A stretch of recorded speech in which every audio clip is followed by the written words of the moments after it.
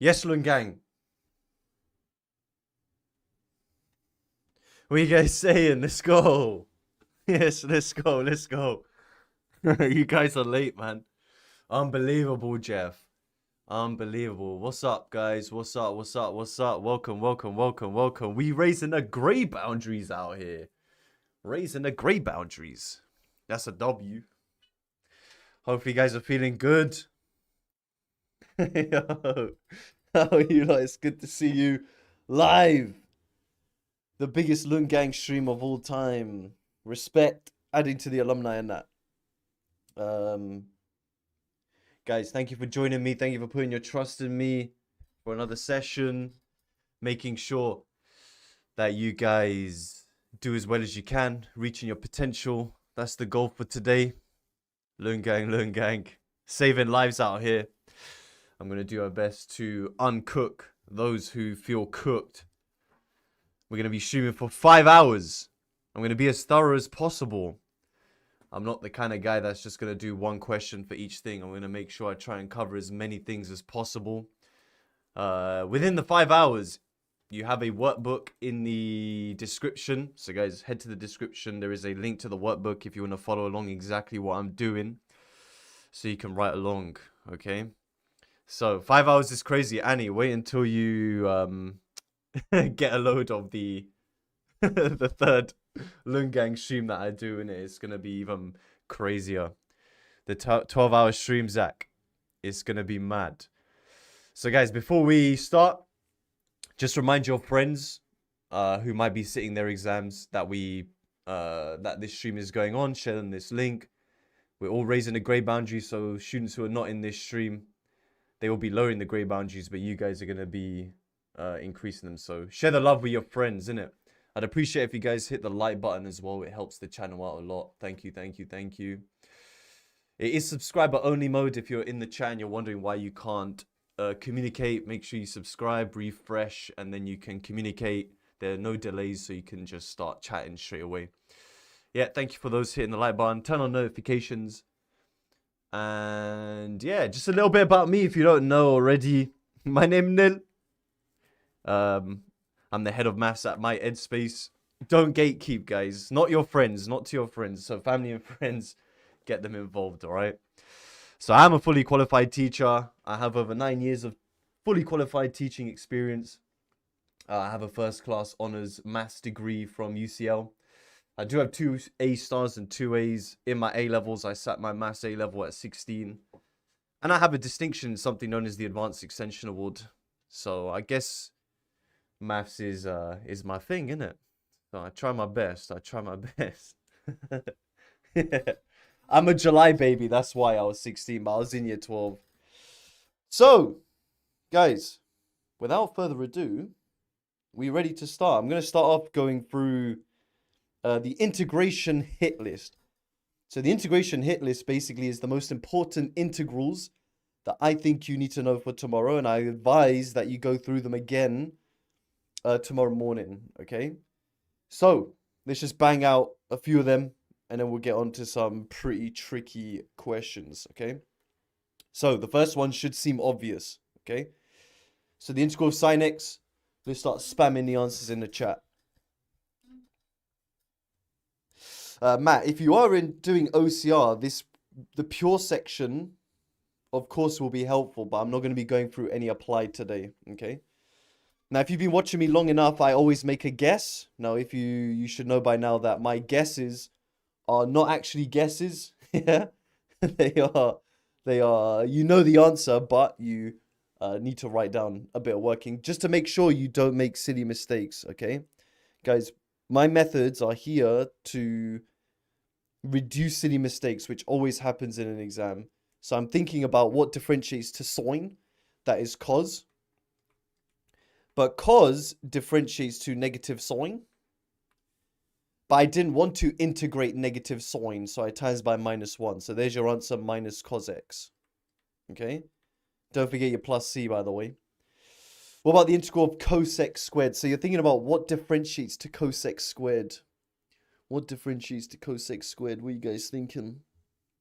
Most of this is all experience. Sine. I think that name is Rain. Gaming Gnome, exactly. I'm seeing some OGs out here. Irina, what's up? Naisa. Abdul, what's up? Hamza. Man like bowl haircut head. Let's go. So, you guys are right. We're thinking about cot. Now, cot x actually differentiates to negative cosec squared. But I wanted to integrate cosec squared. So I'm going to times by -1, negative uno. And there's your answer. Minus cot x plus c. Yo, Merab. What are you saying? Okay, here's an interesting one. The integral of cosec x. Does anybody know the result for this one?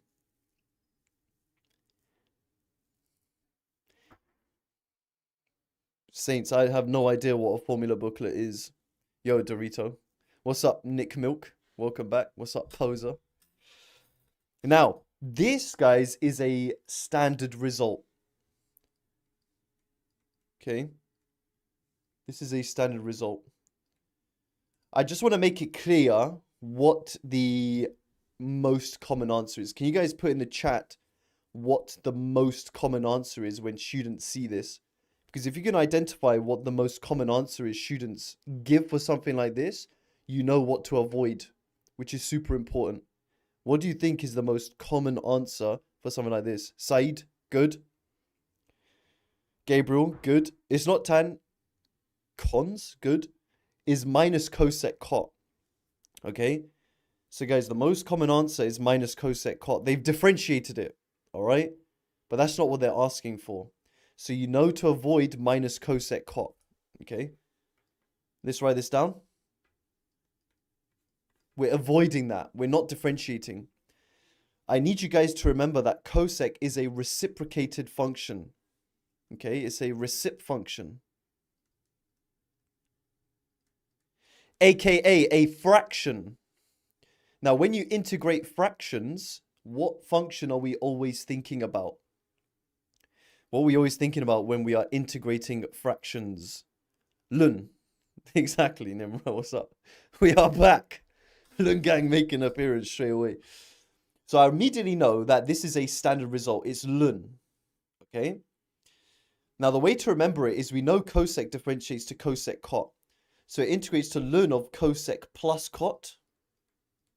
This is how you kind of remember it. But another thing I need you guys to remember is anything to do with cot, anything to do with cosec, sorry. Anything to do with cosec brings out a negative.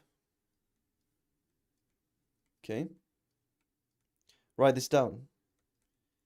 Anything to do with cosec brings out a negative. You see that? That involves cosec. Here I'm integrating cosec. It's going to bring out a negative. Yeah? So it's a standard result, negative. Fund the formula booklet. If you still need a formula booklet, guys, come on. It means you haven't revised enough. None of my main course students use a formula booklet, all right? And they'll all be saying bun the formula booklet because you should not need it anymore, all right? Yo, Jarmis. Nurbik, where do we go for GCSE? Nick does maths. He's going to be hosting the GCSE one. Okay, so guys, integral of cosec. What are we saying there? When's break? When's break? Sona, exactly. So a lot of today should be a reiteration of knowledge that you have already, all right? So I'm thinking about, okay, what differentiates to cos? I'm thinking about sine. Now, sine differentiates to cos, which means cos integrates back to sine. And there you go. Beautiful, mate. Integral of sec squared. So we're thinking about what differentiates to sec squared. What are we thinking?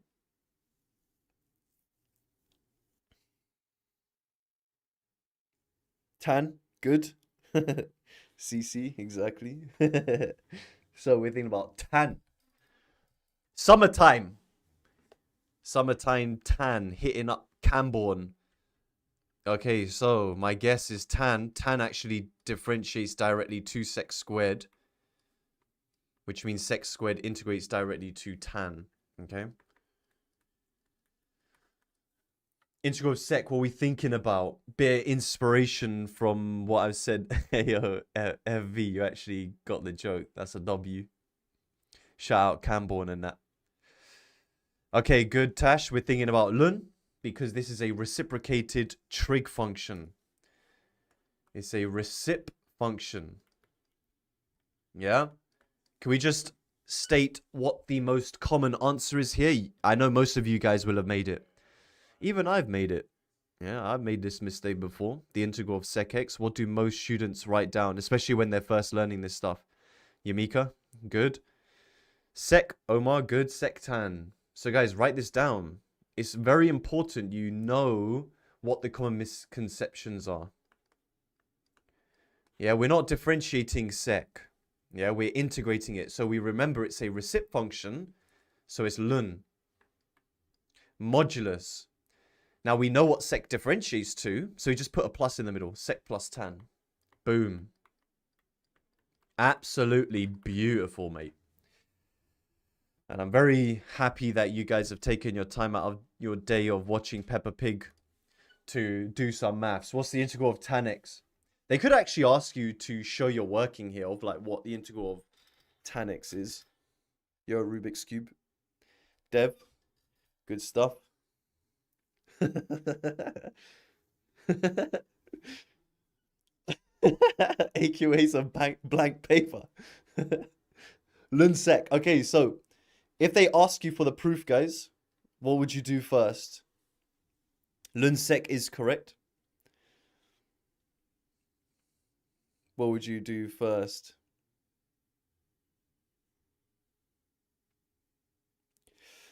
Okay, sine over cos. Sine over cos. Now, because it's a fraction, we're thinking about ln again. Yeah, so my guess is going to be ln of the denominator. Okay. So we're doing that reverse chain rule process. But when you differentiate this, what do you get? What do you get when you differentiate ln of cos x? Jarmis, exactly. Yeah, so we reciprocate the argument, cos x, then you differentiate that to get to the top. Okay. But we didn't want a minus, right? Where do you see the minus here? Where do you see the minus here? So we need to get rid of that by multiplying by -1. No, they wouldn't ask you for first principles. So we have minus ln cos x. And then the next thing we do is we bring the negative up. So it becomes ln of cos x to the -1, which becomes ln sec. Another standard result. Beautiful, mate. All right, integral of tan squared. What are you guys saying about that one? Integral of tan squared.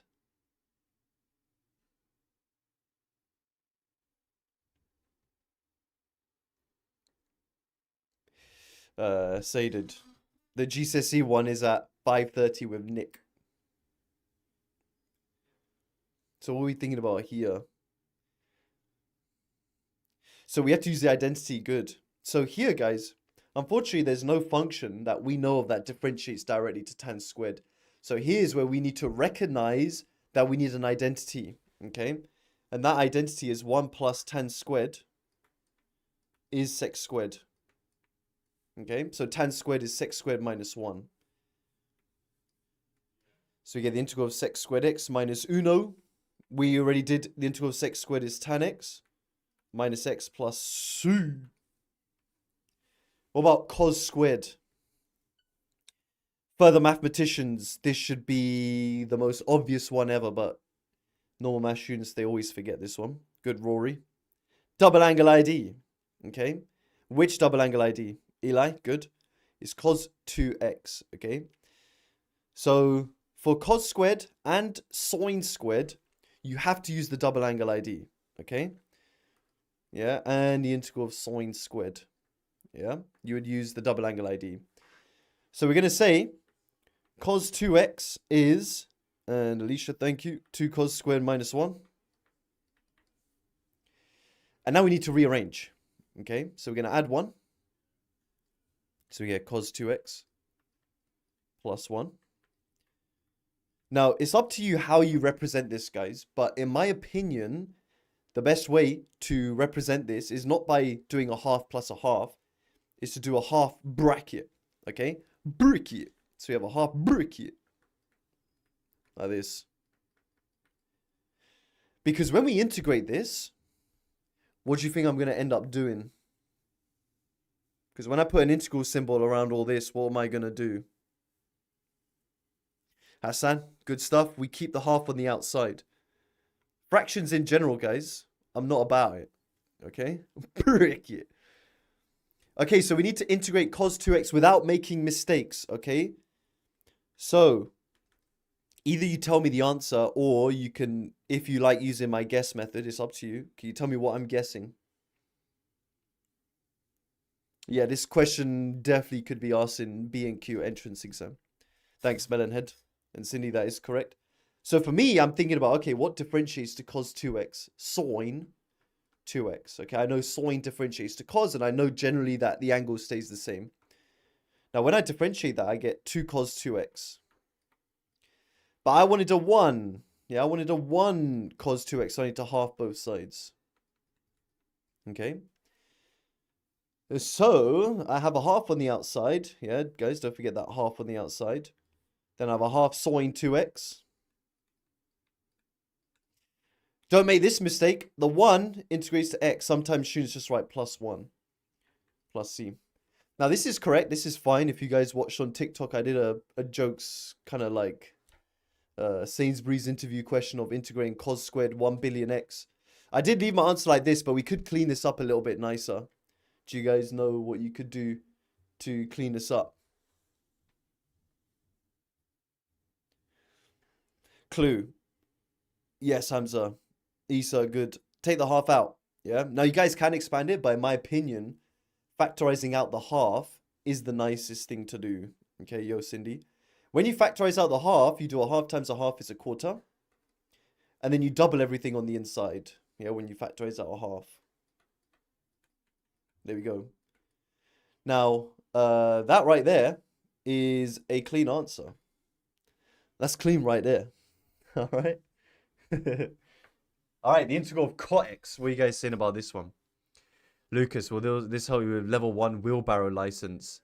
It's a good question, man. It depends how strong your biceps are as well. Okay, I'm seeing Lun Soin. Okay, RJ, good stuff.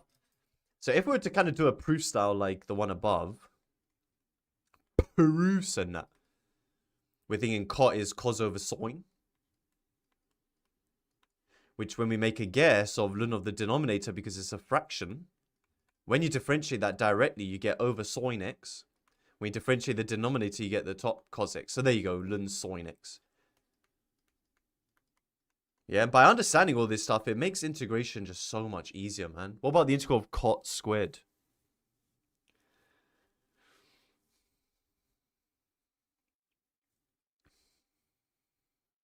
Lewis, you can try, but then it'll try and go forward in time, man. All right, good. So in this case, guys, very similar to tan squared. We have no function that differentiates directly to cot squared. So we think about the identity again. And that's 1 plus cot squared is cosec squared. So we're going to minus 1. So when we integrate cosec squared, x minus 1.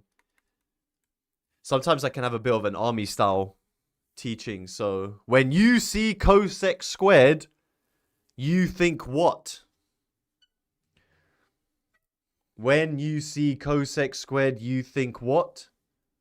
Hup, hup, minus. Let's go. That's it. So, guys, I'm trying to get you guys to think like me, all right? So, when I see cosec squared or cosec, I think minus, okay?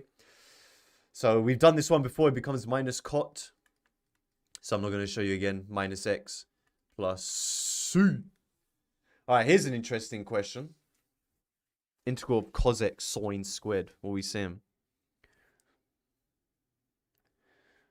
What are we saying? What are we saying? Omar, what's your method there? What's your method? Nice, Rory. Hassan. Good. It's a power function. Yeah? Yo, Gurjat. AKA a Pavan function. All right? So with power functions, guys, we can simply do the reverse chain rule. Okay? So we just need to rewrite this explicitly as a power function. It looks like this. Now, why are we doing this? Why is this just the reverse chain rule? Well, it's because what's inside the bracket differentiates to what's on the outside. And we know when we differentiate power functions, you know, functions with a power, you always differentiate what's inside the angle first, or inside the bracket. So once you identify that this is the differentiated angle, and we do that reverse chain rule process, this will disappear, and the power should go up by 1. Okay? So, my guess is that my answer is the sine function to the power of 3. But then we need to check our answer. Okay, let's check our answer. What does this actually differentiate to? What does that actually differentiate to? Zara, just power function. It's an old joke of mine. Big up Pavan, though. I've made your name very popular amongst the maths community. Okay, good. So you differentiate the angle first. Sine differentiates to cos x. Then we bring down the power and knock 1 off the power. All right. But then, guys, you look at the original. You can see in the original that there was no coefficient, right? The coefficient essentially was 1. We have 3, so we have to do a third of both sides. So that we're now integrating cos x sine squared. All right, so a third sine cubed x plus c. Let's go. Yo, Jay, still with the Dark Knight picture. That's a W, man. Greatest movie of all time. Right, continuing with our integration revision. What are we saying for this integral? What are we thinking about? Nice hair. Jack, how do you get a beard like mine? My beard's not even that good, but drink tuna smoothie. Okay, so we're thinking about Lun. Okay, Lun gang special. So when you see fractions, guys, you're thinking about Lun. Lun of the denominator. But then you need to differentiate that to check your answer. What does that actually differentiate to? Hey, yo, don't diss the tuna smoothie, man. Hey, yo, Ray Jones. You gotta try it before you knock it, man. Okay, good. So when you differentiate Lun, yeah, it reciprocates the argument.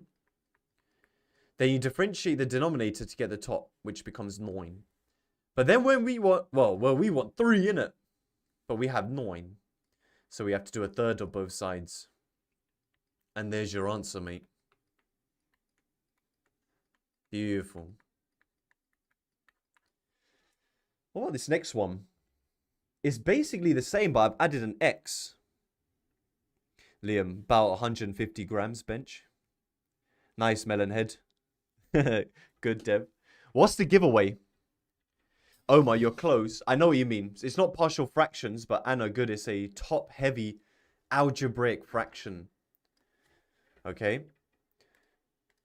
The degree, we say. So, guys, the degree of the numerator is 1, meaning its largest power, and the degree of the denominator is always 1. They're both is also 1, so they're both linear. Okay, when the degrees are the same, or if the numerator is larger, you must do long division first. Okay, yo, Leon, what are you saying? So we're going to say 9x plus 2 goes into 3x. Guys, what number goes here? Mikes, you can take out a constant. Yes, you could take out the 3. I don't think it's necessary here, though. Aha. Neil does trickery. Strikes again. All of you who have put 3, what you're doing is you are putting what you want it to be. Okay? Guys, it's not 3. Guys, don't write down what you want it to be. Write down what it actually is. Merab, the tally mistake counter, we do need that. We do need that. Where's Pramit? The answer, guys, is a third. Now, you might have recognized that anyway eventually, because when you had multiplied these through, you would have realized you would have done 3 times 9x is 27x, which wouldn't have cancelled out that 3x, right? Okay, now, I could do something else here to avoid silly mistakes. What is that? What could I do to avoid silly mistakes? Hamza, nearly, not quite. Melonhead, good. Jarmers, yes. +0. Okay. Don't make this silly mistake, guys. It happens all the time. Because what students do is they bring down the 2/3. Alright? It's not 2/3. It's -2/3. So this cancels and we have 0 minus 2/3. Like that. Okay. So, we've said the denominator goes into the numerator 1/3 times. Yeah, so it becomes the integral of 1/3. And the remainder, the remainder still needs to be divided by the 9x plus 2. So it's minus 2/3 over 9x plus 2. Okay. So now it's basically the same as what we had before. We just have to adjust for constants. Okay, so making the same guess, of ln of the denominator, becoming this. What do you need to times 9 by to make it 2/3? What do you have to times 9 by to make it 2/3? Cindy, 2/27. Zabe. And Dev, we could factor in the fact that it's minus as well if you guys want to. I usually recommend that as well. But 2/27 is correct. Okay. Now, how do you remember? I want you guys to remember this. It's what you want divided by have. It's like my Wagwan 3.0. So it's what you want divided by what you have. Okay. Now we want 2/3. So it's 2/3 divided by 9. Okay. So it's what you want. Yeah. That's what you want. Divided by what you have. And that works out to be 2/27. Okay. And then there's a minus there. So 2/27. All right, so I'm running out of space here. My bad. I'm trying to fit as much as I can into one slide, but here we go. So 1/3 becomes 1/3 x. Then you have the minus. Then here we go, 2/27 ln 9x plus 2 plus 2. Let's go. Right. What about this one? What are we saying for this one? Acting like Shusti. Hey, yo. Is she in the chat? Okay, good. This is a cheeky Anthony partial fractions question. So we're going to have to factorize the denominator. Cheeky dots. Right. Now, if you've been watching me long enough, you'll know how I do partial fractions for linear denominators. What do I call it? What do you call it? Garage? What do you call it? Urban? The big toe method. The cover-up, aka the cover-up method. Okay? Now, only do this for linear denominators. If otherwise, guys, just stick to your normal cross multiplication, compare coefficients, or whatever. Okay? So the big toe method is to find A, what you do is you say what value of x would make its denominator 0. So this, guys, what would make that denominator equal 0? Elia, linear denominator means that there's no powers around it. So if it said x plus 1 all to the power of 2, for example, don't do this method, basically. Okay, minus 1. Okay, so we're going to set x to be minus 1. And then what you do, guys, is with your big toe, you cover this up. Okay, so that's your toe.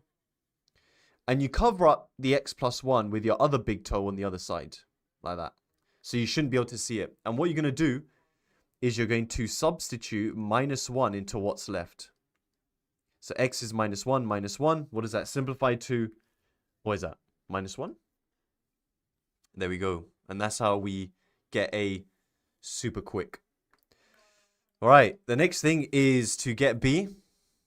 To get B, you say what would make that denominator equal 0. So look at B's denominator. What would make that denominator equal 0? 1? Finley? Yo, Finley! Okay, so we make that equal 0. That's when x is 1. You cover it up on both sides with your big toe. And then into what's left, you just sub in 1. 2 over 1 plus 1 is 1. There you go. Partial fractions quick. Right. So we're actually integrating. Yo, Reef. We're actually integrating. A. Now, A is negative, guys. So let's do that 1 second. So let's do B first. 1 over x minus 1. Minus 1 over x plus 1. Now, this should be super easy, right? Can you guys integrate that for me? Definitely not using substitution in a question like this. I mean, you could go into hyperbolics if anyone does further maths. You could use hyperbolic substitutions here. Okay, good. So the first one, I mean, you don't even need to make a guess for these, right? Ln of x minus 1. Subtract ln of x plus 1. You could obviously differentiate that to check your answer. Now, I wouldn't even leave my answer like this. What would you do next? What's the next thing? Okay, you combine them through division, right? This is divide. So we have ln of x minus 1 over x plus 1. Boom. Okay, cool.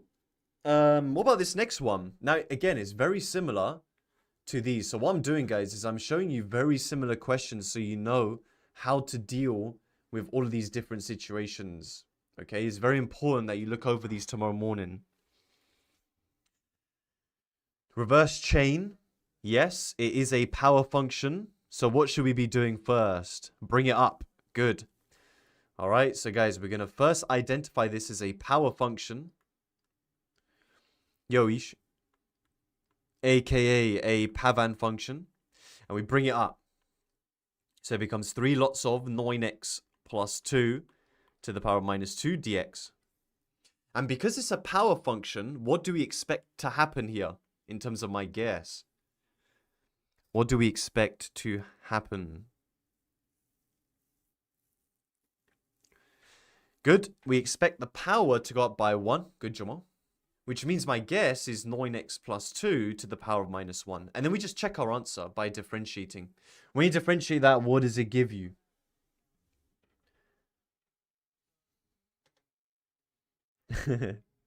The answer's 8. 8. Lawson? Just be careful of the... So when we make guesses, we don't include numbers at the front. Okay?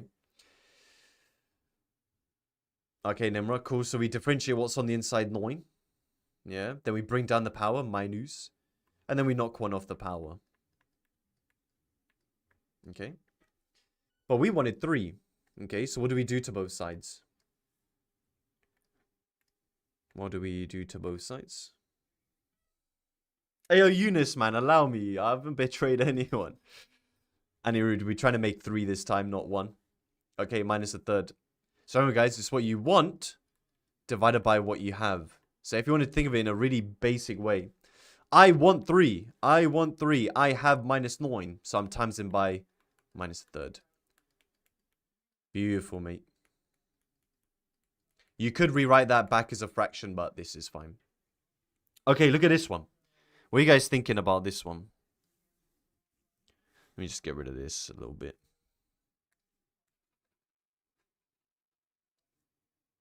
Nice, Henry. Thierry Henry. Let's go. Now, why is it just reverse chain rule, guys? Why aren't we doing partial fractions like we did in the one in the top right? Why aren't we just doing partial fractions? Why is it just ln? Yeah, nice. Because the numerator is the differential of the denominator. It's in this form. And this is something you guys need to recognize, okay? And something like that just becomes ln of the denominator. You have to always check, guys, if the denominator differentiates to the numerator. Here, that did not differentiate to the numerator, okay? So my guess is ln of x squared minus 1, which when I differentiate it, and I reciprocate the argument and differentiate, look at that. Saving you loads of time. Taran, blink if you're in danger. Have I not been blinking? I swear I have. Oh, wait, no. What about this next one? What are we saying with this next one? Oliver, how do I do the Waitrose differentiation? I swear I showed you, man. Yo, boss man, is that app Najee? Hey, yo. I'm dead. Sarah, good. Good. Aerotook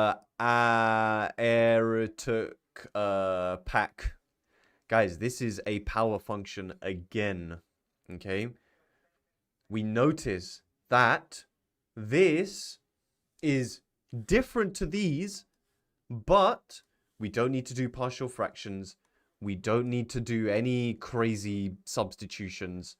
If we just rewrite this like this by bringing up the power, it is very, very similar to what we did over here.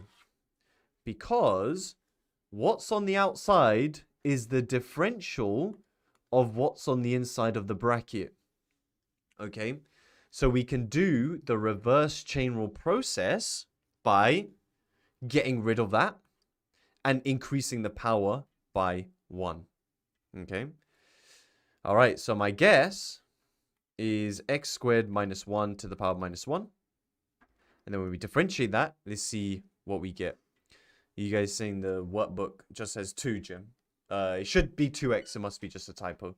Just make it 2x for me. Okay, so when we differentiate this, guys, it becomes 2x. Then we bring down the power. And then we knock 1 off the power. Okay. What do we do to adjust for constants? Good, Lydia. Yo, Kiki. Welcome back. So yeah, we just need to times by minus 1. Because here, guys, it's a plus 1, isn't it? It's a plus 2. So I need to get rid of that minus by times it by minus 1. So there you go. There's your answer. And if you want, you can obviously rewrite that. This one's a little bit like more clean to just rewrite. Whoops. As your final answer. Okay. All right. Let's go. All right. What are we doing for this one?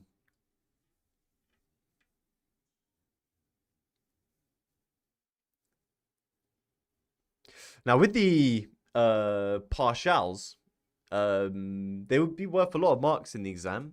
4 or 5 marks. Yeah, because they're expecting you to know that you need to do partial fractions. Generally speaking, part A, they might ask you to do the partial fractions first. But we need to do that ourselves.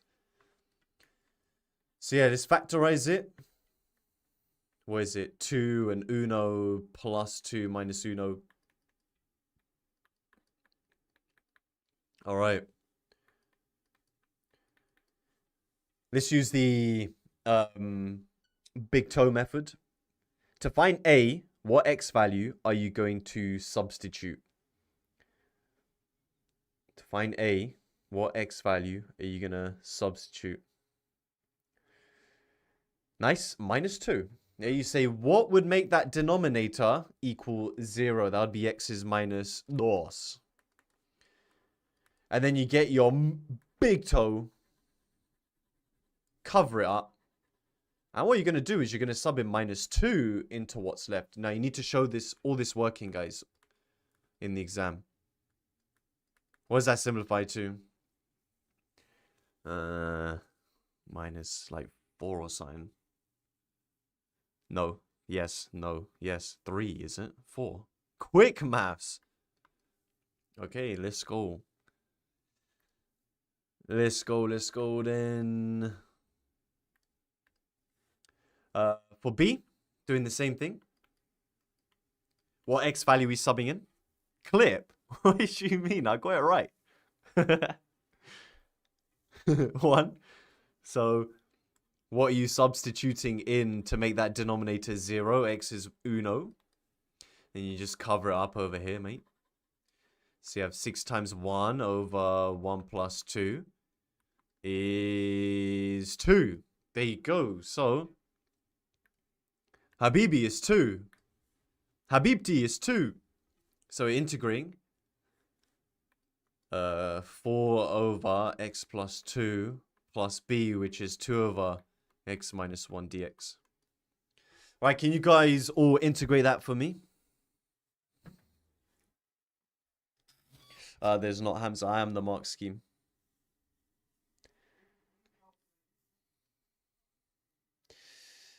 Ms. Rakra 4 ln x plus 2 ln x minus 1. Cool. Looks good. So, just to make sure you guys are clear, if you do ln of the denominator for the first one, because it's a fraction, when you differentiate that, you get 1 over x plus 2, but we want quattro. So we times both sides by 4. For the second fraction, we're guessing ln of x minus uno, which when we differentiate, gives you this. So we're going to times by dos. So there you go. 4 ln x plus 2. Big plus 2 ln x minus 1. Right, what about the next one? What are we saying with that?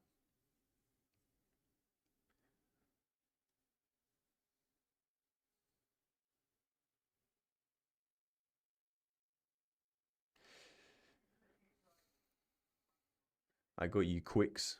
Good, it's long division. Because what's the degree of the numerator and the denominator? And the questions I'm asking myself, guys, is the questions you should always be asking yourself as well. 2. So, guys, the numerator is degree 2. It's a quadratic. The denominator is degree 2. It is a quadratic. So, when the degrees are the same, or if the numerator is more, you do long division first. So, we're saying x squared minus 16 into 2x squared. Now, remember, guys, what did I tell you? Write down what it is, not what you want it to be. What goes here? Making you guys question your choices, all right? Yoism. Okay, so here it's 2. What you want it to be and what it is. Hey, yo, nah, those put in half. Allow it, man. Don't let me trick you, man. Don't let me make you feel nervous, yeah? So it is actually 2. Okay. Here we multiply. So we get 2x squared minus 32. But as some of you have suggested, we need to write plus 0. Okay, so let's subtract them. So we have 0 minus 32, which becomes plus 32. Okay, so we have the integral. Just because we're going to do extra working, I'm just going to do it here. So the denominator goes into the numerator twice. And then there is a remainder of 32 over x squared minus 16, which we know we're going to factorize. Dots. Yep. Right. Should we do some cheeky big toe method? Yeah, it's all recorded. You guys watch it back in the morning. Especially the integration hit list. In the morning, guys, I don't know if your exam's in the morning or afternoon, but regardless, don't do too much before your exam. Just breeze through the... it's afternoon, okay? Get a good night's sleep. Watch back the integration hit list. Maybe a couple of other questions that we do today. But don't do anything crazy. Yeah, guys, don't do like a whole paper before your test. You still want your brain to be fresh, okay? So what x value would you substitute in using the big toe method to find a?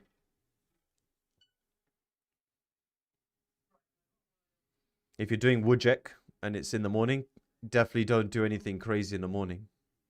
Okay, minus 4. Good. So you're substituting an x value that would make that denominator 0.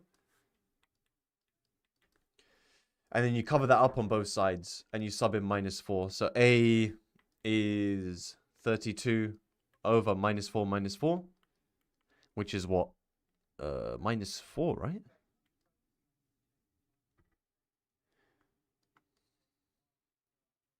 Come on. Quick maths and that. So we got the next one. We're saying what would make that denominator 0 be x is 4. So subbing in 4 there. So very similar. But that gives you 4. Sweet. So my integral then is 2. And let's do the B one first because that one is the positive one, right? 4 over x minus 4 minus 4 over x plus 4. Yeah, in your exam, guys, and now, don't physically scribble these out. Yeah, you're only using your finger or aka your big toe to cover up. Okay, so these are just standard integrals, okay? Thanks, Harvey. Now, you can combine them for sure. So here you're going to get 2x. Here you're going to get 4 ln x minus 4 minus 4 ln x plus 4. Now, some of you guys were asking me about this one. Why didn't we combine the fractions?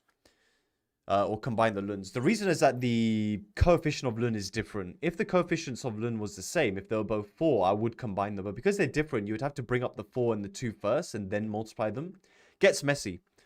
But with this one, because they're both 4, we could combine them and say this. That's clean right there. Looks way better than if you combined the first one. Okay. All right. You can bring up the 4. I don't think it's necessary. I think that just looks a bit messy. I can't lie. Okay. Dev, you must have just double check your working against mine. Bosh. Okay, now things get interesting. How do we integrate sec squared, tan squared? These are some of the questions that if they do ask this without any guidance, they might be a bit mean. Ism, good. It is a power function. It is a power function. Can you guys tell me how we could rewrite this? SD rag. We're not using Liddy just yet. This is a power function, Joe, exactly, aka a Pavan function. How do we rewrite it? Not quite. I'm waiting. Thanks, Ism. That's a big W. Okay, so the way we rewrite it, guys, is very similar to what we did over here. This one. Into this form. It's a very important question if they were feeling mean. When you see sec squared and you see tan, you're thinking, tan differentiates to sec squared. If I rewrite like this, I notice that this is the differential of what's inside. So if I do the reverse chain rule process, this disappears and this power will go up by 1. Can you guys differentiate this and tell me what it gives you?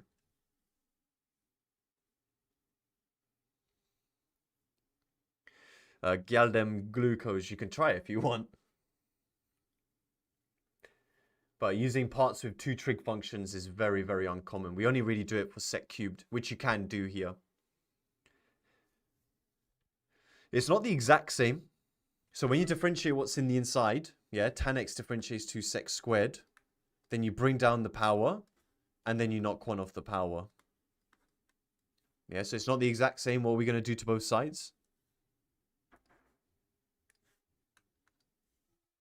Shine motivation, exactly. Gurjat, exactly. We're going to do a third of both sides. Boom. So we get a third tan cubed. So that right there is a clean integral. But it's one of those that, guys, you have to have an eye for. Yeah, a lot of integration is experience, okay? That's just, at the end of the day, a lot of integration. Yeah, the reality is that it is experience, okay? Use of Liddy saved your life. That's a W, man. What about the next one? Sec squared x tan x. What are you guys thinking? Unk moment. Thanks, man. What do you mean same? Yo, Brian. This is where integration gets very interesting.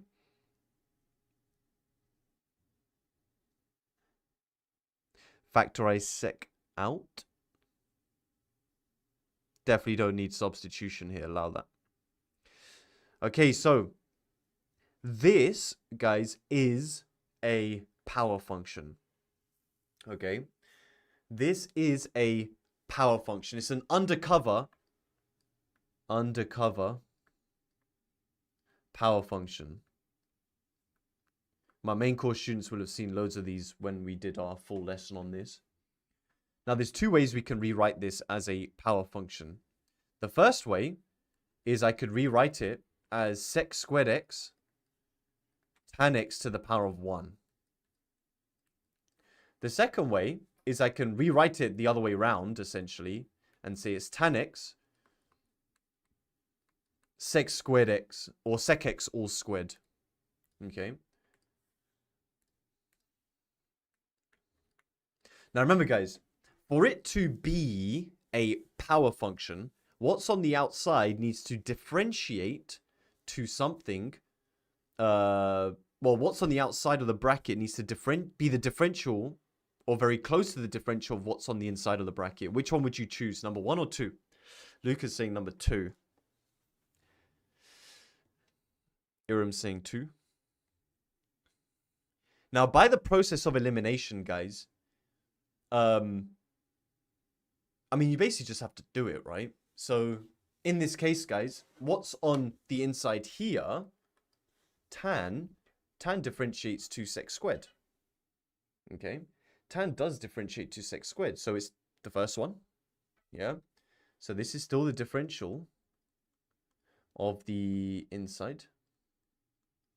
So through that process of integration, this will go, and we can increase the power by 1. But I'm going to show you guys something cool in a second. Luca, you're not necessarily wrong, though. Okay? It's my job as well to show you guys variety. Okay? Good, Isa. Hold that thought. Okay? Now, when we differentiate this, we get 2 sec squared. And then we knock 1 off the power, right? So to make 1, we have to half both sides. Okay? So the answer is a half tan squared plus c. Now, the second one is acceptable as well. Now, at the moment, it does not explicitly look like what's here is the differential of what's on the inside of the bracket. But I can rewrite this in a slightly cheeky way, which allows me to. Henry's got it. Isa had it before. So we could rewrite this as tan sec like this.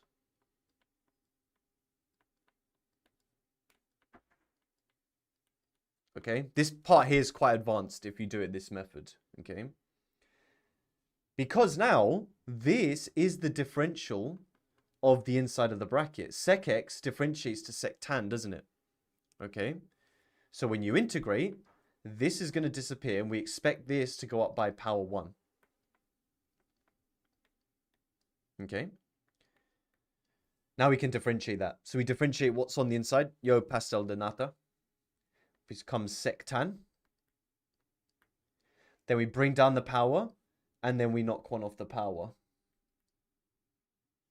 And then we just half both sides. Now, I get asked this question all the time.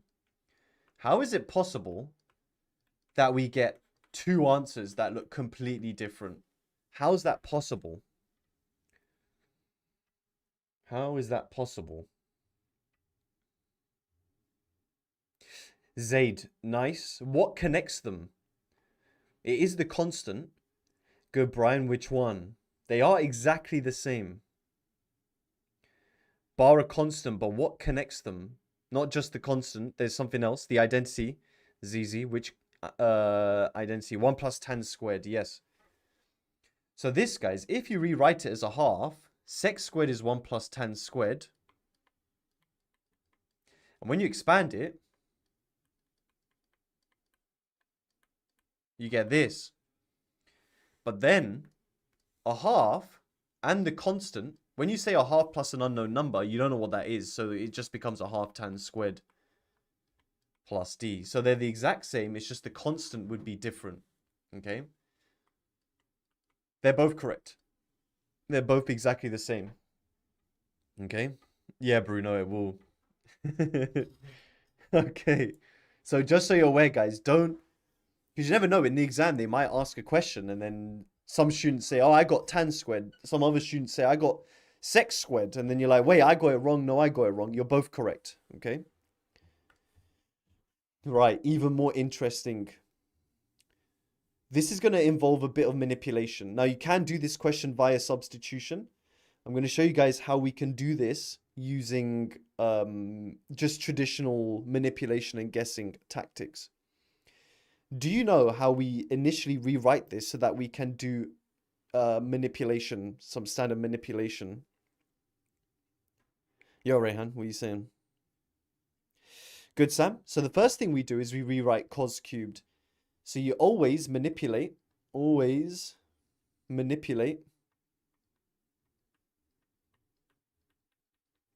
the odd power, right? So I'm going to rewrite cos cubed, like Sam said, and rewrite it as cos squared times cos. Then what do you think you need to change? What do you think we now need to change? If you wanted to parts, potentially, but it would be a substitution. Get money, good. You change cos squared into 1 minus sine squared.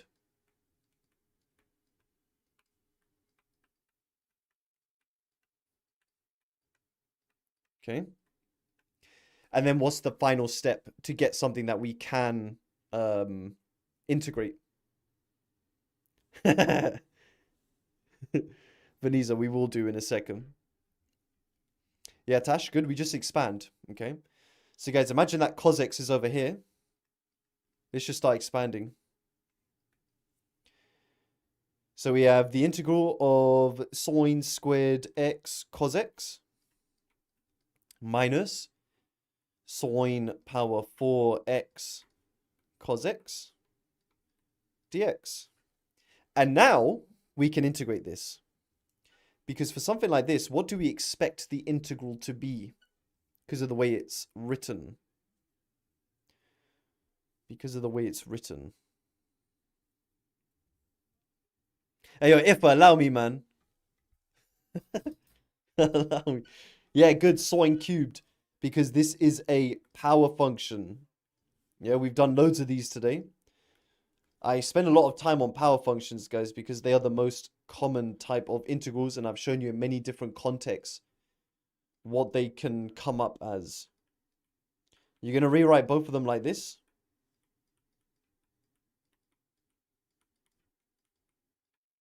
And what you notice in both cases is that this is the differential of the inside. Yeah, so in that process of integration, yeah, these will both disappear. And we expect the powers of sine to go up by 1. And that one will become power 5, isn't it? Okay. Right. Now, when we differentiate, we have, what is that? 3 cos x sine x all squared. And then here we bring down the 5 cos x sine x to the power 4. And you can see it is very similar to what we had before. Okay, so here we wanted a 1. We have 3. So we're going to do a third of both sides. And then over here, we have minus 1. This is 5. So we times by minus a fifth. Remember, guys, what you want divided by what you have. Nice. 1/3 x. Well, sorry, 1/3 sine cubed minus 1/5 sine 5x plus c. Okay. Now, in the exam, guys, they could ask you to do this by substitution, letting u equal cos x. So feel free. if you want to have a go using substitution for this. Okay, but this is how you do it if you wanted to do the reverse chain rule way without needing a substitution. Okay. Pun you sub. All right, this is an interesting one. The integral of cosec 2x cot 2x. What are you guys thinking about? Something like this could be worth 4 marks. Rory, good. Dev, good. Mike's, if you change sine squared into cos, you'll be left with cos to the power of 5. Yeah, so if you change that to 1 minus cos squared and you expand it, you'll be trying to integrate cos cubed and cos to the power of 5, which is just a absolutely shambolic integral. You definitely don't even want to be dealing with stuff like that. Okay, so you guys are right. Cosec cot, we're thinking about, okay, what differentiates to cosec cot? It's cosec. But remember, guys, the angle has to stay the same. Whoops.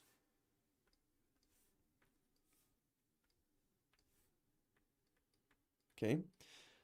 Now we have to differentiate to check that. What does that actually differentiate to? Oh, yo, Izan, get out of here, man. This guy's bugging.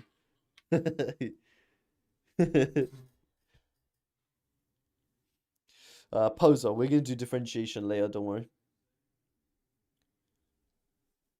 If you've come to this stage and you don't think, and you don't realize already that integration's the most important topic, you've not done near enough revision. Because if you've been doing past papers and proper revision, you'll know that most of the papers are just integration, and they put integration into everything. So if you haven't come to that realization yet, it's not looking good. Now here you differentiate the angle first. 2x goes to 2. Then remember, guys, anything to do with cosec brings out a negative. Okay? So minus cosec cot. But the angle stays the same. What do we do to both sides? Lottie, exactly. We're going to do minus a half on both sides. Okay, so we have minus a half cosec 2x plus c. Okay, all right. Next one. What are we thinking for this integral?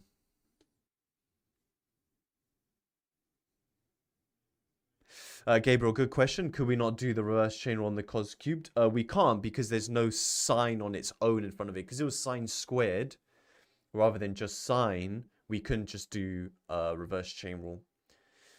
Okay, good, guys. We're thinking about sec. Okay, when we see sec tan, we're thinking about sec. Just for ease, I was being a bit lazy. I put decimals, but for this, I'm going to write like this. Okay, can we check our answer? Let's differentiate that. What does it actually give you? Can I walk out the exam tomorrow? Yeah, only once you're finished, man.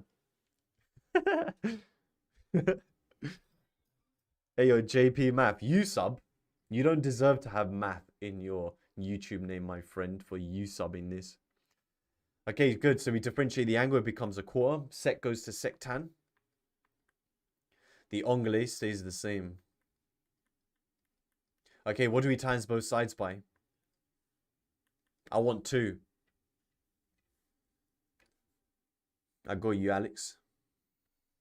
Ocho. Good.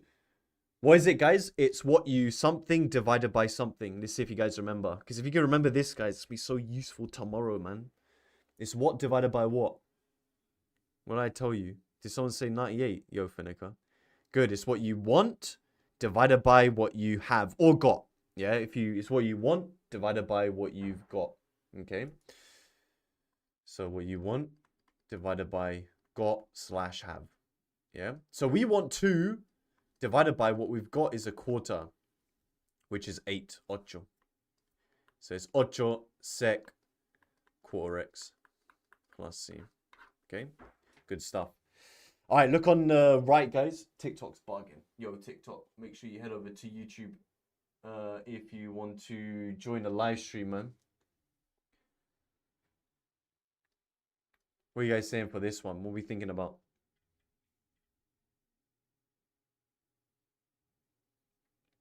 Codename. Reverse chain rule is basically spotting that somebody has differentiated something and going backwards. Good, it is the double angle ID. Which double angle is it? Which double angle is it? Sine. Good. It's the double angle ID for sine. Now, sine 2x is 2 sine cos. But I have sine squared cos squared, so we need to square both sides.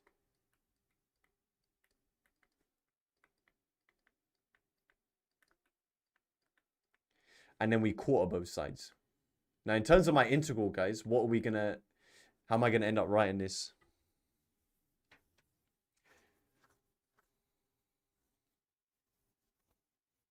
You can, Shoshta. That's in my opinion, a longer way. Much longer. Take the quarter out. Good. So it becomes a quarter integral of sine squared 2x dx. Now, we have to integrate sine squared. What are we thinking about? Yo, hire me, G. Ayo, JP Math. You said something very questionable earlier on. I'm not sure, dude. Good. We think about the cos double angle. What is the cos double angle here? Which one? Now, be more specific. It is not cos 2x. AC, good. Loading, good. It is cos 4x this time. All right. It's not a differential. Well, it's equal. So, double angle ID. We're doubling that angle 2x, 4x. So, it become 1 minus 2 sine squared 2x. Okay, let's do a swapsy. So, we get 2 sine squared 2x is 1 minus cos 4x. Then we half both sides. Now, remember how I told you guys to represent it? It's going to make your life easier. Because when we plug this into here, the half is going to join the quarter to make an 8. So don't multiply in the half, guys. Okay? So we get 1 over 8 integral 1 minus cos 4x. Okay. In the chat, can you tell me what this integrates to? Well, Merab, on TikTok, I'm not actually doing this. It's just making everyone aware that this is happening on YouTube. We raising the grey boundaries out here. Rara. Okay, I see you. All right, cool. So, 1 is obviously obvious. Here, I'm thinking about sine of 4x. Sine of 4x goes to 4 cos 4x. Now, I want minus 1, right?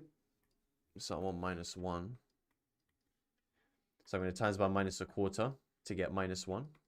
It's what I want divided by what I have. So, I get 1 over 8. 1 integrates to x. And then I get minus a quarter sine 4x. Now, I personally wouldn't leave my answer like this. What would you do as well?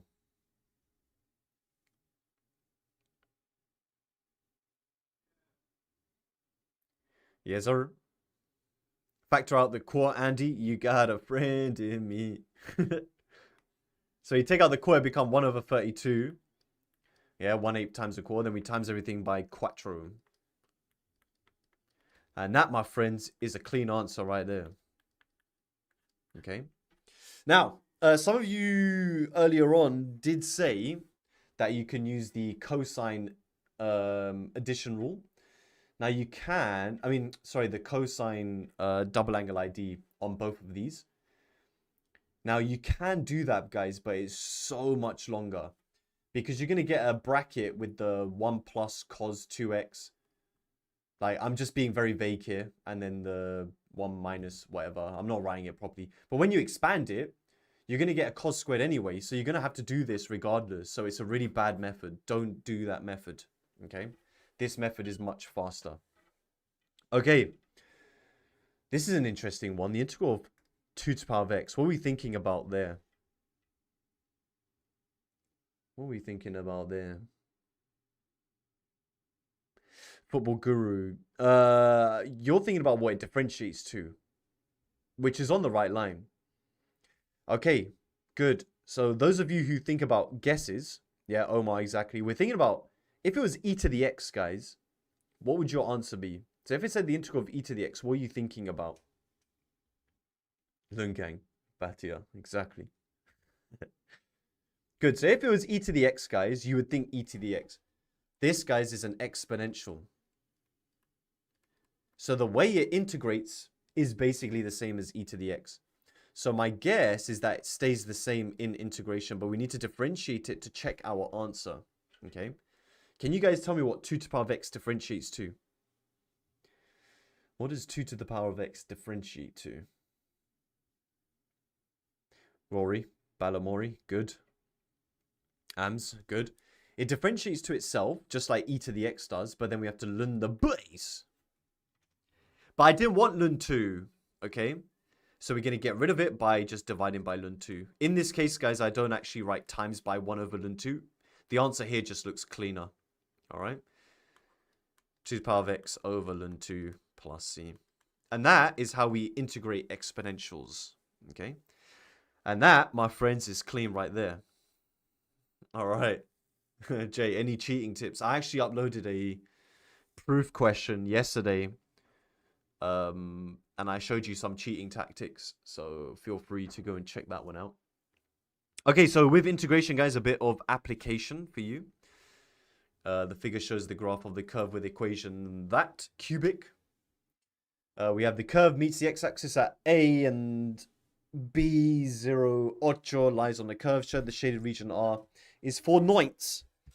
All right, what are we saying? We just have some of my tuna smoothie. If you guys don't know already, tuna smoothie is the best. You can see it's like kind of, you can see it's like the tunery kind of. Hey, yo, I'm telling you. Yeah, don't worry, guys. I'm gatekeeping the tuna smoothie recipe.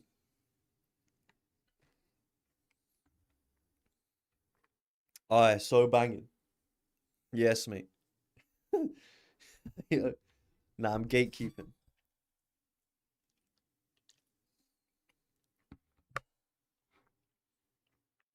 Keep it to myself. What do you mean? Don't be a hater, yeah? Haters gonna hate. Potatoes gonna potate, yeah? Keep it gated. Hey, yo, nah, I'm seeing too much hating going on. It's not looking good, man. It's not looking good. How's the headset done? Hey, yo, it's gonna be looking a bit mad later, I can't lie. Alright, so what are we doing with this, guys? What's your kind of strategy? What would you guys be? We need to make a plan here to find the region R. What are you thinking? Nicole, you can go back to the last question yourself. It's all, you can skip back to right at the beginning of the stream if you want to. Now, before we even work out A, guys, I need a plan. I'm not finding anything. Thanks, Gengar. So, to find R, my plan is I'll be integrating the curve between 0 and A. That would be finding this. These questions here, guys, can be up to 8 marks in the exam. It requires planning, okay? So the plan is I'm going to integrate the curve between here, 0, and whatever A is. Okay, we'll write that in a second. Between 0 and A. And then we're going to subtract the triangle.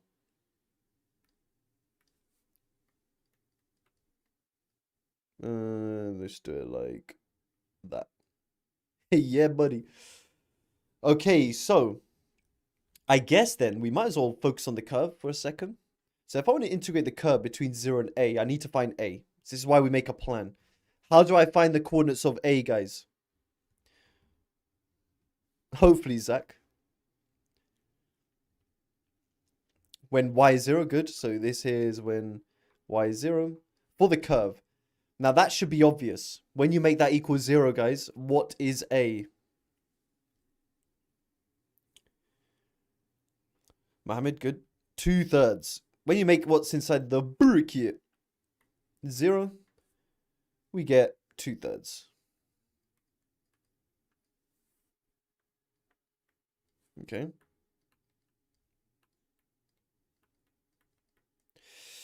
Right, so we can do the integral now.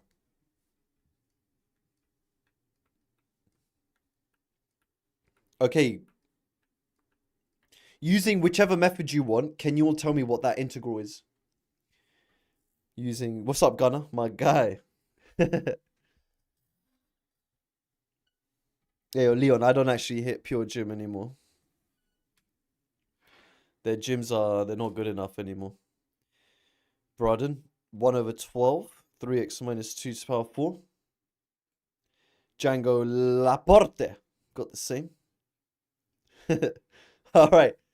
So if you're going to make a guess here, yeah, no, I mean, I just drink tuna smoothie all day. So my guess is a power function, aka a Pavan function. We expect the power to go up by 1. Then we differentiate. We differentiate what's on the inside first. It's 3. Then we bring down the 4. And then we knock 1 off the power, which becomes 12. Good. So we do a 12th of both sides. Well done. So this becomes 1/12 of all of this. Now, just as a tip for you guys, keep the 12th on the outside. That'll just save you a little bit of time. Now, we already know what happens when we sub in 2/3. What do you get when you sub in 2/3 there? Where's the exit? Story of my life on the TFL Underground. Okay, good. Subbing in 0. Subbing in 2/3, you get 0 because we know that was the root, right? So 0 minus. Subbing in 0 here, you get minus 2 to the power 4, which is 16. So what is that? Minus 4/3. Okay. Wait, so how do you know when you could take something out of the integral? So as long as it's a multiplier, it's 1/12 of this whole thing, right? So that's why you can take it outside. And then, yeah, we know we need to make it positive. Yeah, because we know it was underneath the axes. I'm getting flashbacks from our year 13 lesson yesterday with that parametric integral. Didn't get a good night's sleep because of that. So that's that bit done. We need to find the triangle now. How do we find the area of that triangle? What do we need to do first?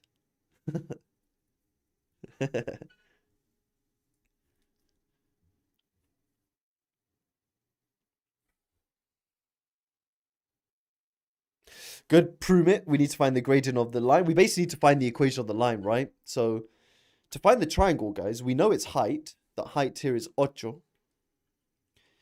In order to work out the base length here, we need to know where the tangent crosses the x-axis. So we need to work out the equation of the tangent. And I told you guys that is a tangent to the curve at B. So we need to differentiate dy by dx. All right, so differentiating this, guys, go for it.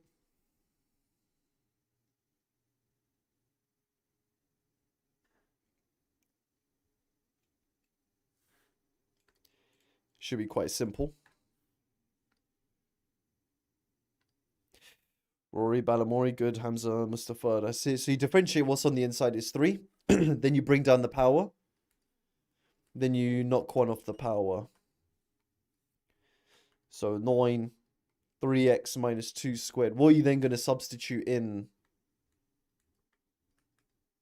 What are we subbing in? Kelly, we change the limits when we do parametric integration. Not 2/3. Revan, good, 0. The x value at B is 0. So that's 9 minus 2 squared. What's that? 36? Yeah, 36, right? Okay, so now we have y minus the y coordinate. Actually, we could just say it straight away, right? Because we could just do it in the form y equals mx plus c, because it's the y-intercept. So it's y equals 36x. Whoops, 36x minus 8. 36x eggs minus 8. Now what do we do to work out what we were trying to do before? Clear. Yeah, Oasis. Aldi interview for real. Yo, comrade. Yeah, we're trying to sub in y0, right? Because we're trying to work out this bit here. So y is 0.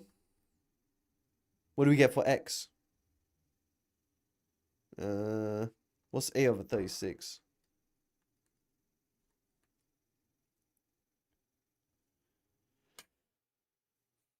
Two ninths. Right. So now we can do the triangle. So the base length is 2 ninths. And the height is 8. What's that? For 8 ninths.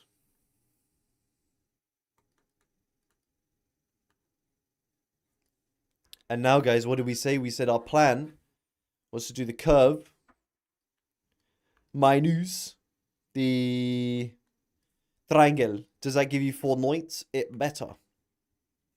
For better, for worse. My crew come first. I don't even know if you guys know about that tune. For better, for worse, my crew come first. Dilated Peoples, by the way. I know you Peppa Pig watchers don't know about the old school tunes. Dilated Peoples, trust me. Unk music, Sharks. Get out of here, man. Hey, you're too busy watching Peppa Pig, man. Alright. Substitution. Yeah, this is an example where substitution is very important. Love for all the likes on the stream, guys. I'd appreciate if you hit the like button. Thank you, thank you. Bartle, exactly. Neil does tunage. Huds, Peppa Pig is elite. Yeah, for sure. For sure, for sure. So, so Neil, slow down. Dinner's ready. There's no time to eat, man. No time to eat. Now, what would you guys do first for something like this? Dinner at 10 time. Dinner, what? Dinner at 10, Harry. You're a wizard. Agreed with that. Okay, good. We differentiate. So we're trying to move over to U. So let's do dx du, because we're going to change all of these things into U. Cos x, cos u, sorry. So dx is cos u du. We get the integral of 1 over 1 minus sine squared u to the power 3 over 2 times cos u du. What does the denominator simplify to? Just out of interest. Ayo, here you have to use substitution. No guesswork needed here. Well, no guesswork is possible here. Cos squared, can you guys go further? You're just doing the 1 minus sine squared by its power 3 over 2. So it's not just cos squared. Yeah, cos cubed. I'm going to show the working, but we do get cos squared here. Power 3 over 2. The squared cancels the 3, so we get cos cubed.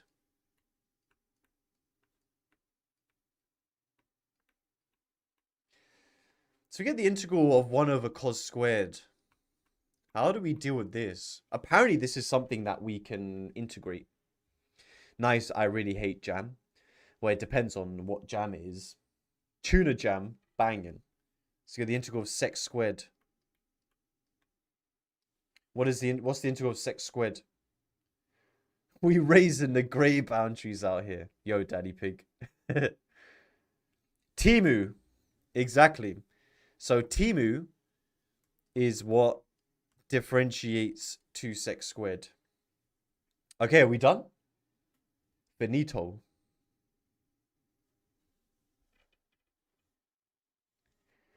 Thanks, Naveed. Worthy of that title.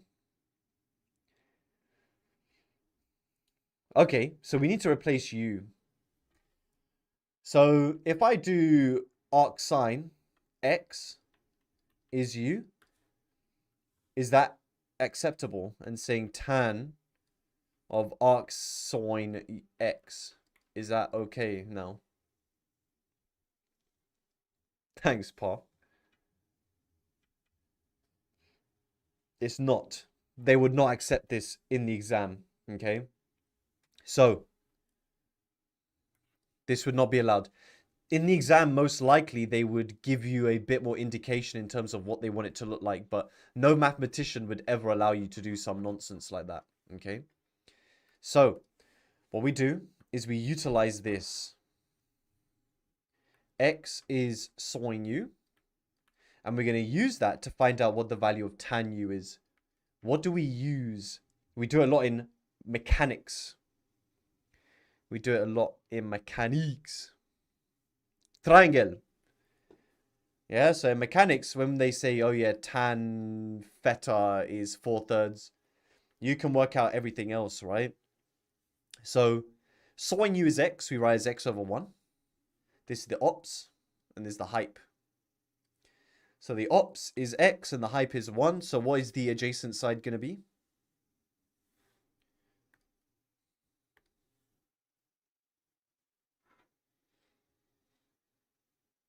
Y? No, not y. Root 1. Root of 1 squared, which is 1 minus x squared. And now we can see what tan u is. Tan u is the opposite divided by the adjacent.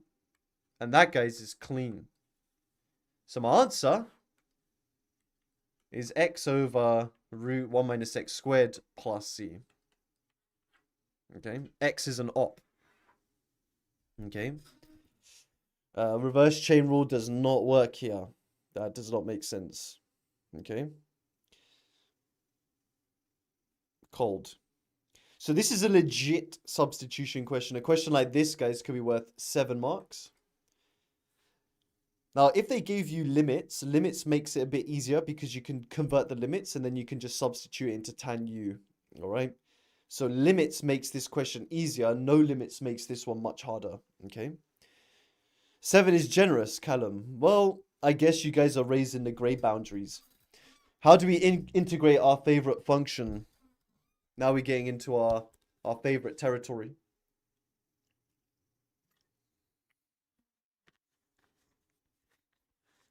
What I tell you guys, don't write down what you want it to be.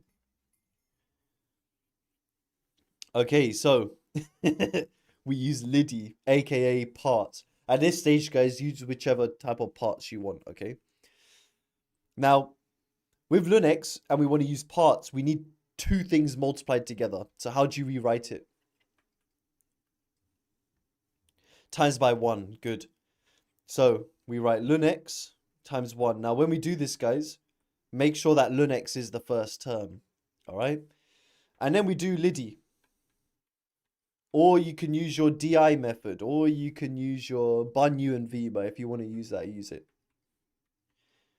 U and V to me is no comment. So we leave the first term, integrate the second. Then we differentiate the first term. Linux differentiates to 1 over x. Then we integrate the second. Okay. The x's cancel. So we're left with x ln x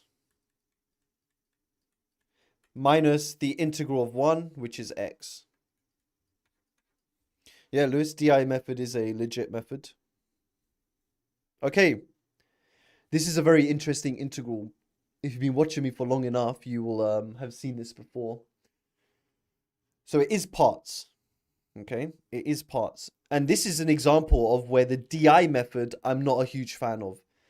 The DI method is great for stuff like this, if you use the DI method. In my opinion, the DI method is really bad for questions like this. And you guys are right. It's good that a lot of you recognize this. It is a cyclic integral. Okay, it is a cyclic integral. So let's look at Liddy.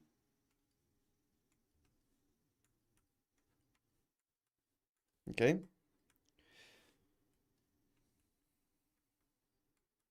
So we leave the first term. Integrate the second. What does sin x integrate to? What would you guys put in that bracket?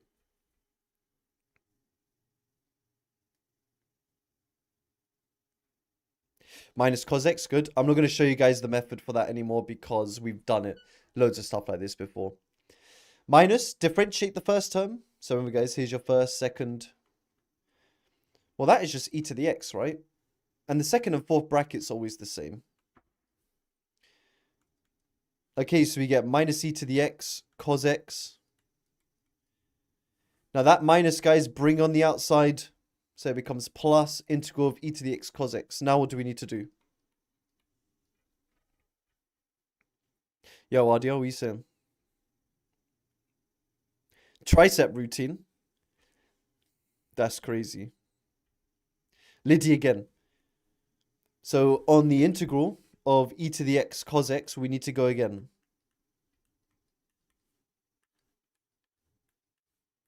Again, at this stage, guys, doing whichever method you have been practicing. This is just the one I do with my students and online.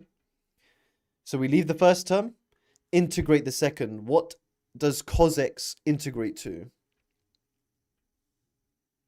Yo, pumpkin. Just sine x. Always double check, guys. Sine differentiates directly to cos. Then we differentiate the first term, integrate the second. What do you guys notice?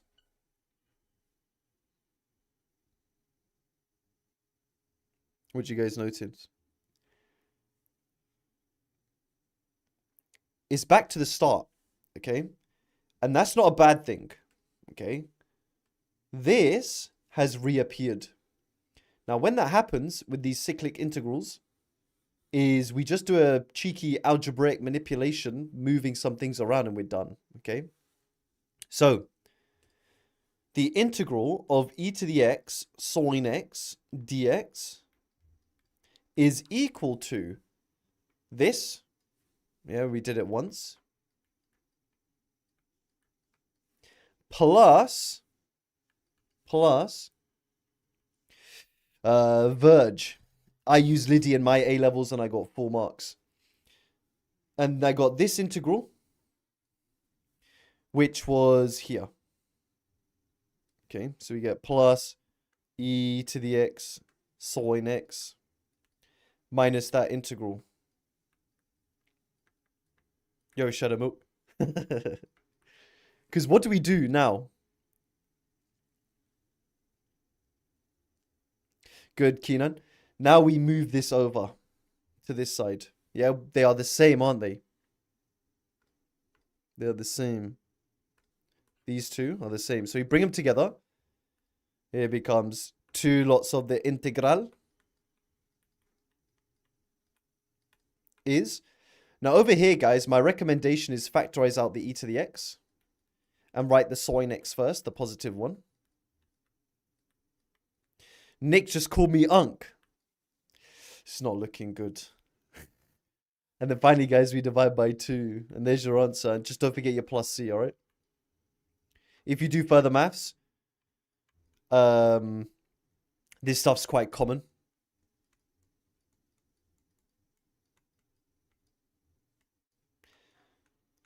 Okay. Well, it depends if you do the optional modules.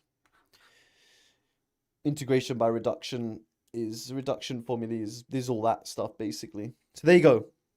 There's your answer for that. Something like this happens also with the integral of sec cubed by rewriting it as sec squared and doing parts again.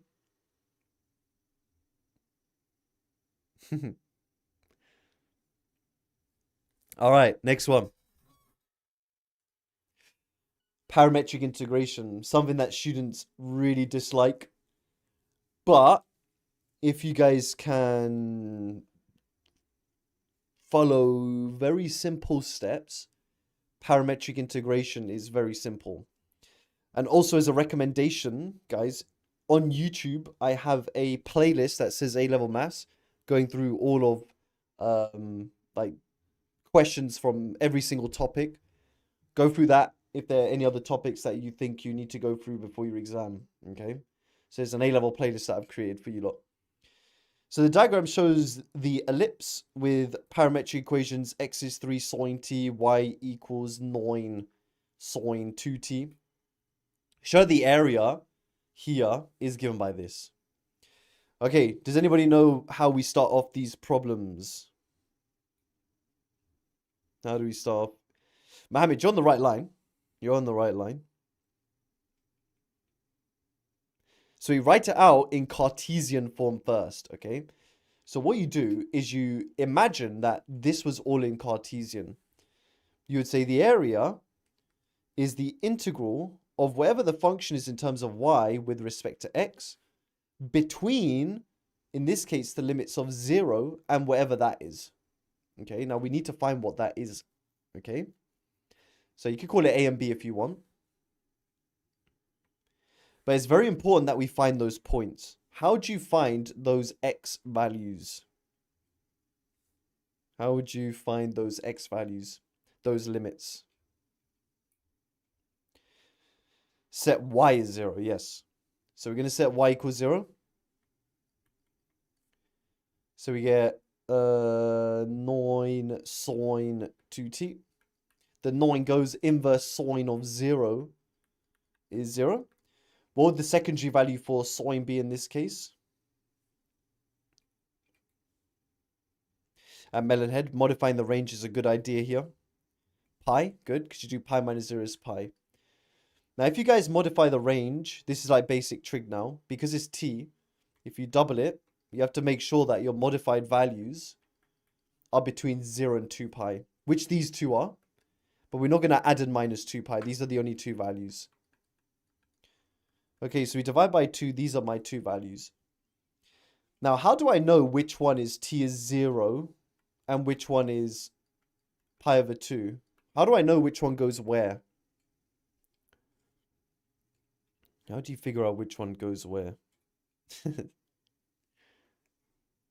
Test wags. How? Good, Rayhan. No, don't guess now. There's a way you could do this. Remember, we're trying to find the x values, right? So all you do is you sub it in here. When t is 0, x is 3 sine of 0, which is 0. And over here, you'd get sine of pi over 2, which is 1.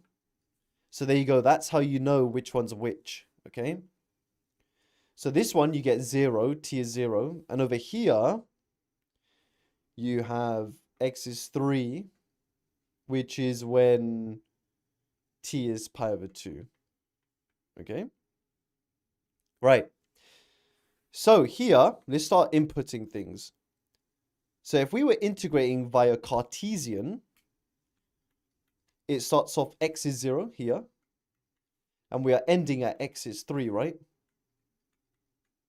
Now y is 9 sine 2t.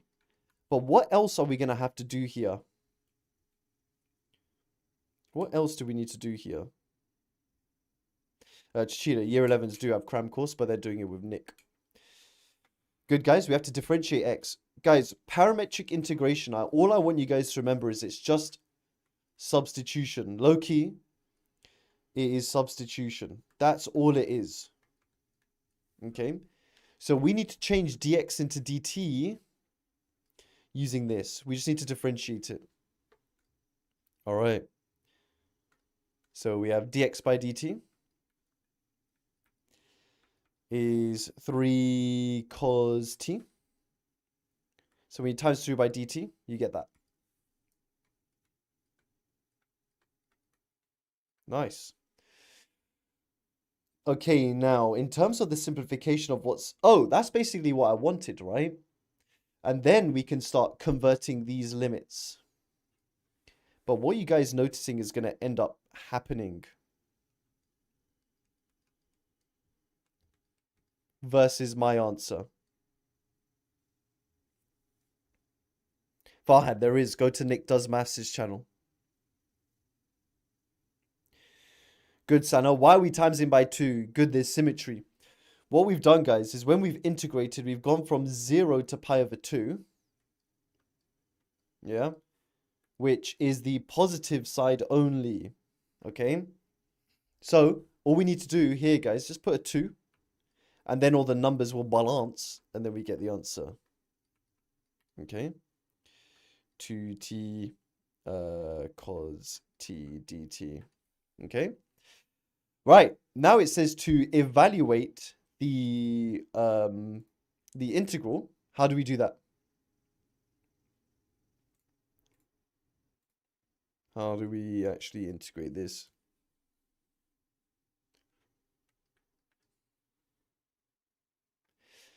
Paula, 2 times 9 times 3. Okay, so we need to use the double angle ID on this. Okay, we can't make any guesses just yet. So we get 54. 2 sine cos. Now, based on what we've done so far this lesson, guys, this should be pips, mate. This should be easy. Not pips as in trading pips, but like easy pips, innit? Now, this you should take outside of the integral 108. How do we integrate what's left? Hey, yo, Shocks, you're violating.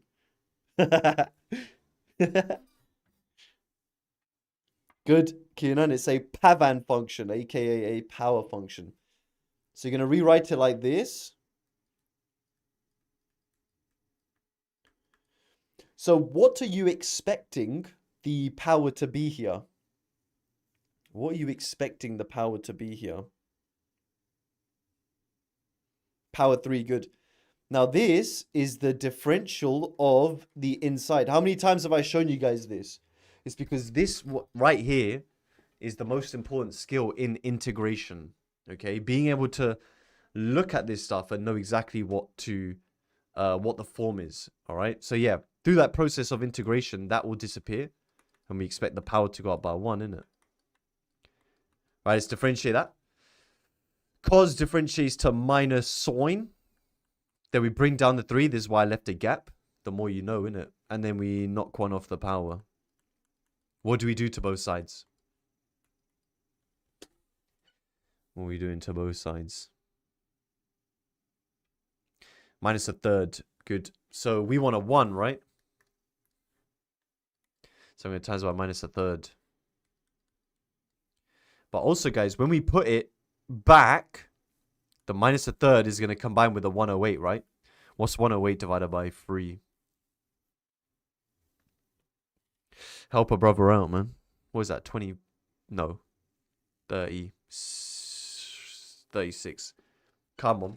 I haven't actually got my calculator out this whole time, but anyway, we get minus 36. Lots of cos t cubed between 0 and pi over 2. Now we plug in. Something in pi over 2, you get 0, right? Minus. Something in 0, you get uno. And boom, 36 is your answer. You don't need to say units squared if you don't want to, but I'm going to be thorough in it. Okay, no, Haben, it doesn't.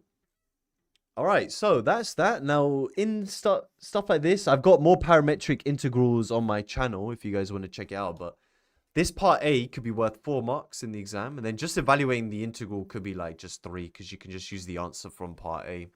But there are much, much harder versions of this out there, okay? So make sure you check out my YouTube playlist on all this stuff. All right. Coolio, Fulio. Sorry, we will take a short break soon. All right, what are we saying here? Only the weak-minded need a break. You guys are just chilling and listening. In it?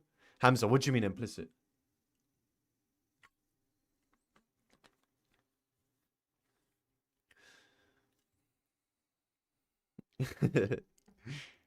So, good. What we need to do, guys, is we need to get all the y's on one side and all the x's on the other side, okay? So, what we do, first step, is you always multiply through by dx. So, using the separation of variables principle, we're always going to times through by dx first. Now, the reason we do that is it tells us whether we need to utilize a bracket on the right side. Do we or don't we? Based on what I've written, do I need to utilize a bracket or not?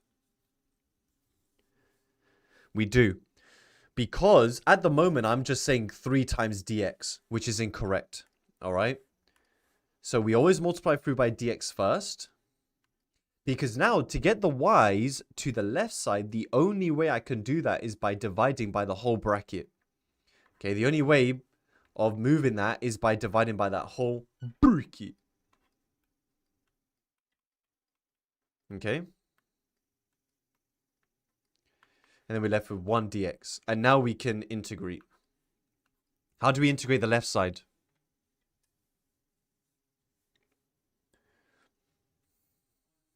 Sienna, good. Here we're doing some Anthony partial. So we're going to have to do 2 over, what is that? Y plus 3, y plus 1. Big toe method. What would you substitute to get A? Because if you do, Mickey Bromley, if you just do ln of the denominator, the numerator becomes 2y plus 4, not just 2, right? That's it, Grace. So we're going to sub in y is minus 3. Because you're saying what makes that denominator 0. Cover that with your big toe. A is 2 over minus 3 plus 1. Look at that. That's clean right there. What is that? Minus 1, isn't it? And then do the same thing with the other side. We're going to say what makes that denominator, yo, param. WY is minus 1. B is 2 over minus 1 plus tres. What is that? 1? Ah, boom. Let's write the B term first because that's positive, isn't it? So much quicker this method than doing the comparing coefficients way. Remember what I said, guys. Only do that with the power being 1. Okay, so if it said squared, go to the OG method. Okay. Ramesh, are you allowed to use further maths methods for this? Yeah, of course. Right. Well, you definitely don't want to complete the square on this and use a trig substitution. Okay, that'll be a big waste of time. You'd only do that if you can't factorize, right? But stay away from those further maths methods. So we have 1 over y plus 1, that's B. Minus 1 over y plus 3, dy, is 1 dx. Now, this is super easy, right? Like, that's just ln of y plus 1. Now, I'm curious. There's 2 ways you can represent your answer here. And you are free to do it whichever way you want. We're the day before the exam, guys. My students will do it a particular way. And if you've been watching me on TikTok or YouTube, anyway, you'll know what I do, okay? I'm just curious, though, about how you guys do it. So do you do the ln A method or do you do the plus C method? At this moment, I'm curious to see what you guys do. Now, my students will do the ln A method, but the majority of the country, because most teachers don't know the this way, is they'll teach you ln plus C because they just read the book and what the book tells you to do. Okay, most of you do plus C. That was expected. So guys, if you use the plus C method, can you just write plus C? There's no point doing it another way now. But I put the constant of integration here. Like that. Okay, so that's my constant of integration. You get the same answer eventually. But by putting the constant there, you get the answer much faster. So now we're going to rearrange for y by doing a division. Okay. So this is why I do ln A, so you can bring everything into one fraction straight away. Then we do e to the power both sides. Cancel. A lots of y plus 1 over y plus 3 is e to the power of x. No, Iman, you don't need to specify it as a constant. Do you need to specify that plus c is a constant? No, you just put it. The next thing you do, guys, is you, in this case, you just divide by a. Yeah, so we're just going to divide by a on both sides. Because we're rearranging for y, right? Now, when you divide by a, guys, over here, it becomes 1 over a. Okay? But when you put 1 over a on the right side, how do you write it? How do you write it? Yeah, good. You rewrite it as b. Okay? So, guys, when you divide by a, and it becomes 1 over a here, 1 over an unknown constant, yeah, you don't write 1 over an unknown constant. It gets absorbed as a new constant. So it becomes this. We get y plus 1 over y plus 3 is b e to the x. So if you do the plus c method, you would basically be over here after letting that be e to the power of c. You'd be on something like this. So that's your answer for those of you who wrote plus c. You would have that x plus c, and then once you do the e to the power of both sides, it would look like that. So stop asking me to say show plus c method. It's kind of annoying, I can't lie. So times improved by the denominator. We get y plus 1 is b e to the x. Y plus 3. And then we expand. So we get this. We get the famous by. So you get by e to the x by plus 3b e to the x. And then bring the y's to one side. So you get y minus by is 3b e to the x minus uno. Factorize out the y, which will be 1 minus by. Well, actually, no, there wouldn't be any y anymore, right? And you divide by the denominator, and then there you go, mate. There you go. Boom. Now, this question would be wedge in the exam. Okay. So, something like this could be 8 marks. If they were to give it as a standalone question. It could be worth more, though. It could be worth more. All right. So, that's that one. Yes, mate. Yes, mate. All right. Next one. Jogan. Okay, Gramps. This here, in my opinion, is the greatest question that has ever been asked.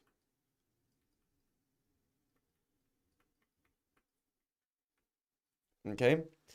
Most students failed it. All right.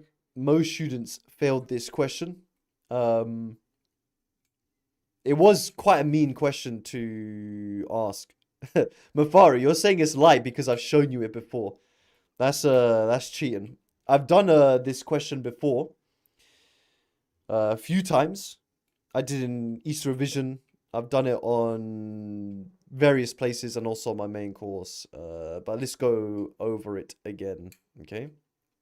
So it says water, and yes, it was a past paper question. It was asked in an EDEXCEL exam, but it could come up in any paper.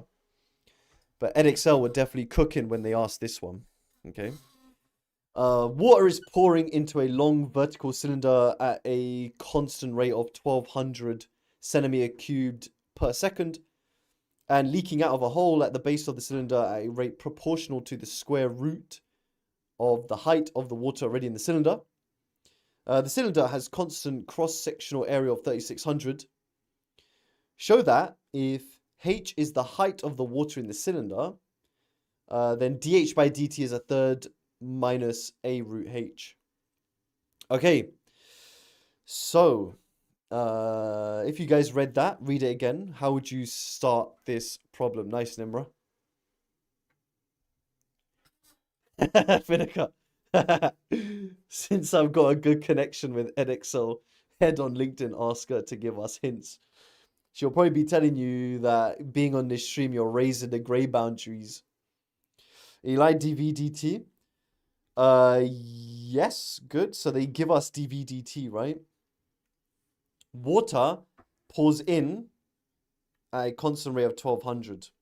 But it's also leaking out. Yeah, proportional to the square root. So they've given us dVdt. So yeah, it's an in versus out. Now what's going on? The rate of change, here it tells you here, dV, that's a change in volume with respect to time, is 1200. But what would you say is going out? dVdt. Read that second bit I highlighted. No, Silvio, I don't know what's in the paper tomorrow. Oh yeah, the poll's still on one second. I love this question because this Kruth. I am Kruth and that. So yeah, K root H. So proportional means some multiple of the root of the height. Kruth. Okay, cool. So the net is dv by dt is 1200 minus cruth. Okay. Now, this is where we use something known as the chain rule. My students know it's the Wagwan formula. What is the Wagwan formula, or how would you use the chain rule here, guys? We want dHdt.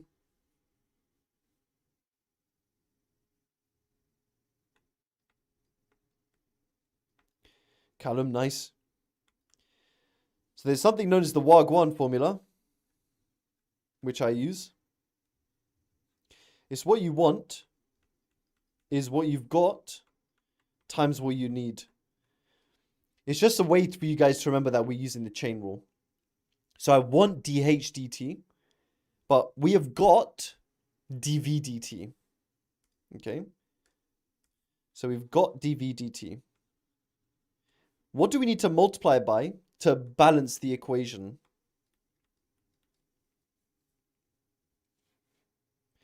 Rachel, this is all recorded, so it's all going to be stored for you guys for tomorrow. Natasha, they're acronyms that will help you remember, yeah? So good, guys. We need DH on top.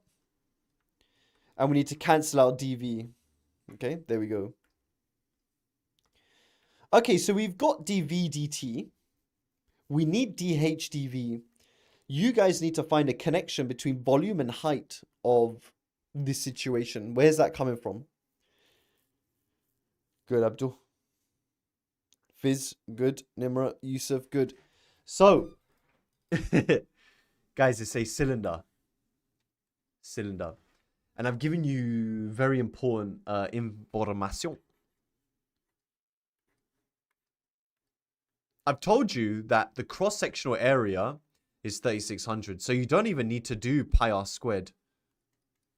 And it has height h in terms of the water that's inside. So the volume of liquid inside is 3600 h. And then we differentiate that. Okay.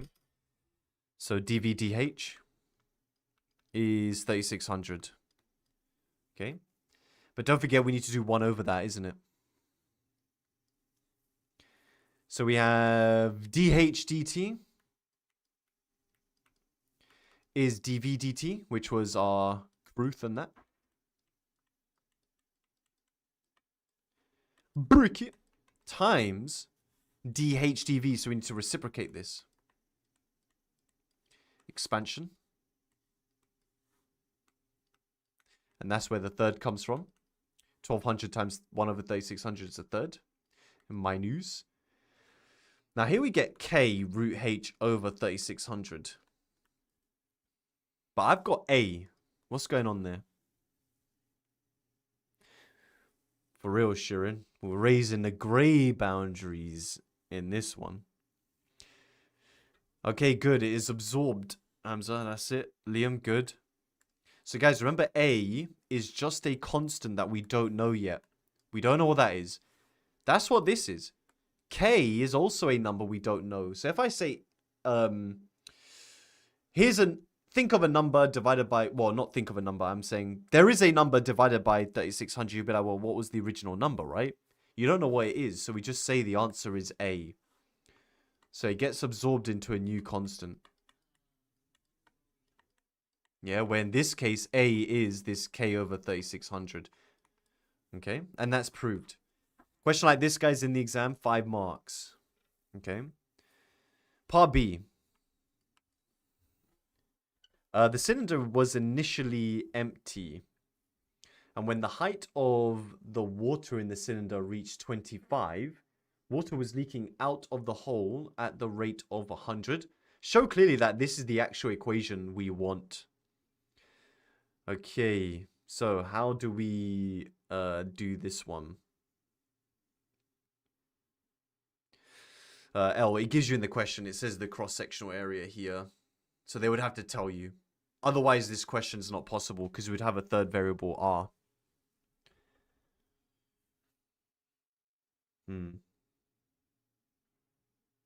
Nice, Pramit. I see you've been doing your revision. Only Pramit has got the right answer so far.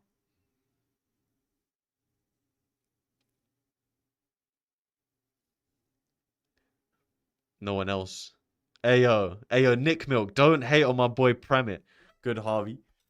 So, guys, I told you guys something very specific in the question. So now you guys are hunting for Premit's message. I said, when the height has reached 25, so when h is 25,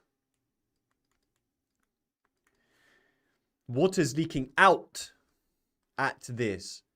Now, that is specific to this section. So the out dv by dt is 100. And that is going to help us work out k. Okay? So when we use that, we can say 100 is k root 25, which allows us to work out k is what, 20? Beautiful, mate. And with that k is 20, we can now work out a.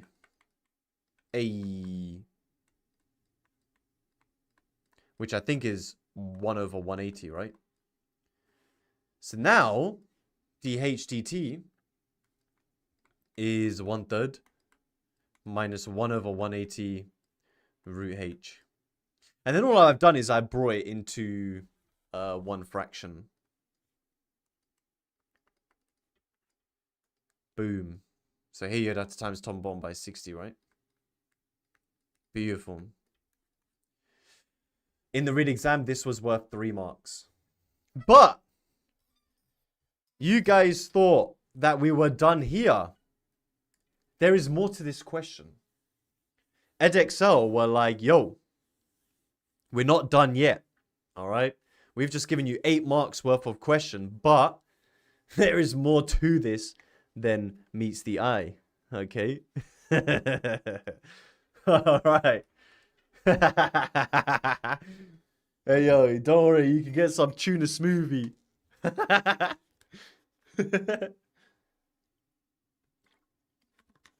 So, we've got this integral. They want us to use the substitution u equals 60 minus root h to find it. Okay, what we got? I love this question, man. I love this game. Shout out Patrice Evra. Okay, so what we're going to do first, I can clearly see that the denominator is u. Why isn't it minus 100? Because it said what was coming out. If you said minus 100 out means it's going in. Okay, so we differentiate.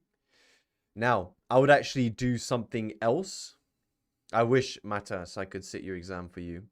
Good, Merab.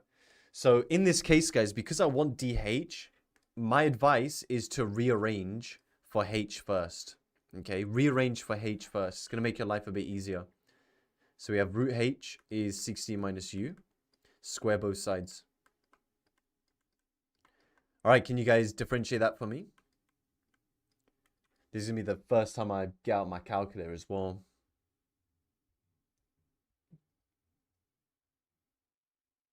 All good, Harvey.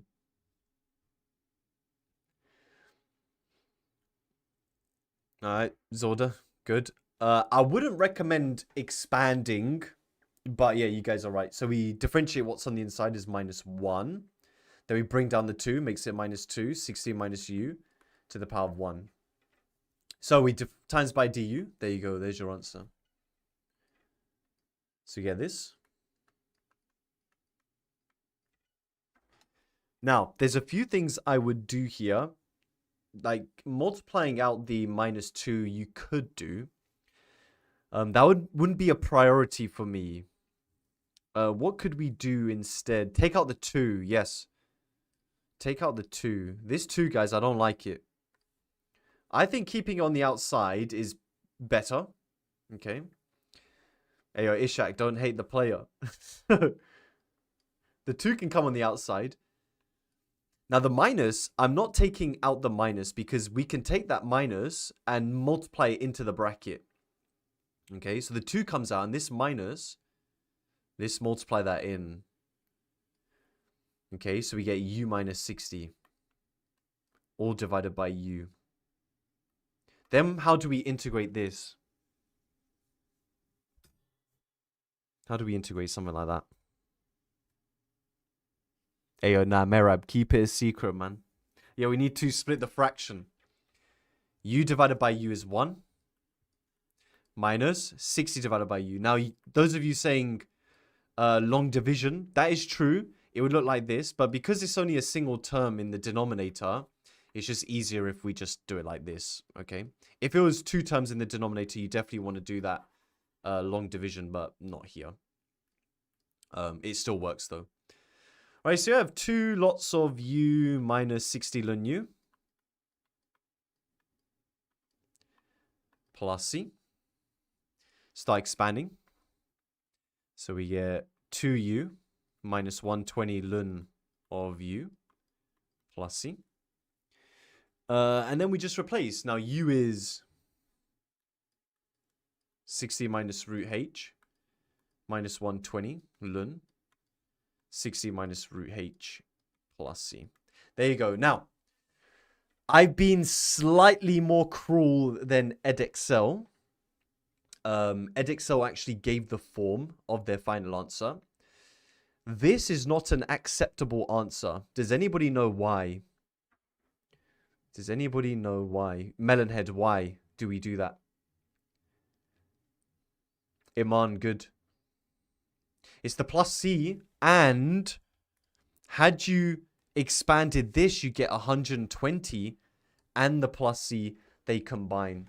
So in the real exam, EDEXCEL actually gave the form. They said it was in the form of K minus whatever.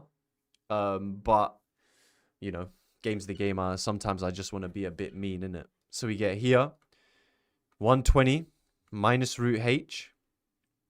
Minus 120. Sorry, that should be minus 2 root H. Minus 120, 60 minus root H. Plus C. And then finally, this combines with this as a new constant. All right. So that would absorb into, I don't know, a new constant. Now we've used A, we've used K. I think B is a good one. I don't think we've used B, have we? No. Okay, cool. It's not that big of a deal, but I forgot ln. I did. Thank you. There. All good. So B. Yo, John. Neo does mistakes. Ayo, Ben, get out of here, man. Ayo, this whole stream, that's not even a mistake. Get out of it. Nah, the amount of mistakes you guys have made is crazy. And now you guys are getting on to me. That's mad. That is mad. Unbelievable. Hey, yo. We raising the grey boundaries with this one. Okay, now part D. This part here was worth 5 marks in the real exam, I think. Or was it 6? Hey, yo, main course students. Remember where this was from? It could have been 6. Is it 5 or 6? I think it was like 2005. One of those C4 paper. Merab, it was 5, was it? Oh, okay. It was 6. I thought it was 6. 1 mark. Yeah. I think it was 6, though. It was 15, trust. So part D, it says solve the differential equation from part B.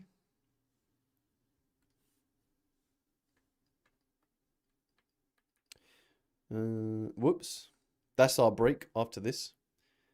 dH by dt. Bro, I'm bugging. 60 minus root h.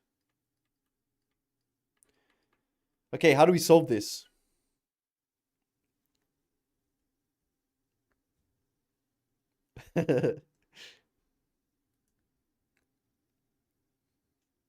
Turn over the page and forget about it. Good, Nimrod. So the first thing we do is we times through by dt. This is a separations of variables question. Now, when you do that, what do you need to do?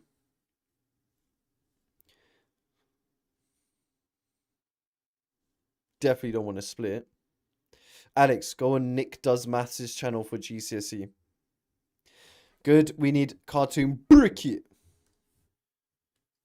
Yeah, to protect.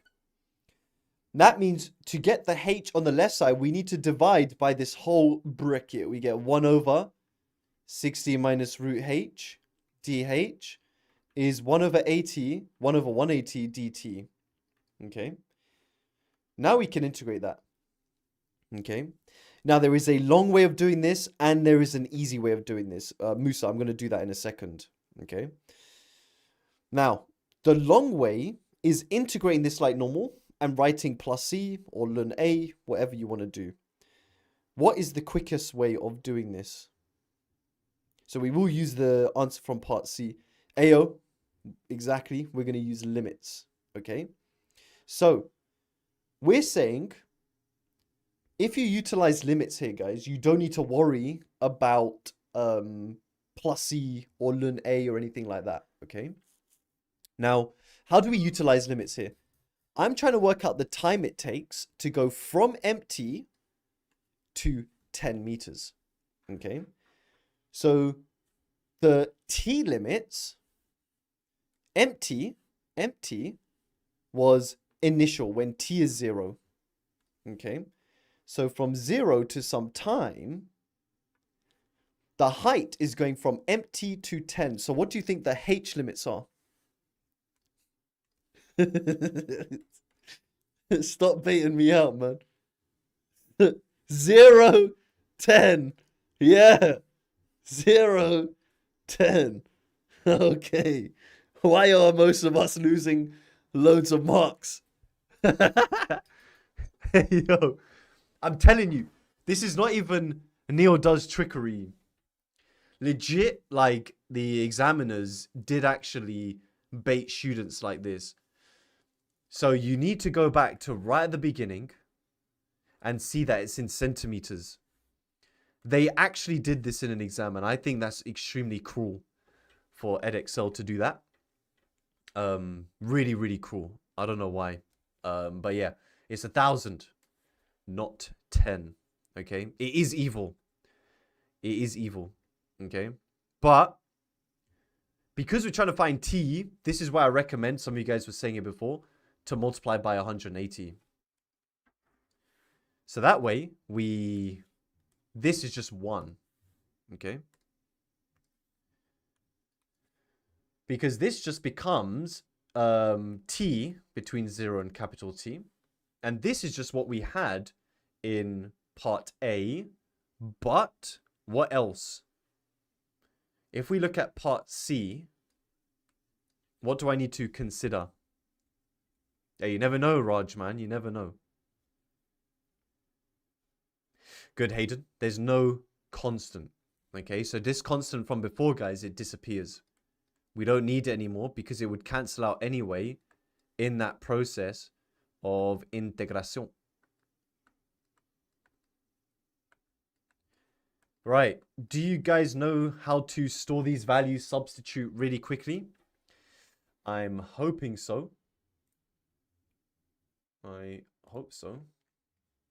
Let me get my calculator. Calculator is short for calc, by the way. All right. So what we're going to do is we're going to do 1,000. All right, everybody do this with me. So 1,000 store is A. We're going to type in what's inside the integral. So you have -2 root A. And then we've got -120 ln 60 minus root A. Like that. Okay. So I've just typed in all of that with A being 1,000. Do you guys get this? What you're going to do is you're going to store it as B. Okay. So we get 180 minus 464.71 dot, dot, dot. I've stored that as B. Subtract. Now what you're going to do here is you're going to press up. And here you're going to press the calc button and change that 1,000 to 0. And look, that's how you sub in 0 super quick. And you store that as C. This is all recorded, guys, so you can go ahead and check this trick over and over again. It is a really cool trick. Okay? And I've stored that as C. The right side is just T minus 0, right? So, here, guys, I got 180. 180. Neo does mistakes. What? What do you mean I've done mistakes? What have I done a mistake on? Alpha B minus C. Yeah, I stored those values. And there you go. There's your answer. Okay, so we get 4788.967 ... Okay, you guys happy with that answer?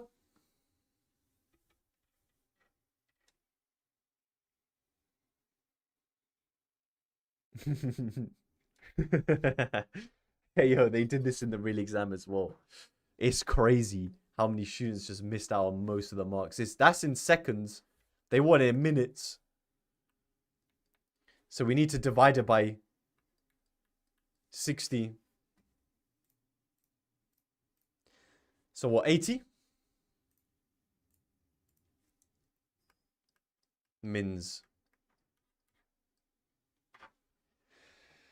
Hamza, can't remember. Merab, which year was this one?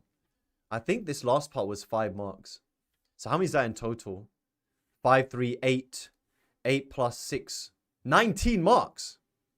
2005. Anna Singh, 2005. 19 mark question. That's crazy. Yeah, when you add it all up, 19 marks, right? Thanks, Mohammed.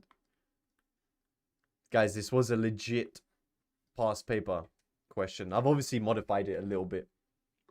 Okay, so yeah, let's take a small break, guys. We can take like, 5 minutes or so. You can ask me any questions you want. Just so you know, guys, we are doing these for every course. So a lot of you are on these already. So if you guys are interested, we are doing these cram courses for maths, biology, chemistry, physics, further maths. If you guys want to join, 5 minutes. Will you guys need more than 5 minutes? That's crazy. Yo, that's crazy. You guys are bugging. Okay. If you guys want to join, feel free. You just need to scan the QR code. Obviously, I'm doing all these ones for free. But if you want to add an extra subject for the other ones, it's 20 quid per subject. But if you guys are interested, I could show you how you could sign up. So all you need to do is scan the QR code. You'll come to something like this. And then you just put down which courses you want, really. You're not going to be doing all of these, right? Maths is obviously free. That's standard. So maybe some of you are doing biology and chemistry. Student's name, Dive Mike. What's my email? dive@hotmail.co.uk. Does Hotmail still exist? And then, yeah, you just proceed. It will proceed. And then you just get to this. And it'll just tell you which ones you have. It will obviously be standard A-level maths. Free, innit? Trying to make sure you... Will I do chemistry? No, I know I did A-level chemistry. I got an A. That was decent. I got 108 UMS out of 120. I was so close. No, 106 out of 120. I was 2 UMS off an A star. I failed, man. I failed. Put it in the description. I think it is in the description. Yeah, it is in the description already. And you can also refer your friends, guys. Remember, we're giving you cash to refer your friends. So you basically get it for free. If you want to, if you just keep referring your friends. So yeah, it just looks like this if you guys are interested. Yeah, that's that. So you just scan the QR code. All right. I swear I had something else. There's something else, guys. It was Jan 2008. Wait, hold on. It is here somewhere. Ayo, did Omid remove it? Yeah, it should be here as well. Guys, scan this as well. I should have put it here. We're giving away free revision resources as well. So scan this and get some free revision resources. I'm just trying to... At my headspace, we're just trying to give you guys as many free things as possible to make sure you do as well as you can. Okay? So yeah, guys, just scan this, scan this. Chemistry will be the day before your exam. So scan this. Can we do Kahoot? Maybe right at the end. Billa, if you're questioning like the various courses like OCR, AQA, I'm pretty sure there is two because OCR for chemistry is Devinder, but I'm not sure about biology. Just contact the team. There's a WhatsApp link at mindspace.co.uk. You can ask them. Okay. So yeah, guys, make sure you scan this. Is it in the? Yeah. Okay. Cool. For substitution, why do sometimes we do it straight differentiate, but sometimes we rearrange? Well, it depends, Mike's. For trig substitutions, we usually have to rearrange. Issa, yeah, if you didn't rearrange your H in part C, you would still get the answer. You just have to do the rearrangement anyway. Kiki, what month did we cover the triangle stuff for trig? I need to recap it. I'm not sure. There's loads of students in the from our thing. Merab, Amberjeet, Hamza, can you answer Kiki's question? Mohammed, when circle theorems? What do you mean? And Ice is in there as well. November, you think? Hamza, did you find the paper? Was it 2005? Let's take another 5 minutes, guys.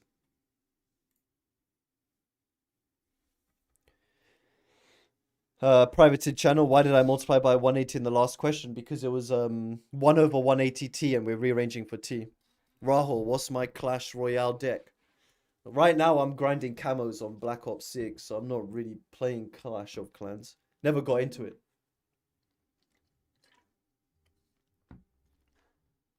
It was 2008 January.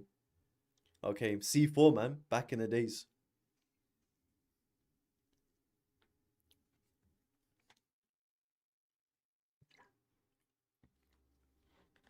I'm missing out. Maybe I need to get on Clash of Clans.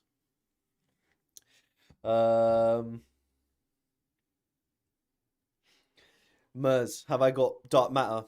Yeah, nah, I've only started grinding camos like over the last week. I've got on, I think, 15 weapons so far. But yeah, it's going to take a while to get Dark Matter. Clash Royale is better, Pugs. That sounds mad. Clash Royale.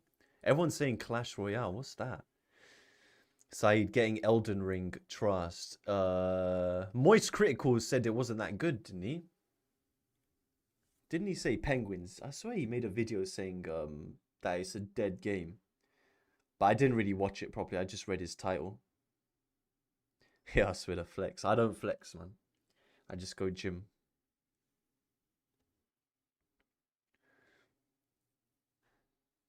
It was clickbait, as in, oh, okay.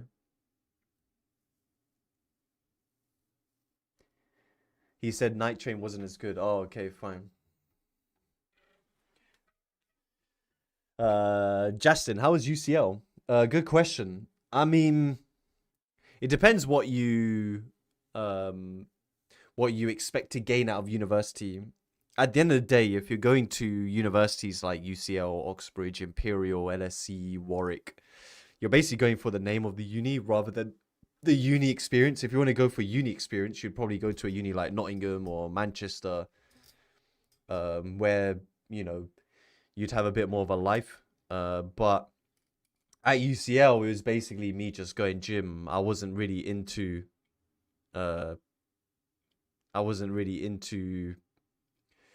what's it, like, partying.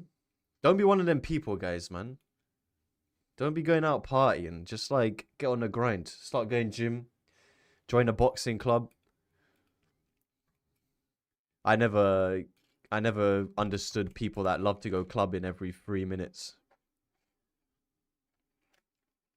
I think it's a bit of a, but you know, you're young, innit? You guys can explore that lifestyle, but hopefully you realize very quickly that it's not a great lifestyle.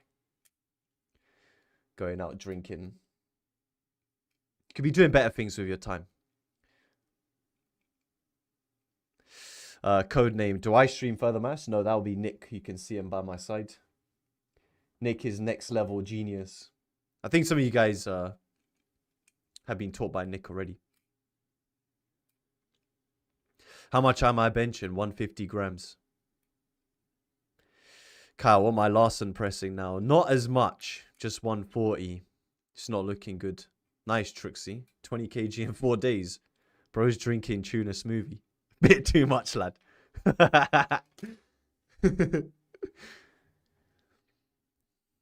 Nice one. Shurianch.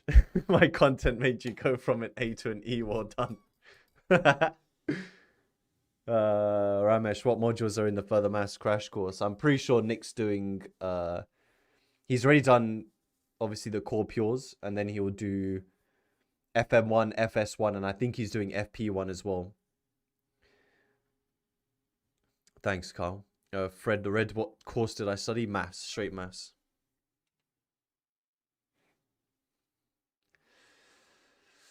Aomide, or Aomidi, sorry, how would you recommend us for timing for the paper?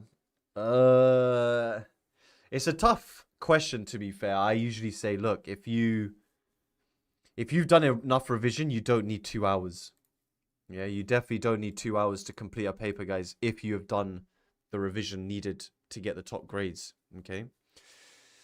But you basically want to do the paper in sufficient time, I would say an hour and a half, that you can then go through and basically go through the whole paper again.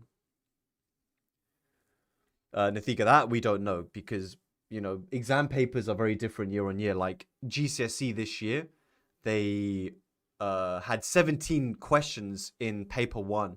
Now, usually for GCSE, they have 24 questions. They reduce it so much. So you never know. You guys might go on your exam tomorrow and realize there's much less questions than usual because they're bigger. Okay, so next question we have. Tell Nick to do decision further maths. Quarries, there's actually no time, unfortunately, for decision cram course. But at least we got it for the other ones. Hey, yo, Akon, I can bench 40 kg at 6'5". Hey, yo, man, you'll get there eventually. So, proof from first principles that the derivative of sin x is cos x. So, guys, this is a very standard 5-mark question. How would you go about this? Dowd, I'll make sure that there is a link in the description to make sure that the free resources come into your thing. But maybe just double check that it's not gone to your spam. The formula, hey knight. Yep, good. So f dash is the limit as h tends to 0 of f of x plus h minus f of x all over h. Now here f of x is sin x. What would f of x plus h be? How would you write that? Christina, good. So sin of x plus h, which now we can use the addition rule. So sin goes sin cos sin cos.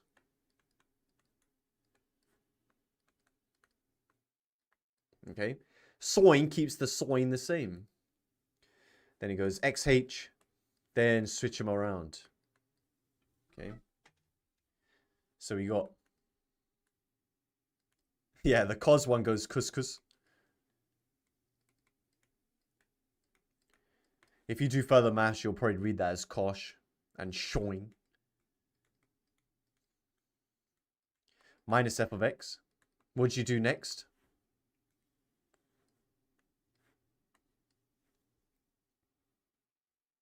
Yeah, hyperbolics, man. Hey, O'Brien, you're bugging. Booing, yeah, we factorize. Now, I'm going to do a couple of things in one go because, guys, you should have seen this 100 times now, right? So when we factorize, actually, no, I'll do it in the next step. I don't do it just yet. So we factorize out the sin x. So from the first term, we get kosh. Then we get minus 1. Then we get plus shoin cos x all over h. Now, if you wanted to, even here, you guys can split the fraction. So you could have done it here, and you could have said, okay, that's all over h. This one's over h. Plus this one being over h. Because the next thing we're going to do is we're going to be able to split the limit. Yeah. But at the same time, this limit depends on h. So sin x and cos x are not influenced by that change in h. So they are treated as constants. You could take them on the outside. So we get sin x limit as h tends to 0 of what's left, cos h minus 1 over h, plus take out the cos x. No, we don't use small angle approximations here, even though that's where it comes from. You could just use the assumptions. Okay, whoops, I forgot the limit. And then here, we're left with sin x, big times.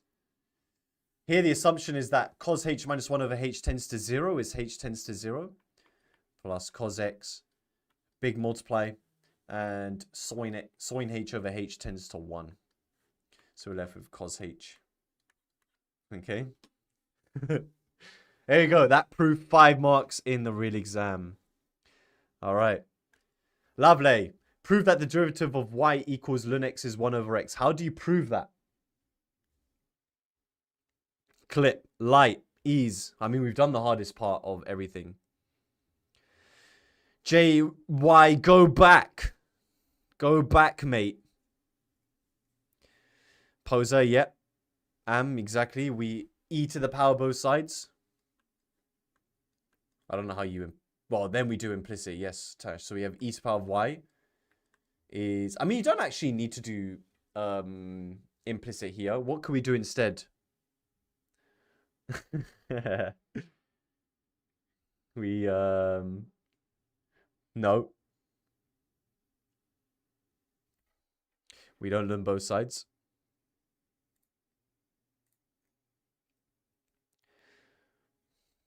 Thanks, Joe. We do dx by dy. So we differentiate x with respect to y, which is just the same thing. And then we reciprocate. Dy by dx is 1 over e to the y. And then we know e to the y is x, and then that's proved. Okay, that's a standard show that question. Now, how do we show that a to the x differentiates to a to the power of x ln a? Now, there's the way I prefer, which is the implicit way. How would you do this the implicit way?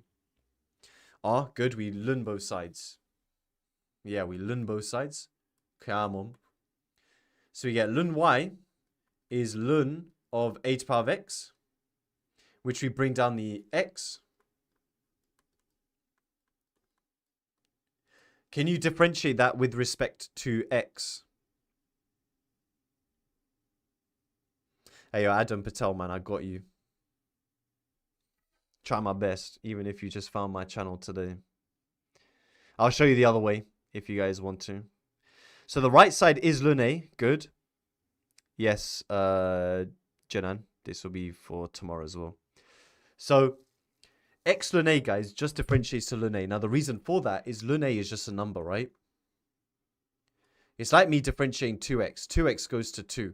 I could have written as x2. We don't write it like that, but, you know, it's still the same thing. So the x is the only thing we differentiate. So it just becomes ln a. Now, ln y, Mariam, exactly, becomes 1 over y. But because you're differentiating a function of y with respect to x, we times it by dy by dx. Then finally, we times through by y. So we have dy by dx is y ln a. And then we're done because we defined what y was before. It's a to the power of x ln a. Beautiful. Now, the alternative way. Does anybody know the alternative way? Whoops, a to the power of x. I basically kind of...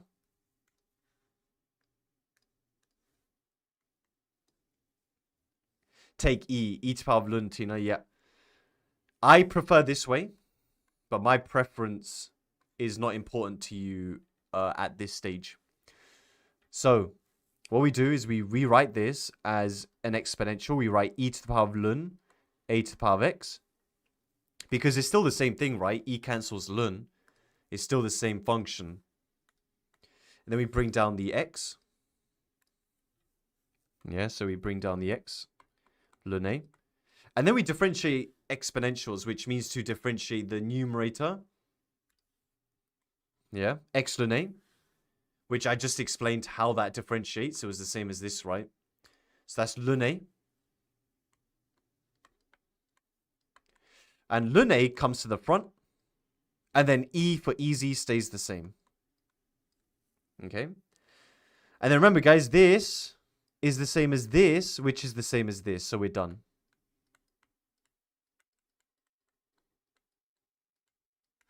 Okay. It's up to you which one you prefer. Okay, at this stage. Alrighty. So that's that proof. Nice. Here's an absolute beautiful question, mate. Differentiation using the product rule. Here's f of x. Find f dash and show that f dash dash is this. Okay, so what would you do first?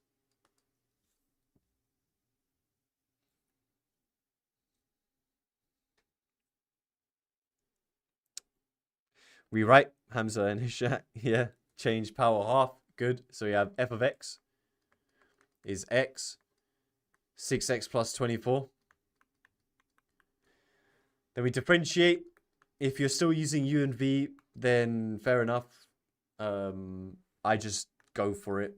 Yeah, so it goes differentiate the first term times the second term plus differentiate the second term, which is simple now, right? We practiced this a lot. So we differentiate what's on the inside of the bracket is 6. Then we bring down the power. And then we knock one off the power. Times the first term. Okay, differentiate the first term times the second. Plus differentiate the second times the first. Okay, so we have f dash x is 6x plus 24 to the power of a half. Plus, this is obviously 3x. Okay, we get that. Now, what do you recommend we do next if we want to differentiate this again? Live, I've already done parametrics. Like the hardest kind of question they can ask on parametrics. I'm not going to do like convert this to Cartesian. That's too easy. Okay, factorize. Good. What would you guys factorize for something like this?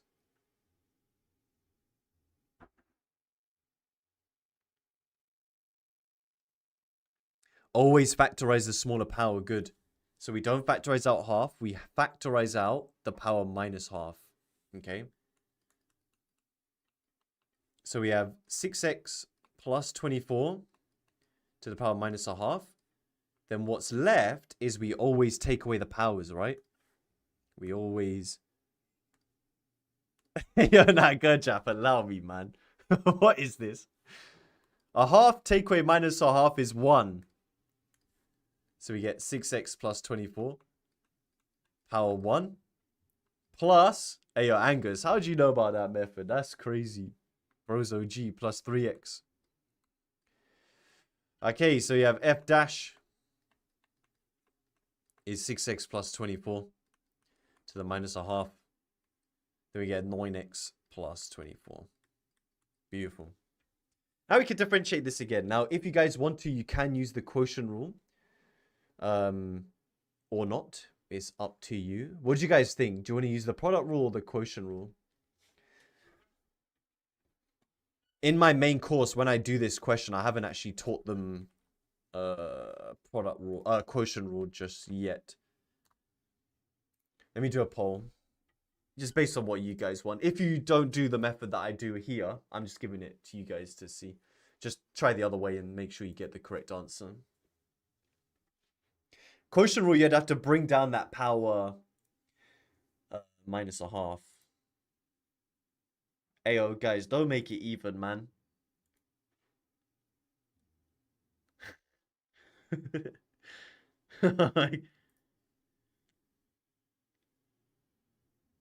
Oh, ayo, YouTube can't do maths, man, but it looks like quotient rule 1. Okay, so let's just should we do it?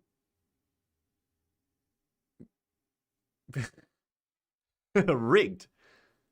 So if you want to do quotient rule to differentiate it again, we'd have to write like this.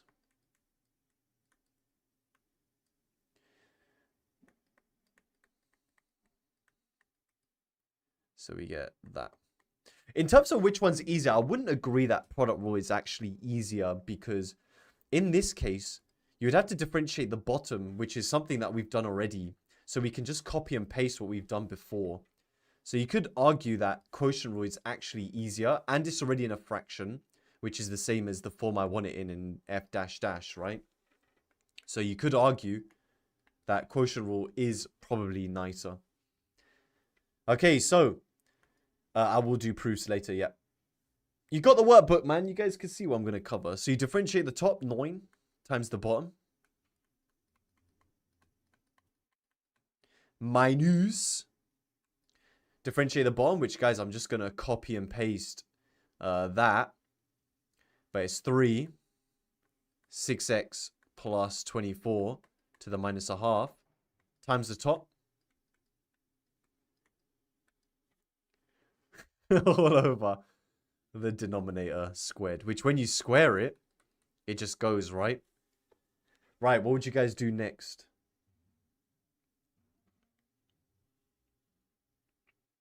Hamza rigged it. What did Hamza say? Mr. Bowl haircut. What did he say?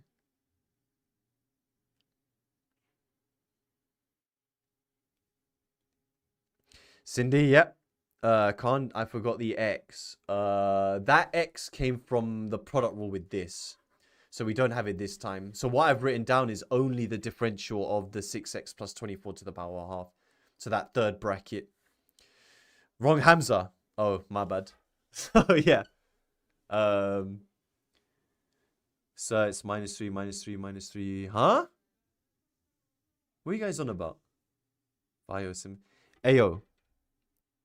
Sometimes when we put wrong answers in the chat, you guys trying to make me do Neil does mistakes.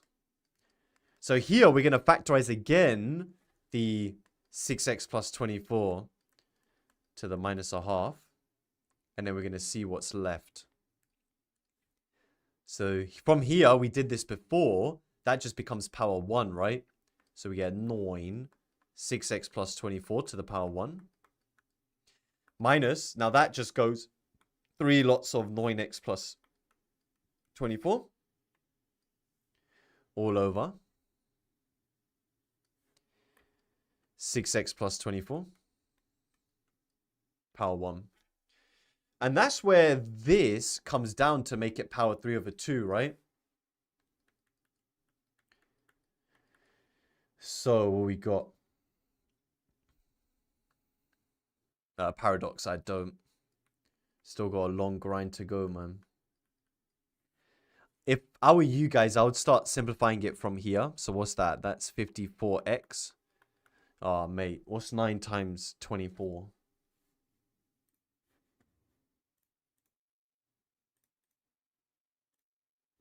$216. 216. Let's move that out of the way. Minus 27. X. Minus whatever 3 times 24 is. 72. 54 minus 27 is 27. It's 216 minus 72. 144. Damn, it could have been the 114. Goated bus. Only the real ones know about the 114 bus. And then we factorize out 9. And I think we get the answer.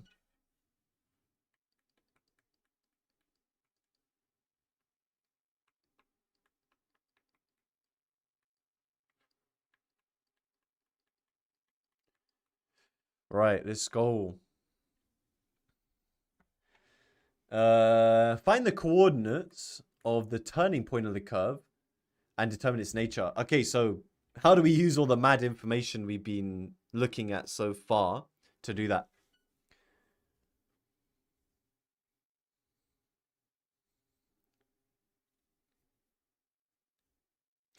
Equate, yo broski, equate f dash to 0, booing, exactly.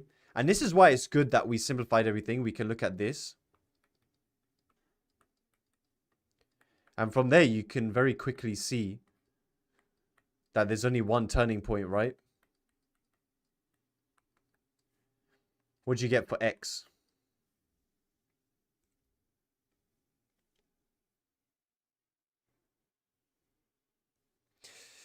Mickey Bromley, good. It's when the numerator is 0, because when you times through by the denominator, it just goes. So it's minus 24 over 9.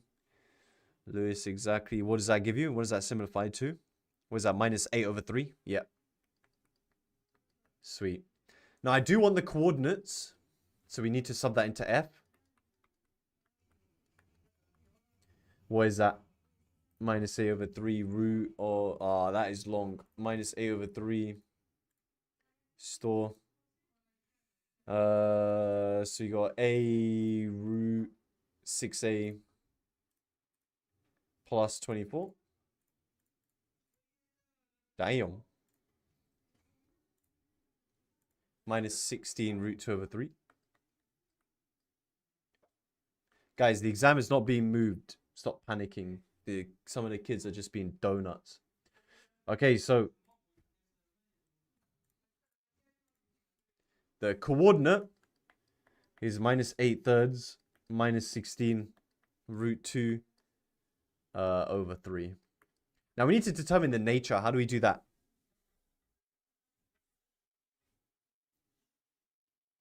The exam is sometime in the future. Yeah, sub in the coordinate of just minus 8 thirds into f dash dash. Okay, so I did store it already, right? So we got 9, 3a plus 16. Yo, Hector. 6a plus 24 power 3 over 2. We get this. Now, when you see that, what does that mean? Wait, let me just double check that. Yeah, that's right. Sienna, such a long question for what? What does that even mean?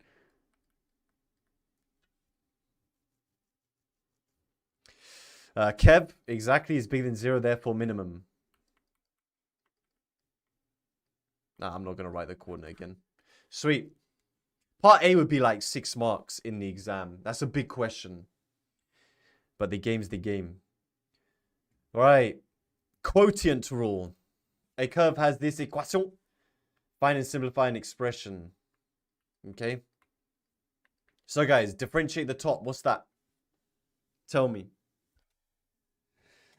Tell me why ain't nothing but a heartache. Okay, yeah, the top differentiates to cos x times the bottom minus differentiate the bottom times the top all over the bottom squared. Beautiful, mate, beautiful. So that becomes plus, isn't it? Let's start expansion. Cos x minus cos sine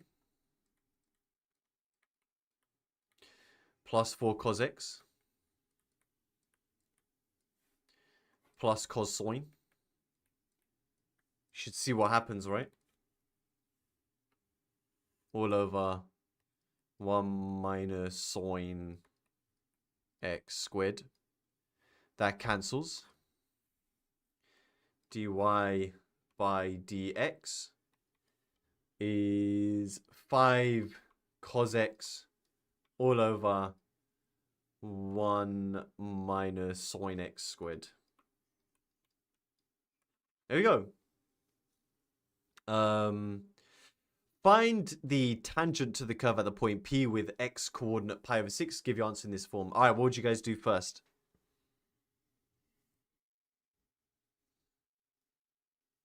Light work. Yeah, we should just sub in pi over 6 right now. Luckily for you guys, I decided to choose a really nice value. Cos of pi over 6 is root 3 over 2 over 1 minus a half squared. Quick maths, quarter to 10 root 3. think that's right.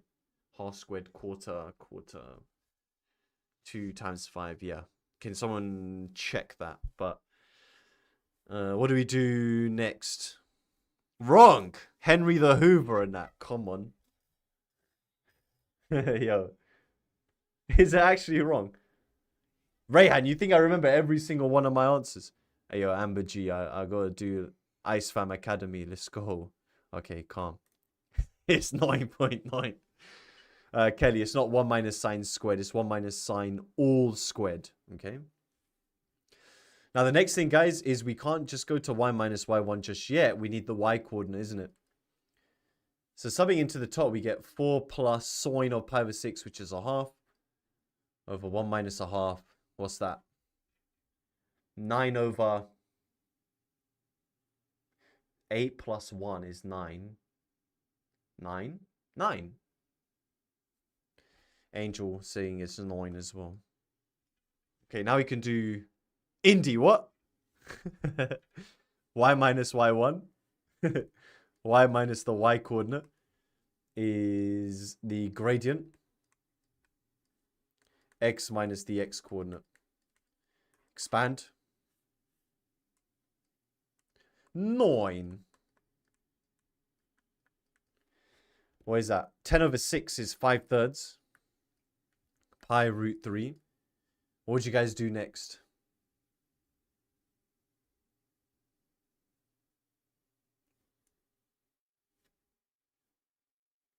Yeah, Sarah, it's all recorded. You can watch it back whenever you want.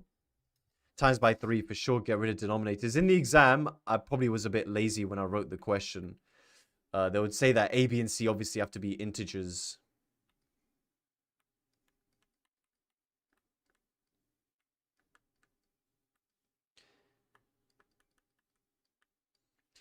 Boom, move that there, move that there. Boogin. 3y minus 30 root 3 eggs is 27 minus 5 pi root 3. We raising the grey boundaries with this one. Run you 10 packets of Hubba Bubba now, fam. I don't think... Does Hubba Bubba even exist anymore? Nicholas, if it said normal, you do negative reciprocal. Remember, tangent has the same gradient as the curve at that point. Okay? Neil makes mistakes. Hey, yo, you guys are still losing to me, that's for sure, man. What's a marathon bar? Given that x equals 3 sine y over 4, find dy dx in terms of x. Okay, what do we do first? I got you guys, man. I got you guys. We raised the grey boundaries at Big Monkey. Neil, it's time to retire, man. What are you guys trying to say, man? Okay, so you find dx dy. Bob. Bob's your uncle, mate. What does that differentiate with respect to y? Nah, nice and get out of here, man. Come on, Levante, let's go. Hey, yo, Kev, I've not got hair dye, man. I just use Head and Shoulders 12-in-1. Don't be a hater. That's why my hair's so shiny.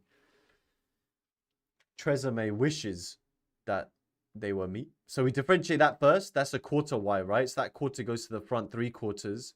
Sine differentiates to cos. Yeah, 12-in-1. You guys don't know about the Head and Shoulders 12-in-1. You guys are missing out, man. Missing out. There's even someone in the chat called Shine Motivation trying to be like my wig and that. Okay, now when we flip this, I would rather think of this as all over 4 like that. So when we flip it, it becomes 4 over 3 cos y over 4. Then what do you guys think we do next? Alexander, yeah, the 12-in-1 could also be used as toothpaste, to be fair. I like to stick to bamboo water and that. Neil does bold. Yeah, we use the triangle. Okay. So, always use the triangle when there is a coefficient. I mean, if you guys wanted to stick to a a method that just works for every single example, just do the triangle, okay? What do we need to do with this, though, in order to use the triangle? So we need to find the value of cos of y over 4, but what do we need to do first?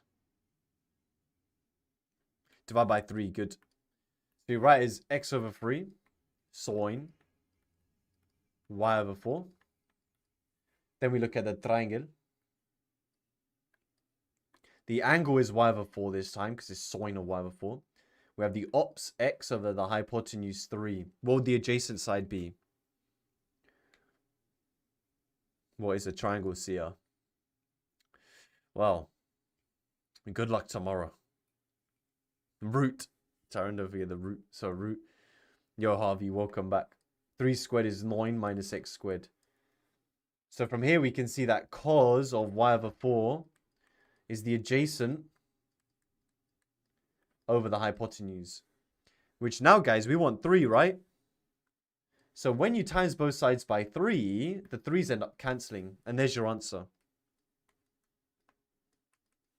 So the triangle is always the quickest way to do these questions. Not using 1 minus sine squared. So not changing this to root 1 minus sine squared of y over 4. That is very, very long. Okay? Don't do that. Okay. Next one. Parametrics. I guess just the algebraic stuff. It says a curve is given by these parametrics. Find the equation for the tangent to the curve at the point P where T is 1. Right, what do we do first? Yo, Merab. Wait, why are you on a different account?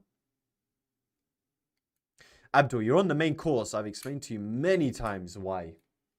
Go back to the lesson. Missed. I've done rates of change. I did it on the... Not too long ago on the greatest question that was ever told. Burner account. I got timed out. Merab, it's not looking good, man. Okay, so we differentiate. We have to first rewrite it as 2t to the minus 1. And imagine being 15 years old and getting timed out. Come on, guys. It's time to upgrade from watching Peppa Pig. dx by dt is 1 minus 2t to the minus 2. And then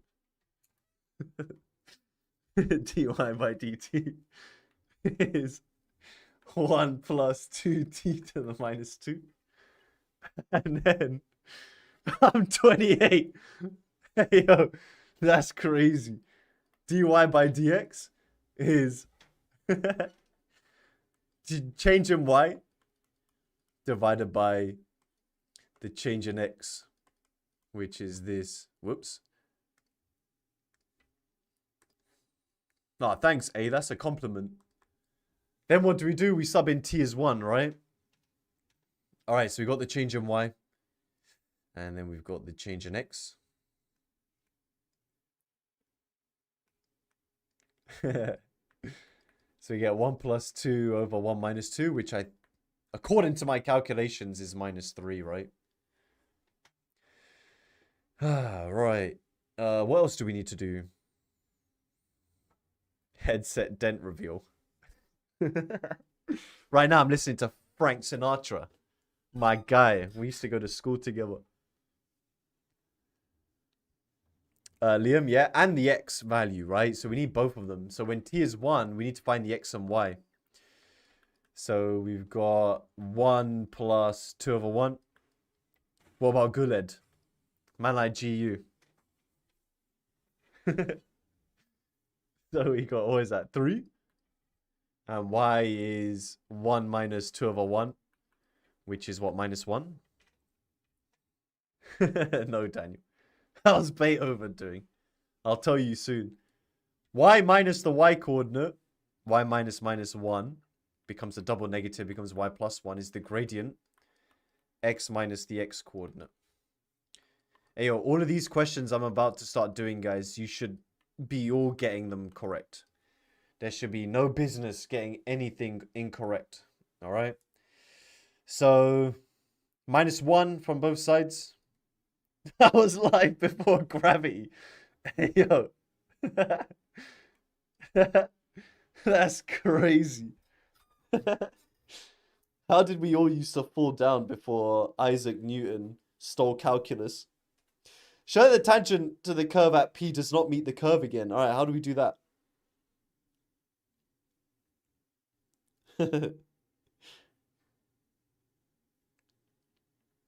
Hamza, before I invented natural logs, A levels was definitely easy. I made it more difficult.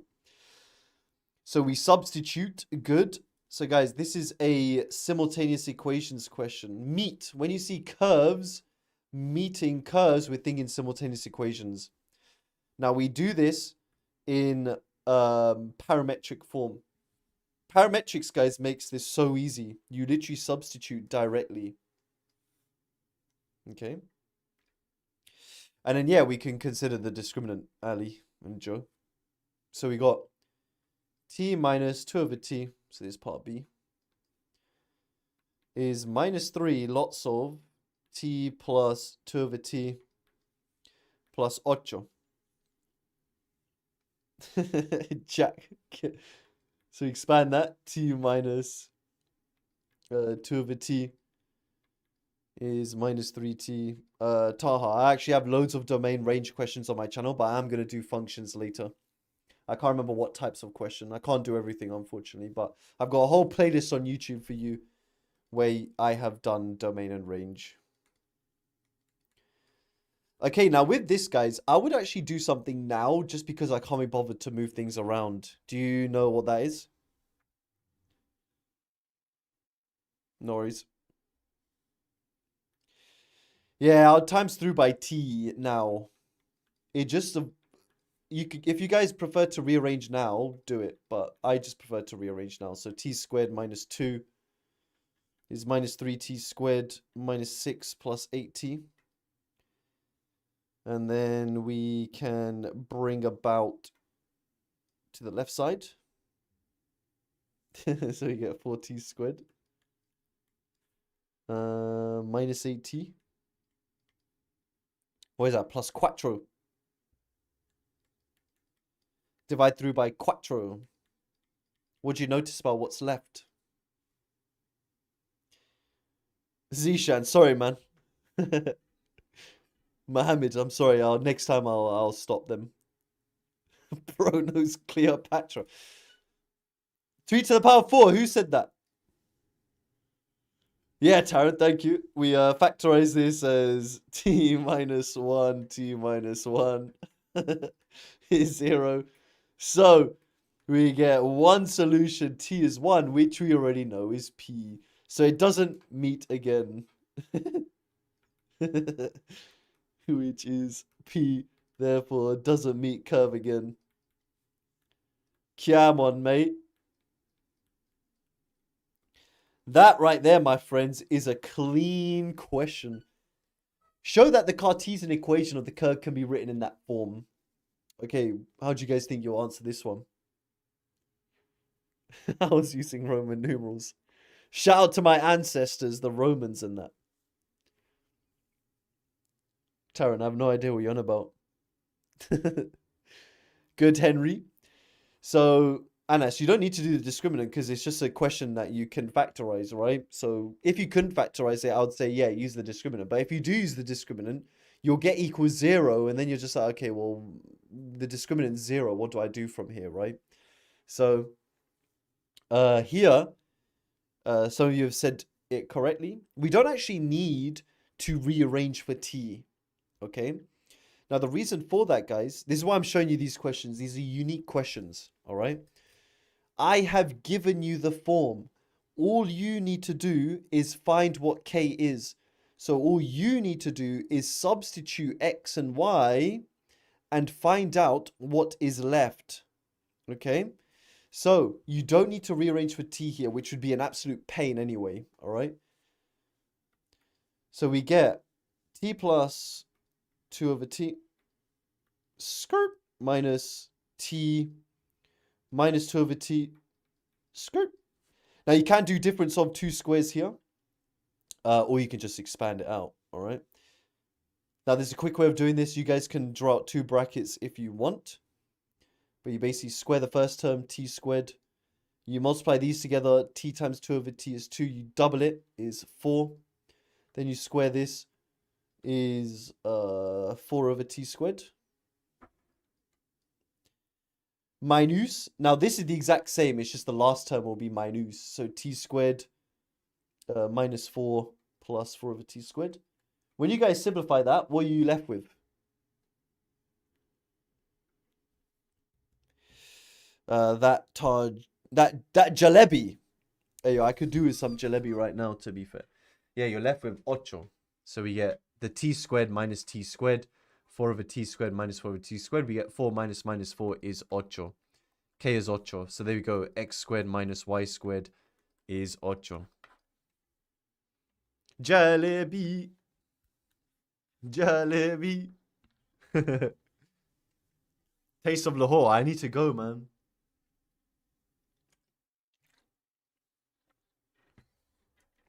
I haven't been to Taste of Lahore in years. Shout out Harrow and that. I am half. Go to Southall, best jalebi. I haven't actually... Call me a fake Asian, but I've not actually been to Southall.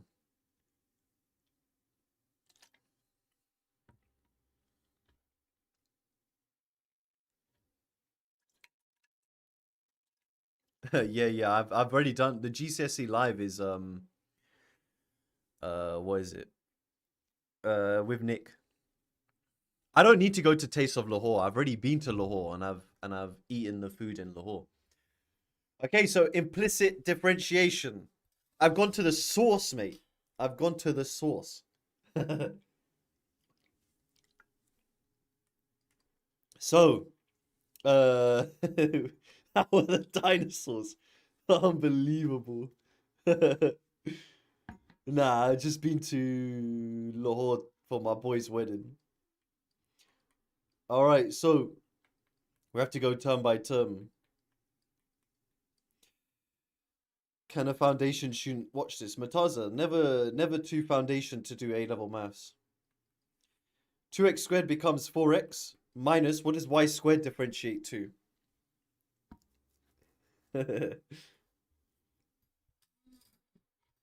Charlie, the pure stuff, yes. Okay, good guys. So y squared becomes 2y. Then you have to times it by dy by dx. Now for xy, how do you do that? How do you do that one?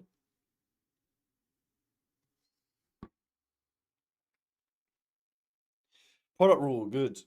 So we differentiate the first term. 1 times the second plus differentiate the second. Y differentiates to 1 dy dx times the first term. What about 16? Pythagoras Stan was a cool bloke, I can't lie. 0, good. It's very common, guys, for students to leave the 16 in. Yeah, when I mark papers, students always leave the 16 in all the time. So yeah, we have this curve. The points R and S lie on the curve. The gradient of the tangent to the curve is 7/5 at R and S. Use implicit differentiation to show that this is true.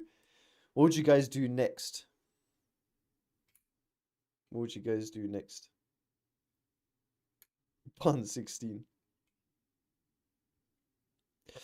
Tash, it was now like 3 years ago. I haven't marked papers in a long time. But I used to mark further mechanics 1. This stuff here was too easy for me. They needed someone who... There's not many people in the country who can mark FM1. So I was just like, fine, I'll do it. It's better pay. So dy by dx here, guys, is 7/5. Okay, yeah, here, the gradient is 7/5.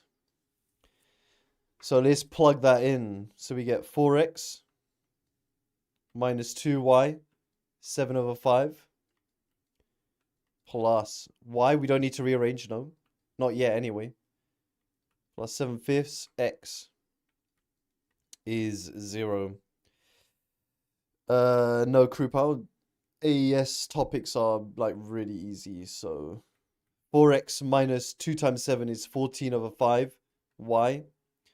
Plus y plus 7/5x.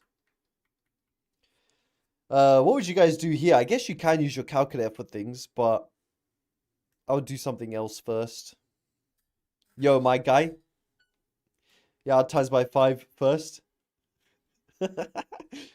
Yo, Luca, watch it, mate. This guy, man. Alright, cool.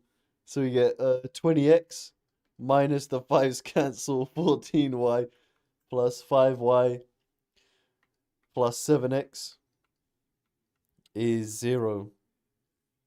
So we get 27x. Yo, Callum, my cat is doing good, man. She's probably still hungry at home. It's not looking good, man. What is that? Minus 9. Y is 0.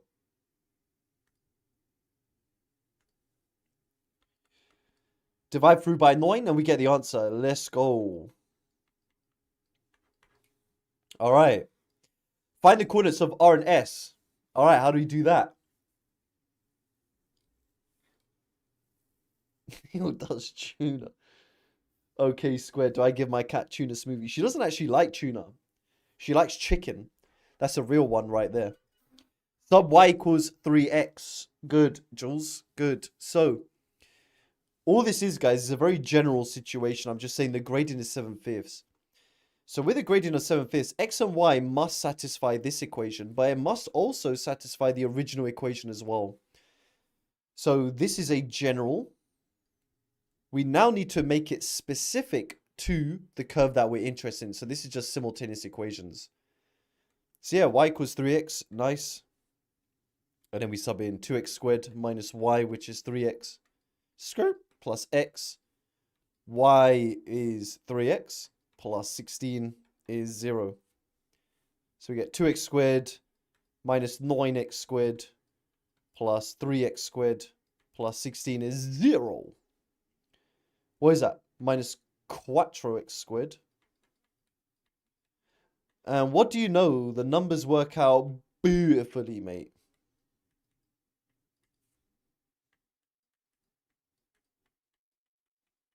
All right. So now we can find the y because y is 3x, so 6 and minus 6. There you go. Beautiful, mate. All right. So if this is feeling like revision to you, if you feel like you just know what the next steps are, it's a good sign. R and S are interchangeable, yep. Okay, next one.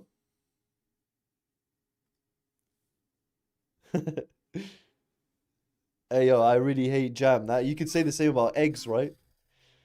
All right, trig proofs. Which side would you manipulate, the left or the right? I hope so, Cindy. Hey, yo, FH, it's all good, man. Even if you're learning, then it should still be valuable. Okay, the left side. What would you guys do with the left side? What would you do with the left side? Cross multiply. Ishak, Kiki, yeah. Same denominator. So let's put some brackets and do some cross multiplication. We'll get cos x plus sin x plus cos x minus sin x. All over, multiply them together.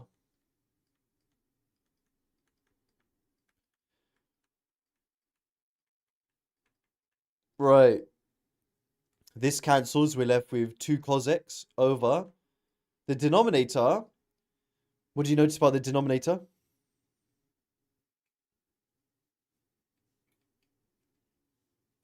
Dots, good. So you just need to show cos times cos, cos squared. Minus sin times sin, sin squared. What do we do next? How do we make it look like the question? The right side. Yo, Asney. Finally caught up. Watching on 2x speed. My guy.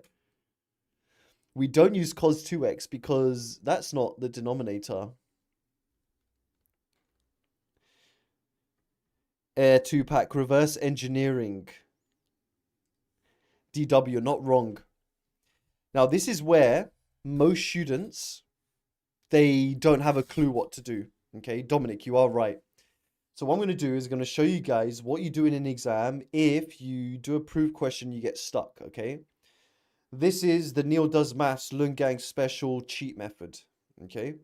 Now, in this cheat method, you basically either write in pencil or very faintly, and you're going to cross out what I'm about to show you. Okay. You're going to take the right side and you're going to do some simplification of that as well. If you were to manipulate the right side, what would you have done? What would you have done on the right side?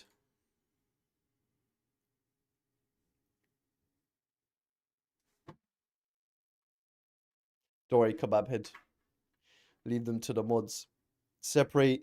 Yeah, you would change it to sine and cos, all right? So you'd write this. You'd have 2 over cos x, all divided by 1 minus tan, which is sine squared over cos squared. Which looks horrible, right? What would you do with this? What would you do with this? Scale, good, by timesing immediately, not just cos squared. You want to get rid of the cosine in the denominator on the top and the bottom. Now, cos would not be enough to get rid of the cos down here, so you need to do cos squared. Because then, that cos cancels with this to make 2 cos x. Over, and then when you expand this, you get cos squared minus sine squared. And what do you notice, guys? That is the same as this. Okay? Now, one thing, I've seen a lot of misinformation online, okay? You cannot make the 2 sides equal each other. You are not done. If you do that, you will lose probably half the marks, okay? All you need to do with this cheat method is copy this backwards. That's all, all right? So now I know how to rewrite this. I'm literally just going to copy this. Okay, that's what I needed to do. I didn't know what to do before, but now I know. All right, so I just need to factorize out the cos squared. That cancels, and we're left with 2 sec x over 1 minus tan squared. And that has been proved. And in the exam, either you cross this out or rub it out or whatever. No face, no case is what I say, yeah? Right. Do not make the both sides equal each other. Yeah. Rip it out. Yeah, if you want to. Okay. No, Joe. You're speaking to an examiner. You cannot do that. Right. Next question. Neil does illegal. What happens if you use permanent marker for the cheat? That's crazy. Oh my god. Cheese toast is possible. Yeah, you can lose marks. Okay, so they didn't ask you to prove that both sides simplify to the same thing, right? So yeah, you gotta be careful. Right, deduce an exact simplified expression for tan of x minus pi over 3 in terms of tan x. All right, what are we doing there, mate? Yep, tan addition formula. So the tan addition formula, very simple. Button the formula booklet. It's just a straight expansion here. Tan x minus tan of pi over 3 all over 1. Then you change the sign plus. Then you multiply them together. Tan of pi over 3. Okay. And then we get what? Tan x minus tan of pi over 3 is what? Root 3 over 1 plus root 3 tan x. Easy. Okay. Part B. Solve between 0 and 2 pi these trig equations. Right. Now, it's all part of the same question. Does anyone know how we can use part A here? I always make sure to remind my students of questions like this. These questions are what students do incredibly badly. Not harmonic form. We don't need to do that here. Nice, Yusuf. We take this bracket to the other side. By dividing by it, we get what's in part A. Okay, nice.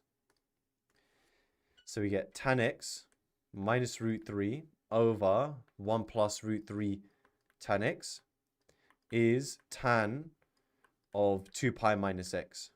And that we can now rewrite as tan of x minus pi over 3. Joke, man. You didn't see this. It's all good. Now you know to look for this in the exam. Okay. Right. What do we do? Sonny, if you're having issues with the resources, just contact customer support on WhatsApp. Just go on mindspace.co.uk, contact customer support, and they'll help you from there. Now, I don't like saying cancel tan on both sides because we have to consider that there are going to be other values, right? So that, guys, when you do inverse tan, yeah, we need to consider the primary and secondary values of tan as well. Okay, just out of interest, how do you work out the secondary value for tan once you have the primary value? Pi plus, good. So just for your revision, guys, so for sine, you do pi minus your primary value. For cos, you do 2 pi minus your primary value. And for tan, you do pi plus. And obviously you can convert that to degrees. Okay. Now, the first thing you want to do here is what? Before we consider this, we need to do something first. What is that?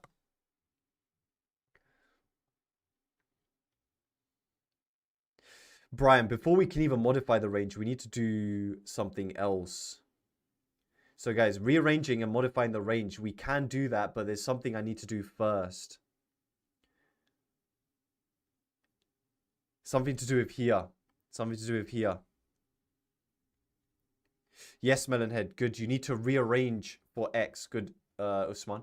We first need to rearrange for x before we can modify the range. Because when you add x here, you realize it's 2x. And then we're going to add that over. 2 pi plus pi over 3 is what? 7 pi over 3? Okay. Now we can modify the range. All right, let's go.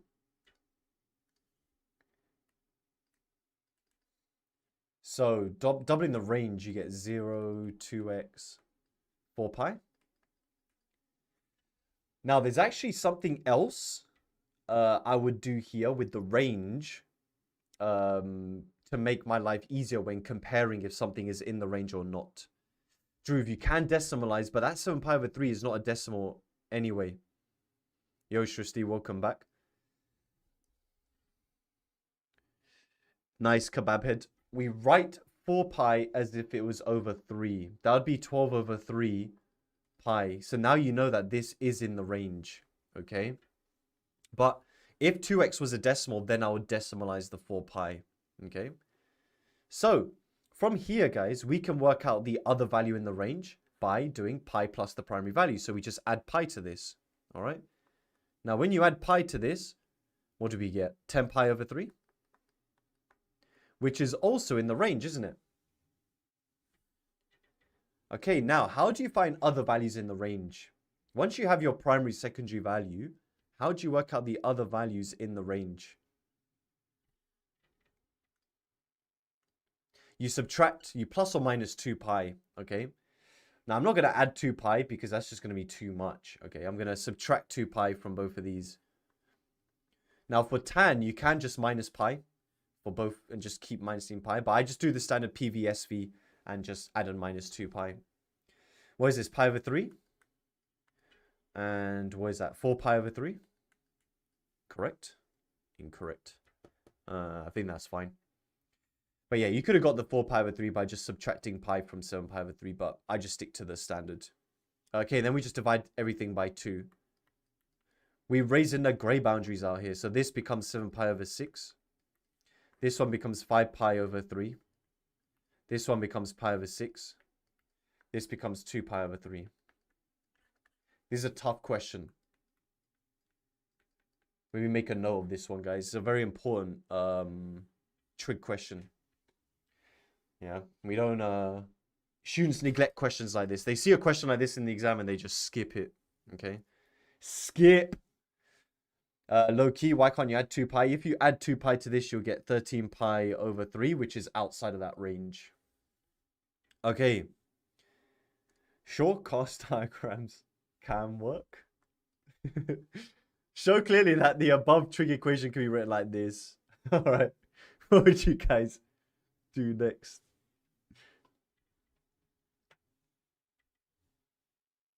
Addition formula. Hey, yo, nah, I haven't gone soft. What are you talking about? We got the cos addition rule is couscous indeed.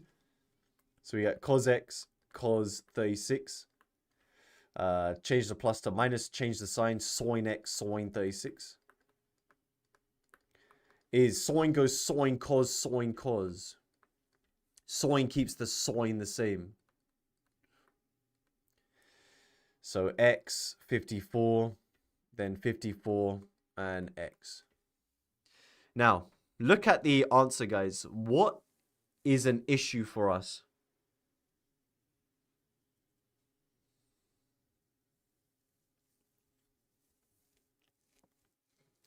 Finlay, Tan, yes, true, but why can't I just divide by cos here?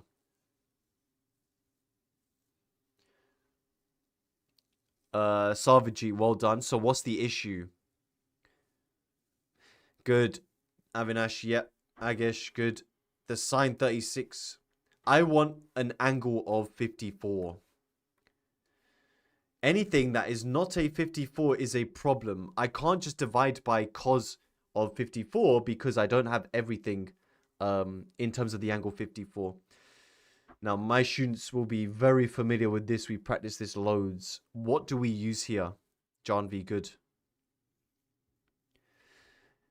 Evan. Good. Nice. So this, guys, is known as the acute angle transformations. Another one that students neglect. It's crazy. There's a lot of students who are going to be taking their exams tomorrow who won't remember this. But there's 2,700 of you who are raising the gray boundaries for you guys only. But the others are lowering it. So the acute angle transformations. The acute angle transformations, they come from a right angled triangle. So sine of an angle theta is the same as cos of 90 minus theta. And same thing the other way around. Cos of theta is the same as sine of 90 minus theta. It just comes from a right angle triangle, okay? Because you have an angle here, theta. This one here would be 90 minus theta. They both provide the same ratios, depending on how you look at it, but different functions, okay? So that's where they come from, all right? So in our case here, cos of 36 will be sine of 90 minus 36, which is sine of 54. Okay, very important. And the same thing with sine of 36. It will become cos of 54. And now we can just replace it. All right, let's go. So we have cos x. Cos of 36 is sine of 54 minus sine x. Guys, stop praying that this is not in your exam board. I can guarantee you it is. Don't live in denial, guys. So we got sine. Oh, you generation alphas always want life to be so easy. It's time to live in reality, guys. Okay, thank you, Hamza. If you think it won't come up, it will. All right. All right. So, Generation Alpha, what are we doing next? Hey, it doesn't matter, mate. What do we... Hey, yo, Harrison, get out of here, man. Now we can divide by cos, okay? So, no way you guys are Gen Alpha. That's crazy. Proper use. Okay. So we're going to divide by cos of 54 and cos x to change everything into tan. All right, let's go. Let's go.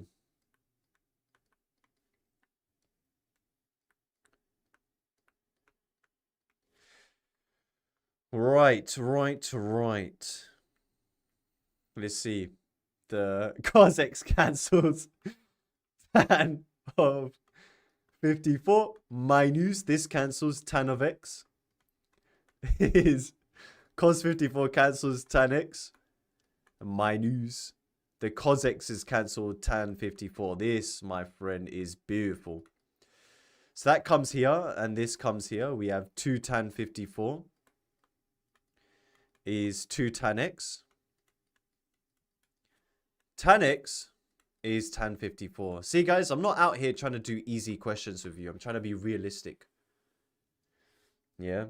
I don't want to see students coming out of exams crying, saying, this was the hardest paper I've ever seen in my life. Every paper I've done in my life was way easier than this. It's not true.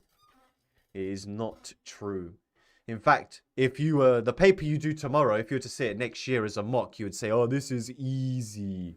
These guys were so lucky. It happens every single year. This was the hardest paper I've ever seen in my life. Oh my god. Bun EDEXCEL, man. Bun AQA. Oh my god. I can't believe it. Alright, so you proved this. What are we doing next?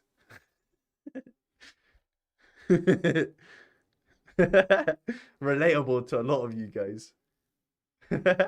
Matthew, yeah. So all that's changed is x has become 3y. Okay, so all that's happening is this the same as this. We're just changing that to 3x, tan 3x. It's just tan of 3y is tan of 54. What should we be doing first?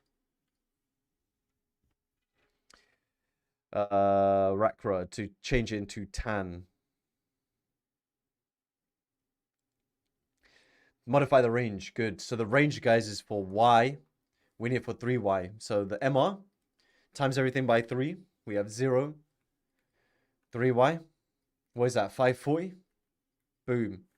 Remember, we're not cancelling out tan. We're inverse tanning. 3y is 54. In degrees, how do you work out the secondary value? Geography for you. Don't worry, I'm growing it back again. Add 180 in this case. Yeah. So what is that? What's 180 plus this? Like 2... No, 134. Something like that. Sharks, you can definitely use the solve-n function. Did I say 134 or 234? I can't remember now. You can definitely use the solve-n function to check your answers. So now we just add in minus 2 pi. I think we can only do it with 54, right? What's 54 plus 360? Help a brother out, man. 414. Gengar. Goated Pokemon and that. And I think that's it, right? To 234, we're not adding 360.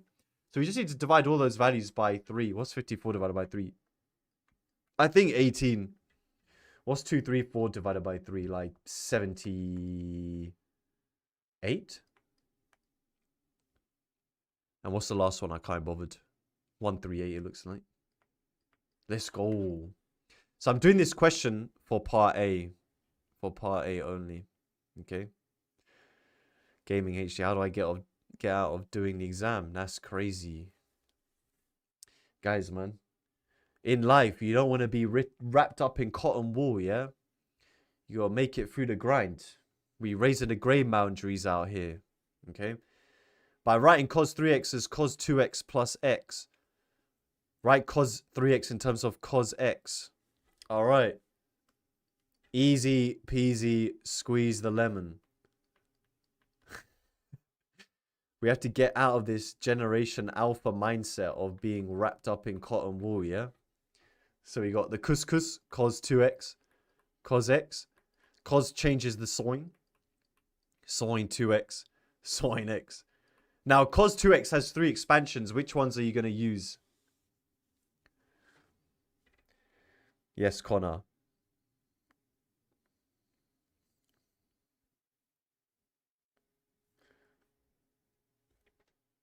What if I memorize the answer? Lacquer, it doesn't matter. You'll get 0 marks if you just write down 4 cos cube minus 3 cos x. Okay, good. So we're going to use the cosine one only because we're going to rewrite in terms of cos x, right?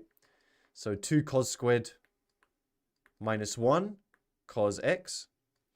Minus this one obviously only has 1. Yeah, so 2 sine x cos x times sine x. Start expanding stuff. So we got 2 cos cubed x minus cos x minus 2 sine squared x cos x. Then what do we do?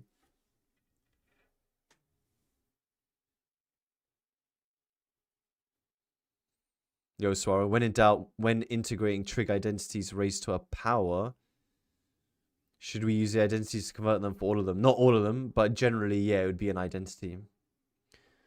But you have things like cosec squared, sec squared, where that's not the case, though. Yeah, we change sine squared.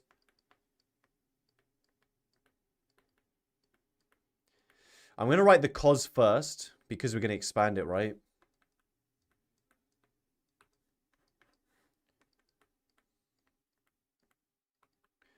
Right, minus 2 cos x. The reason we write by writing is cos 2x plus x, because in further maths we can use man like de Moivre's theorem to do this slightly differently. Arguably less work. Okay, when you add these together, you get 4 cos cubed. Lewis, something like this, 4 marks in the exam.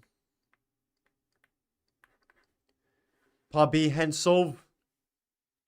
Cos 3x is cos x. Now we've just done the maths for this. We're going to rewrite it as 4 cos cubed.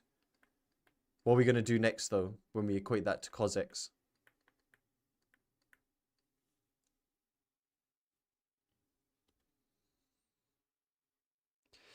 Nice, shaky, good, Matthew. So, guys, what do so many students do that is what you should not be doing? Yes, Harold, good. What do so many students do? And I know most of you will have done it, but it looks like you've all remembered to not do that right now. What did I tell you at the beginning of this stream, guys?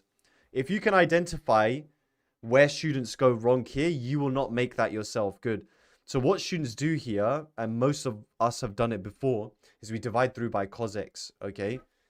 That gets rid of solutions. So we move it over first, and then we factorize instead. Beautiful, mate. So that goes. Factorize out cos x. Don't divide cos. DDC in that. So cos squared x minus 1 is 0. So either cos x is 0 or cos squared is uno. Let's move over here. Cos x is 0. Disguised cubic? Potentially, I guess. AM, why is the 4 gone? I just divided by 4. Cos x is minus 1. Don't forget, guys, you get plus or minus. Inverse cos of 0 is pi over 2. What would the secondary value be?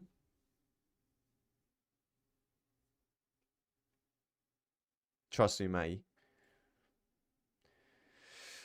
Rayan, yeah, 3 over 2 pi. Yeah, when you do 2 pi minus this, we get 3 pi over 2. Inverse cos of 1 is 0. The secondary value would be 2 pi. Now, I'm about to make a mistake, guys. Can you find out what that is? If I do this. You get pi, and the secondary value is also pi. Good, Boone. Rayan, good. This is, again, where examiners are super cheeky. I just don't know why they would want to catch you out like this, but they can. So just always pay attention, okay? All right. Next one. Prove this identity. What are we going to be using here?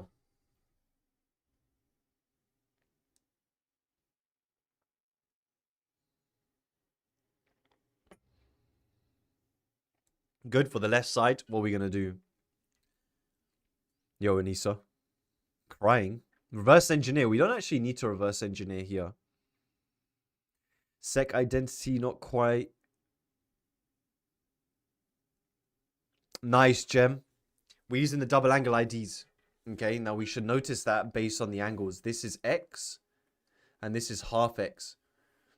Okay, these are the double angle IDs. So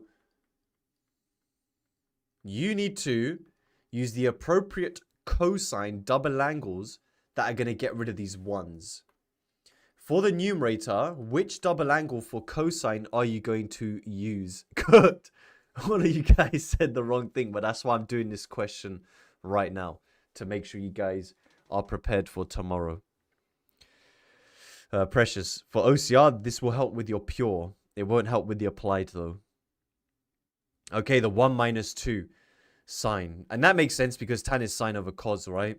So 1 minus 2 sine squared. Then we half the angle.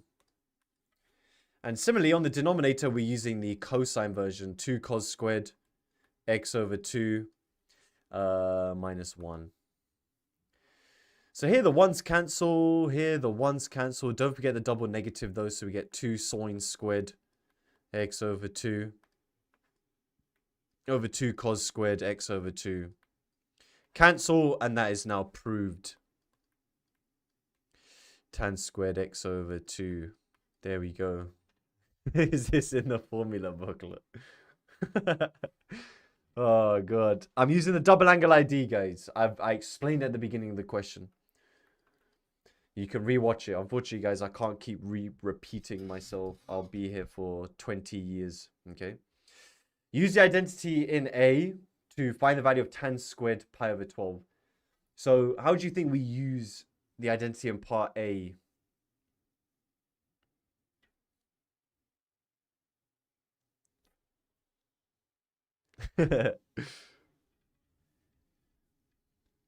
Haha, 20 years is nothing to me. Haha.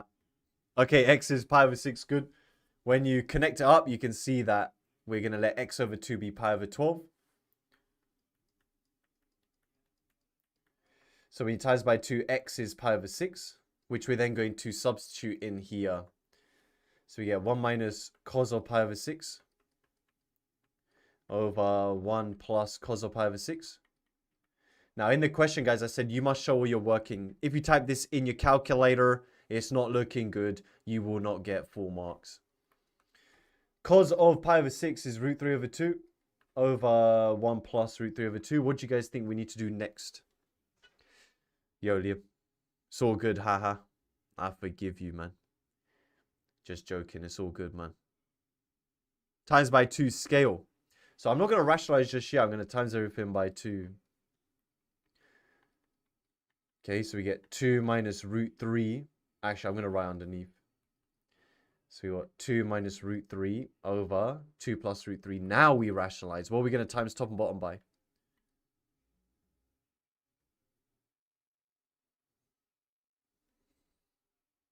Ibrahim, what do you mean? Good. We times by the exact same thing. We just changed the sign. The denominator, you need to show this, guys. 2 times 2 quattro minus root 3 times root 3 tree. Multiply that out. We get 4. You have to show everything if they ask. Minus 2 root 3. Minus another 2 root 3. Obviously, you can show each individual step by just using your calculator, but then we get plus 3. So that's what? 7 minus 4 root 3? Because the denominator is 1, right? Part 2. Solve that equation. All right, how we use the identity in part A. Okay, so it should be easy to see that that goes to this, which is tan squared, right? So we're changing it to tan squared is 1 minus sec x over 2. But how do we solve that?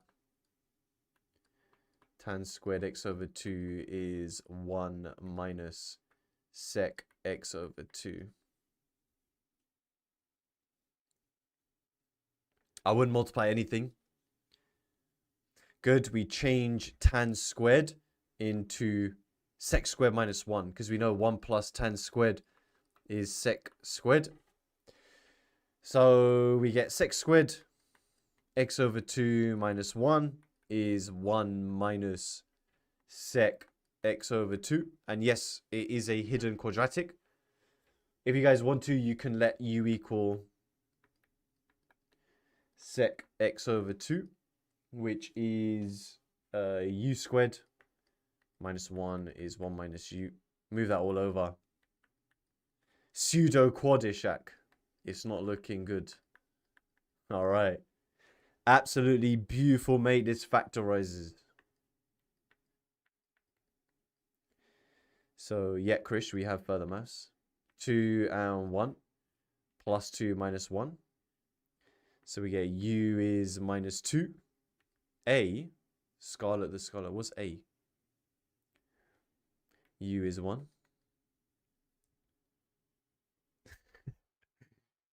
Hey, yo. So, this is still sec x over 2, right? Is minus 2. Okay, then what do we do? Hey, yo, baked potato, man. It's all good. You got this. Your predicted grade. 99.9% for a C after this stream. Reciprocate, good. So we get cos x over 2 is minus a half. And here cos x over 2 is just uno. Then what would you guys do? ZFC. Nice. What is that? Zimbabwe fried chicken or something. ZFC. We have KFC. We got PFC. Got ZFC now.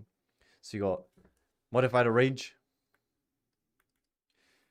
So we're going to half that. Yeah, halving that. So we got 0 x over 2. And do you know in Zimbabwe they've got a place called Lun Airport? Do you guys know that? In Zimbabwe, I actually need to visit one day. If you Google it, search Lun Airport. I'm telling you, I'm not even joking. Of course I know that. What do you mean? Hey, yo. Oh my God. I think we should all go on holiday to Lun Airport. Imagine. Oh my God. So, when we inverse cos minus a half, what do we get? What is that? Like 2/3 pi or something? Can you guys correct me if I'm wrong? Sure, how do I know that? It doesn't matter, man. Doesn't matter. Hassan, yeah, alright, cool. Would you work out the secondary value here? Oh, it's Zambia, not Zimbabwe. Damn. My bad. I thought it was in Zimbabwe. Okay, it's in Zambia. It's in Zambia. Okay, guys, we're going to Zambia. Alright, good. I wouldn't work out the secondary value here, guys, because it's only just in the range. When you do 2 pi minus that, it's going to be out. Here, when you inverse cos 1, you get 0, right? And again, you're not going to work out the secondary value because it's going to be out the range.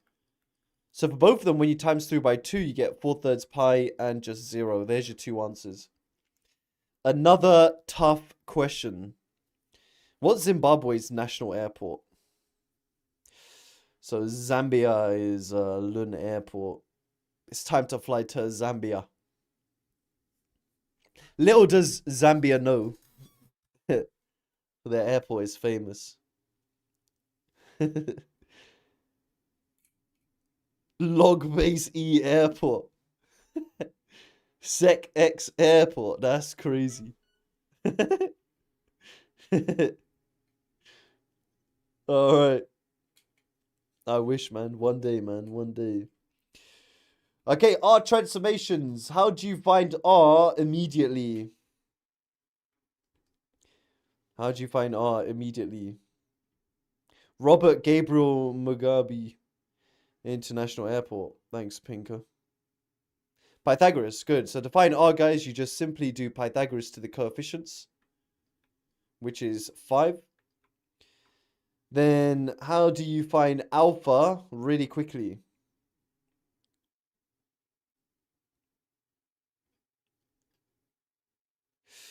That is true, Savaji. Good. So guys, it's inverse tan. Now there's some things you need to check. You need to check that if this is cos, the form is cos. So the first function needs to be the form you want it in.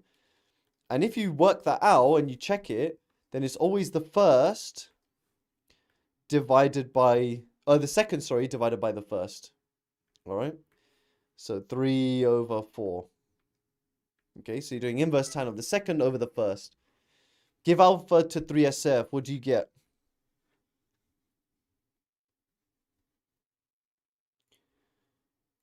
Inverse tan. So in radians.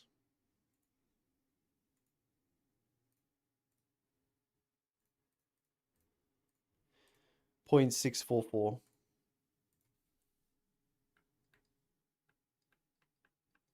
So we have 5 cos of theta plus 0.644. Part B, state the range of the function defined by that. Now, how do you think that relates to part A? Shanapal, you can see it's not in it's in radians from this. So good, Melonhead. Jopkin, good. So this is just the exact same as part A. It's just the negative of it, right? So f of x, gaming gnome. Hold that thought for the next slide. I'm going to show you something. You get 1 minus part A. So it's 1 minus 5 cos, but all that's happened is theta has changed to 2x. Okay. So it's 2x plus 0.644. Tom, wasting time. I'll show you in the next slide.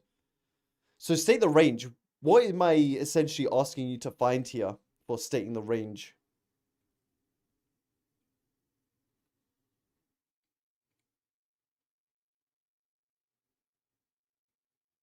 No, it's still plus. The angle stays the same as what it was in part A. Good, Cindy. Cartoon, good. Drag, good. We're just working out the maximum minimums, which is to do with 5 and minus 5, right? So we have F max, F min. What would they be?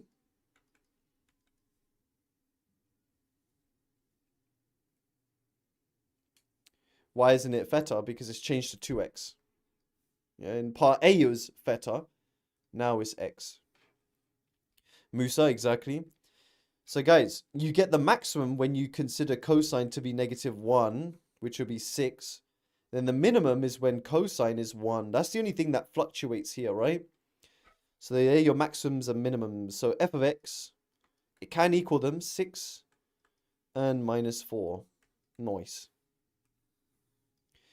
Part C, find the coordinates of the turning points between 0 and pi of the curve 1 over f of x. So to my 1 over what we got over here. All right, we could do this the easy way or the hard way. What do you think is the long way of doing this to find the turning point?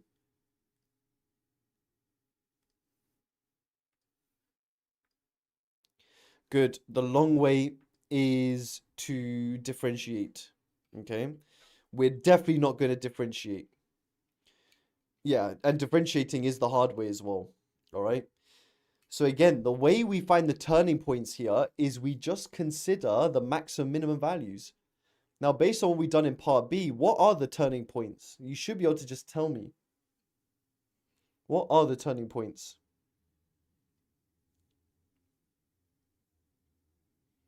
Rids is when cos is -1 and 1. Those are that's turning point, but then we're thinking about the overall f of x. Yeah, good. So guys, the turning points occur when we have the turning points from part B. We consider when the denominator of f of x is maximum minimum. So you have 1 over 6 and 1 over -4. Okay. But I need to find out where they are. Where they are. Now, remember with 6, that came from when we let cos x be -1. Now, all you guys need to do is tell me on the cosine graph, when does it achieve its minimum? So that's when cos is its minimum. When does the cosine function achieve its minimum? Good, it's at pi. Joe, good. So all you need is cos of pi. So you're going to set what's inside that bracket to equal pi. And then you'll find the x value super quick. Okay, guys, let's rearrange for x. We'll round it to like 3SF or something. So we have pi minus 0.644. UA order pies. I'm hungry, man. I'm starving like Marvin. So we got 1. Let's just say 25.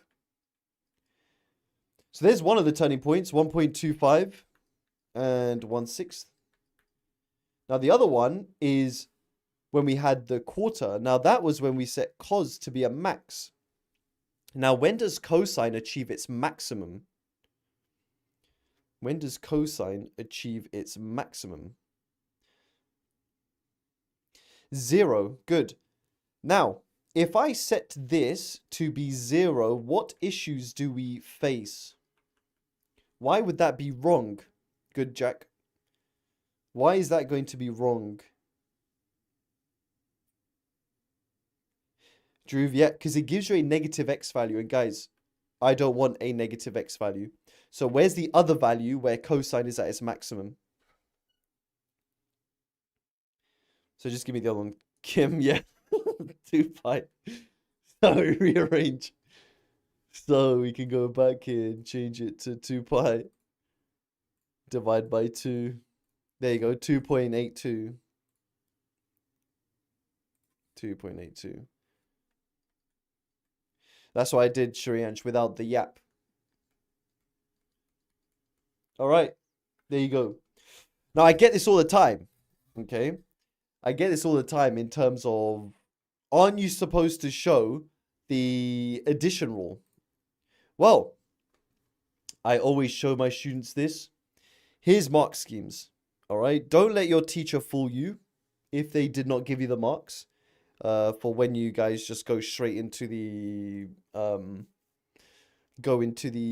Pythagoras and tan alpha, and you don't show the addition rule.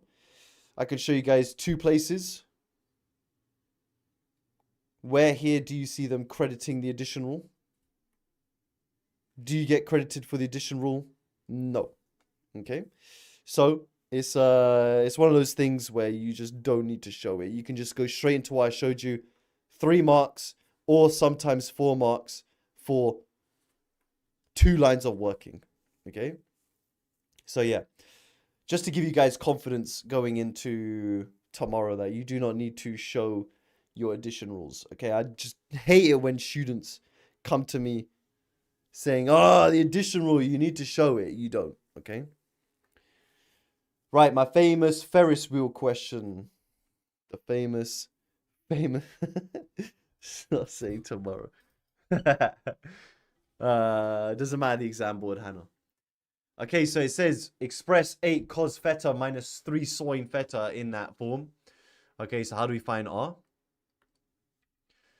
Well, you could do it anyway. There's no issue with doing it. I'm saying you don't have to, though. So yeah, we are just doing Pythagoras here. 8 squared plus 3 squared rooted. What is that? Or 64 plus 9. Like 73 or something. Yeah, root 73. Then for alpha, we're doing inverse tan of what? What divided by what? Hey, Roland, the game's the game. Trig is very important, man. Good, it's the second number over the first. Making sure that it's cos. Okay, 3/8. Okay. Yeah, Ahmed, you always ignore the sign. So can you see there's a negative here? You don't take that into account. We took that into account here. All right. So guys, never take into account any of the signs. What does that give you? I haven't really said, but let's just stick to radians and 3SF. 0. William Rose 359. Dark Lord. 0.359. All right, so we got root 73 cos theta plus 0.359. Easy for 3 or 4 marks. Part B says state the maximum value of this function and the value of theta which it occurs. So what's the maximum value of this? Kyle, why does EDEXCEL love Ferris wheels? I have no idea, man. They love Ferris wheels, though. Not one. Tash, exactly. Zabe, good, is root 73. Okay. When the cosine function is 1, but the maximum it can be, guys, is root 73. So just to practice what we did in the last example again, when does the cosine function achieve its maximum? Yes, codename.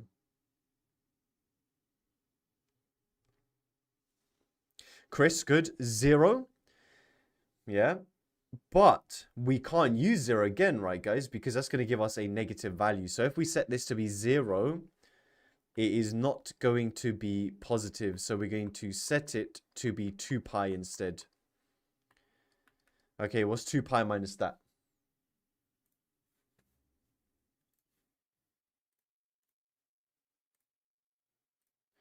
Zero 0.359.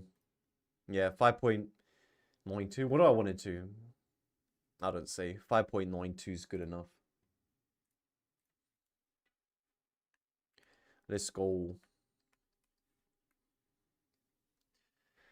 Jenny, are you okay? Are you okay, Jenny? Models the height h above the ground of a passenger on the London Eye by that equation, where h is measured in meters and t is the time in minutes after the wheel starts turning. Calculate the maximum value of h and the value of t at which this max occurs. Give your answers correct to 2dp. What do we do here?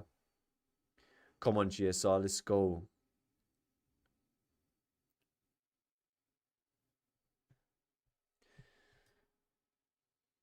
Yeah, Joel, I wish.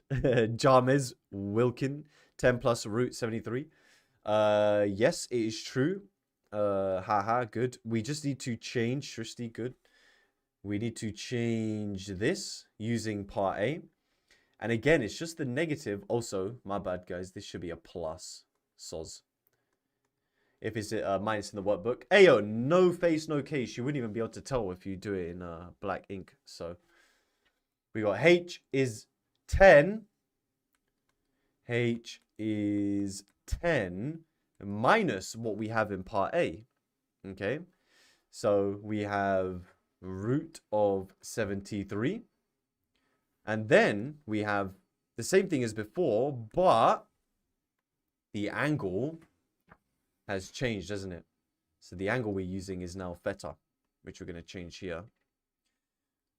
Okay, so we got cos of 2 pi t over 5 plus 0.359. So now could we all be in agreement for h max? What would that be?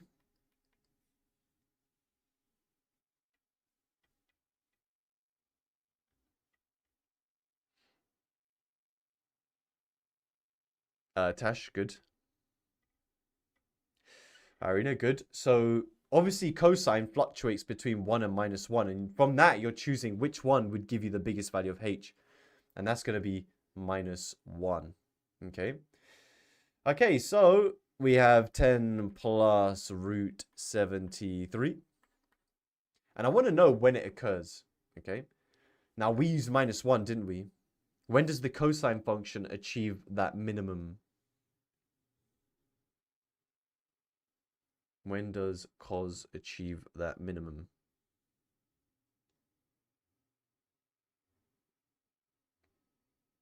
Pi, good. So we're going to let what's inside here equal pi, all right? Because cos of pi gives you -1, which then gives us that max, okay?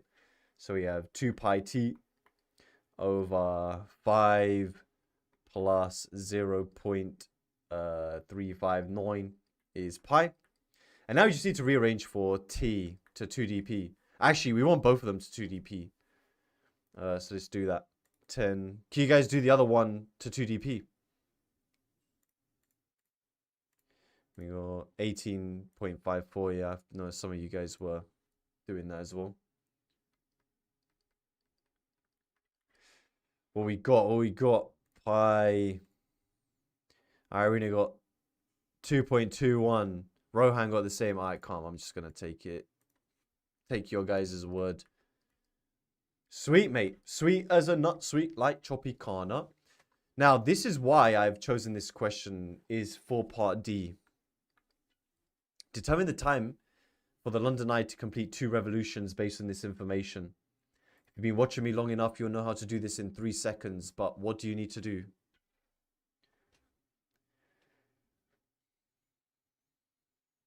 Yeah, I don't know why it says C. Nice, Kim. Khalid, I think I know what you mean. So, to find out the number of revolutions or the time it takes to complete revolutions, all you need to do is look at what's known as the period of the graph. JDeep, exactly. Now, the period of the graph tells you how long it takes to complete 1 full cycle. Okay. Now, for the sine graph, how long does it take to complete 1 full cycle? How long does it take for the sine graph to complete 1 full cycle? 2 pi. For the cosine, it is also 2 pi. What is it for tan? What is it for tan? Pi, good. The tan graph, guys, actually completes 1 full cycle in pi seconds, okay? Or depending on what the time is. So, the only thing that affects the period or that time is x manipulations, okay? Not like shifting. So moving left and right does not affect the graph, which this bit here doesn't affect or affect, period. Okay. However, the coefficient of t does. Yeah, this value does affect the period. If it was, I don't know, 3t, what would that do to the period? What would that do to the period if it was 3t? Good, you'll do a third because you're dividing it by 3, right? So to find the period, guys, all you do is you do 2 pi divided by the coefficient of t, basically. Yeah. So in our case, we're doing 2 pi divided by 2 pi over 5, which is just 5. But that's for 1 cycle. That's for 1 cycle. I want 2 cycles. 2 cycles. Is this in minutes? Yeah. 10 minutes. There you go. This question is worth 2 marks. Which is why you only need to show this amount of work in. Alright? Alright. There's that one. No pi, the pi cancelled. The pi cancelled. Alright, another question that cooked 99% of students. Not you guys, though, because we raising the grey boundaries out here. Okay? Only, maybe. Okay. I think if you're in East Revision, you would have seen this question before. Okay, some of you recognize it. Given that y equals arc cos x, express arc sin x in terms of y. What do you guys think we need to do first? Finica, maybe. Let's see if you remember how to do it. Mustafa, yep, we're going to cos both sides. So x is cos y. Then what do we do?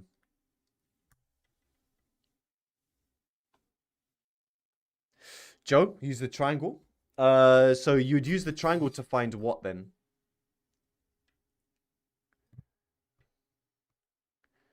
What are we trying to find with the triangle? To find sine. All right, let's try it. So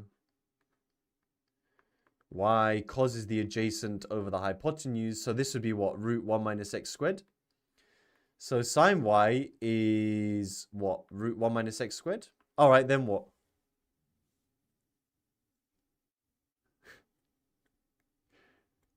Imagine saying arc is not in EDEXCEL. Hey, yo, guys, don't listen to misinformers. Those are the classic Coco Melon watchers. But if you do inverse sine, you get this. Is that what the question asked?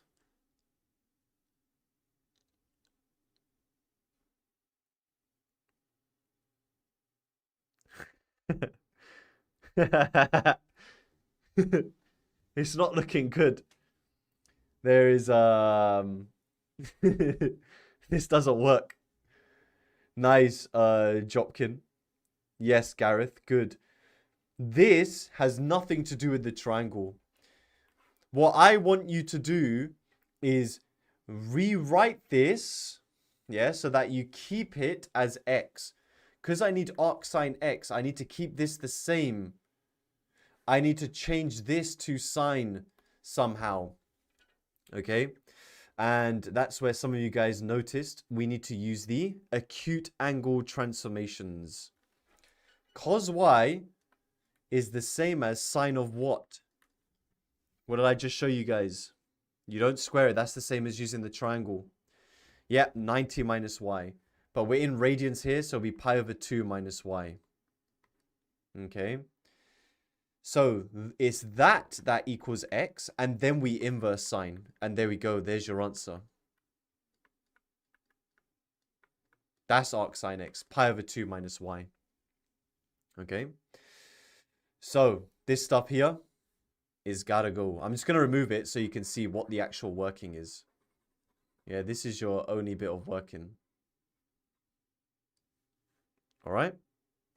This can't be EDEXCEL. This was an EDEXCEL past paper. Again, don't be a Coco Melon watcher and spread misinformation.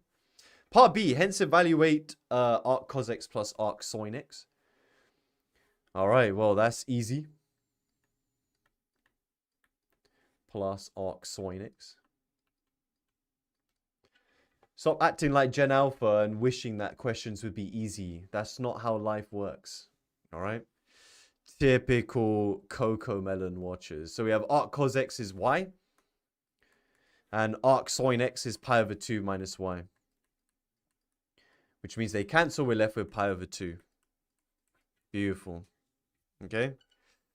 Which is pretty interesting because if you go on your calculator, if you do inverse cos of like anything, like 1.55, and you add inverse sine of 1.55. Look at this. Whoops. 1. Ayo! It has to be less than 1. I'm bugging. Do 0.55. There you go. Look at that. That is beautiful. This question here was answered incorrectly by 97% of students when it came up. So, yeah, pretty interesting. Pretty interesting.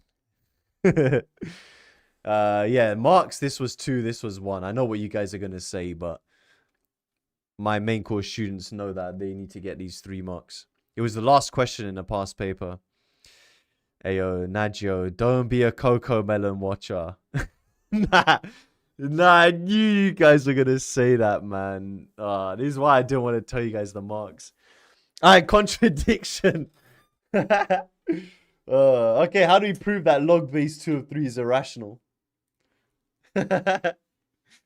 Oh, I'm dead.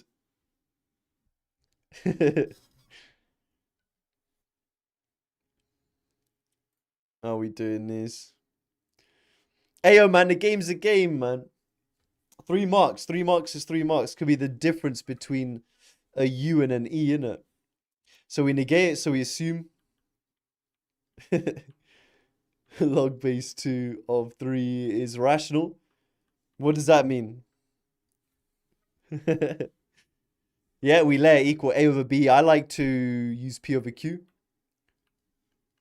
We use P and Q at university. A over B is some textbook way. But P over Q, where you have to say P and Q are integers. What else do we need to say? Yep, the most important thing we need to say is co-prime. I'm just going to say Q not equal to 0 and PQ are co-prime. What does co-prime mean again? In its simplest form, good. The greatest common divisor or divisor is 1. The biggest number that goes into both is 1. Okay, what do you guys think we do next here? Term. Yes, Shurian. She means you haven't defined the system properly. Poser, you saw this in the playlist. Nice. I think I did a harder one. I think I proved root K was irrational. That's a mad proof though. Yeah, good. We do 2 to the power of to get rid of log base.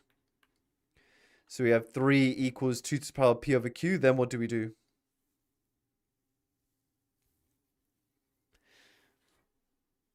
Then what do we do? Not E.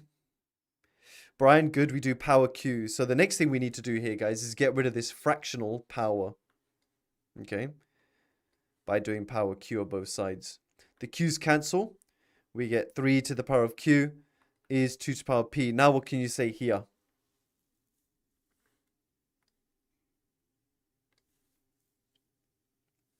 Haha, good. So all we're going to say is the powers of 3 are odd. The powers of 2 are even. They can never be the same. Unless one of them is 0. But we know that can't be true because Q can't be 0, right? So 3 to the power of Q is odd. And 2 to the power of P is even. So cannot be equal unless Q and P equals 0, but Q cannot equal 0, therefore contradiction. Therefore, log base 2 of 3 is irrational. Light proof. Why is 3 to the power of Q odd? Because you're just multiplying by 3. Odd times odd is odd. Yeah. So if you keep multiplying odd, it's always just going to give you an odd number, right?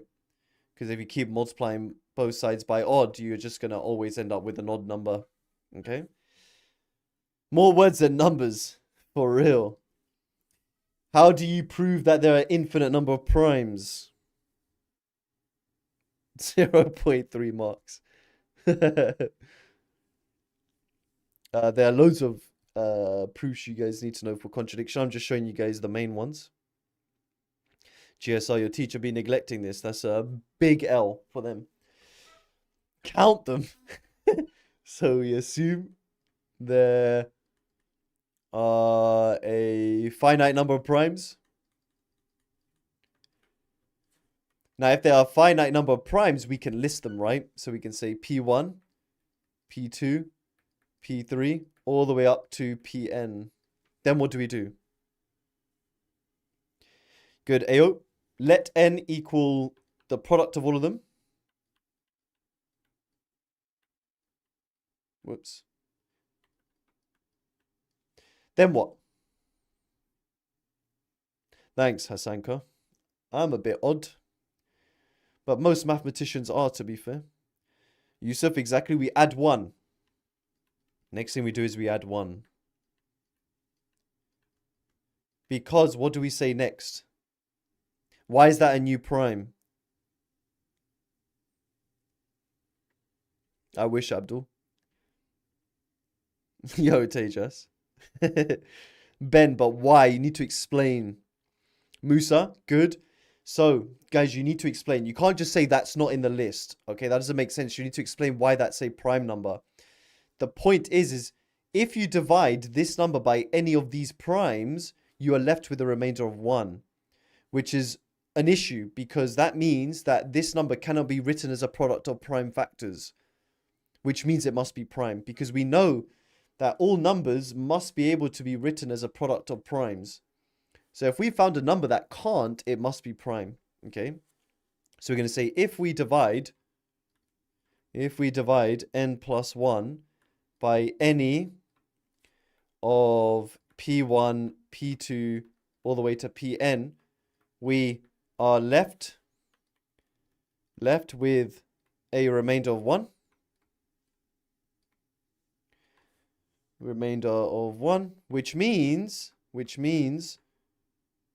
n plus 1 is a prime not in our original list.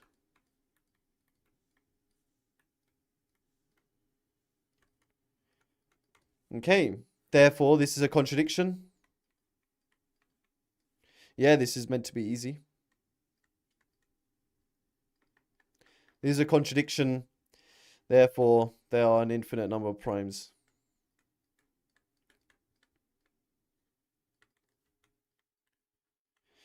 I wouldn't even say it's memorization, it's understanding. If you understand, I don't remember this stuff. I just understand it, right? So I just do it, mate. Alright, vectors and finding out how things intersect each other. What if I contradict the contradiction? That's crazy. Yo. Given that the ratio O to Q, QA is 1 to 2, find the ratio OXXC. Okay, how do we find this ratio? That is true. 3 times 5 is not 35, guys. My bad. It should be 3 times 7. That's crazy. Who said 3 times... Wait, what? Ignore. You guys didn't actually say anything, to be fair. I think we're all, like, a bit tired. In half an hour, guys, you're all going to sleep, alright? Morad, shush. Get out of here. Joe Unk, get out of here. So, how do we find it? How do we find this ratio? Bedtime, for real, man. I haven't even had my dinner, man. I'm starving. 9 is not my bedtime mark. It should be. I don't even think you guys have set out to do this.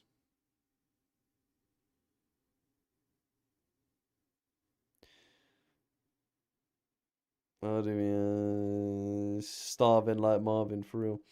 Nice, Melonhead. So we use this the direct way and the sports indirect way. So basically, guys, this question is simultaneous equations. Yeah. So we basically go from O to X using 2 different directions. All right. So there's the direct way, which is the yellow, and then there's the indirect way going down to B and then up to X. Okay. So we consider 2 different directions and do simultaneous equations. So there's the direct way. O to X is what? What do we say? How do we start this off? Saying O to X is what? Viral Pulse, can we watch Peppa Pig? I wish, man. That would be great. Vinegar, final supper at Taste of Lahore after 19th of June. That could be a vibe, man. Good. Lambda OC. So, guys, we're trying to work out what fraction OX is of the whole line.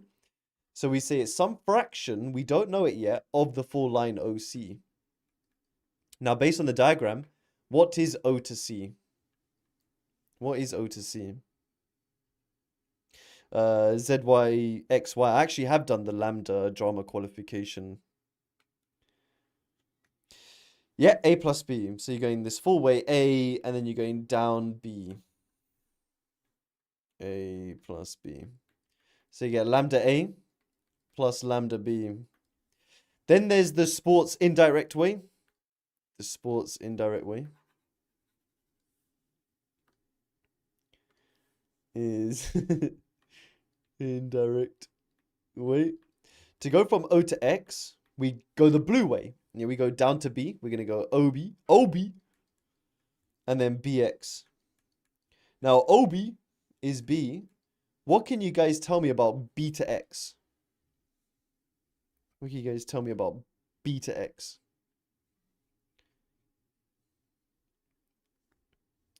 RT, something BQ. Good, Ams. Some fraction of BQ. So B to X, guys, this vector is some fraction of this whole thing. So we're going to call it mu of B and Q. Now, you guys just need to tell me what BQ is. What is B to Q using the diagram?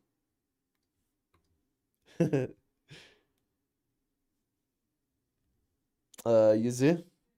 Nearly. Yeah, minus B. Sinite.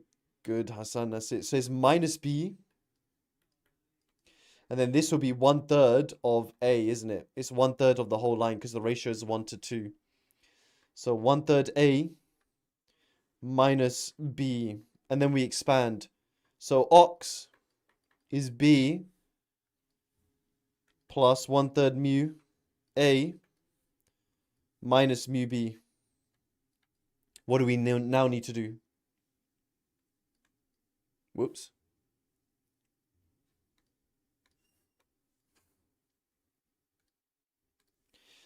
Before we do simultaneous equations, ayo, Priyesh, Kemcho, is on yet. We need to factorize the B. We don't equate just yet. So I have 1/3 mu A. We need to factorize out the B first. Over here, there's a 1. And then minus mu. Okay. Now we equate the coefficients. We compare these. What can you guys tell me when you equate the coefficients?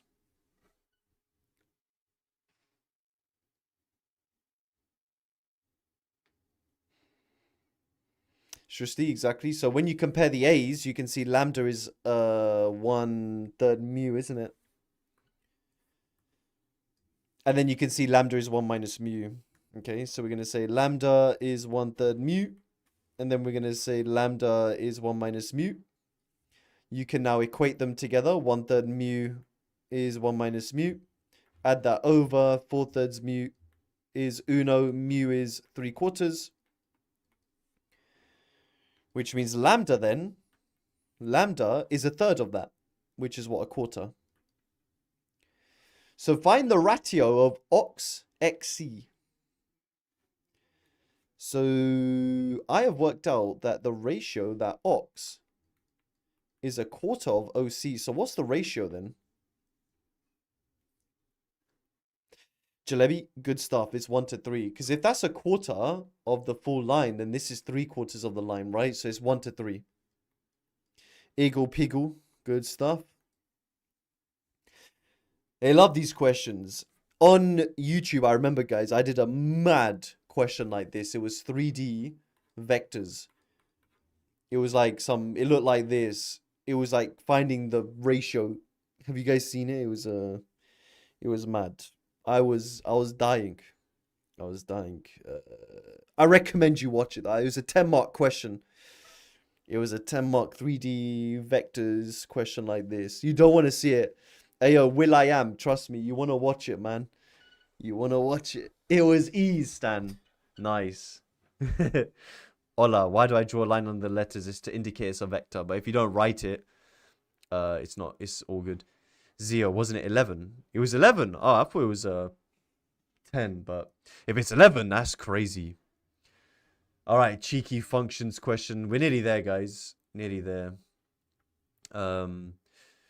F of x is e to the 3x plus k. So, guys, when you see this kind of mapping notation, just straight away change it to f of x is e to the 3x plus k cubed. State the range of f. Now, whenever they ask you to state the range of a function, what should you be doing? Adam Ski, is this the hardest topic? Definitely not. Drew, good. We should do a sketch. Okay. If it's tricky, draw picky, all right? Now, e to the 3x is just a standard graph like this. What does the plus k cubed do?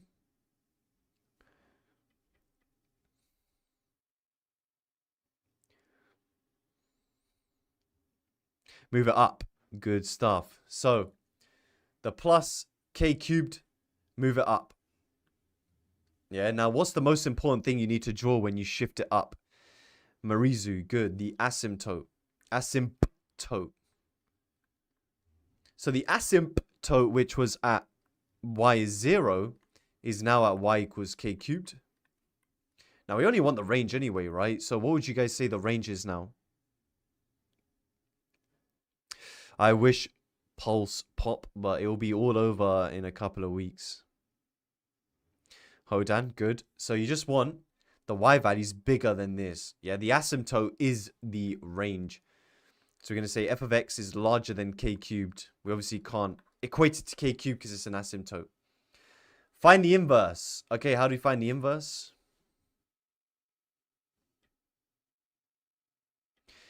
If it's tricky, draw a picky. For real, for real. Swap the x and the y. It's going to be a Lungang special.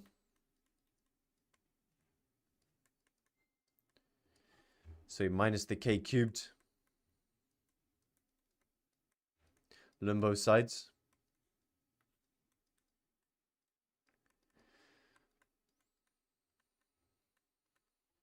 There we go. The inverse is 1/3 ln x minus k cubed. Nice. How do we find its domain? How would you find its domain? Ed, what do you mean? Good. The domain of the inverse is the same as the range of f. So we have the range of f. We just have to change it to x. And that makes sense because you need what's in here to be positive, isn't it? All right. Good stuff. Good stuff. The function g is defined by... All right, let's write that properly. G of x is ln 3x. Solve f(gx) is 28k cubed. All right, what does that mean?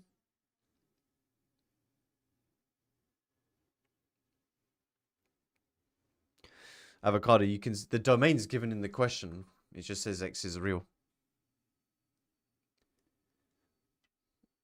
Okay, plug g into f. Good. So f(gx) means f of gx. Which means in f, wherever you see eggs, you're going to replace that with g of x. So that becomes e to the 3 g of x plus k cubed. And g of x is ln 3x. What would you guys do next?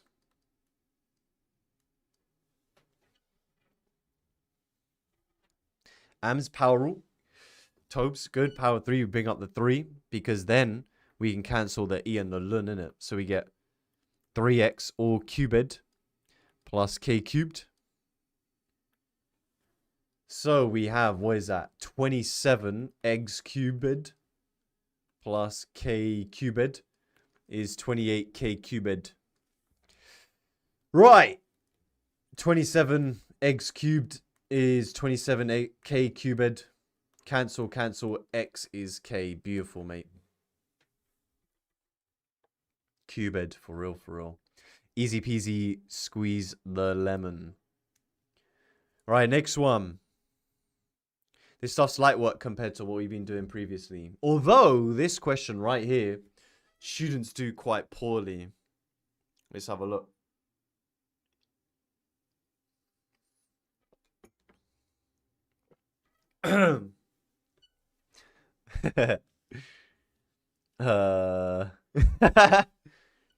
Given that a and b are constants on separate diagrams, sketch the graphs with equation modulus 3x plus a. RIP CG50 users who always rely on their calculator to sketch these. Dom, no it doesn't, mate. It's not looking good for you, my son. This is obviously a V shape. How can you find where it crosses the x-axis? Super easy. Tuna coffee, Aman. Maybe I need to try that, you know. Finlay, what do you mean? Make the inside 0. So guys, to find where the vertex is, you just make what's inside equals 0. Yeah, so we have 3x. So x is minus a over 3, right? And a is positive. A is bigger than 0. All right, cool. Like that. So you got minus a over 3. Where does it cross the y-axis?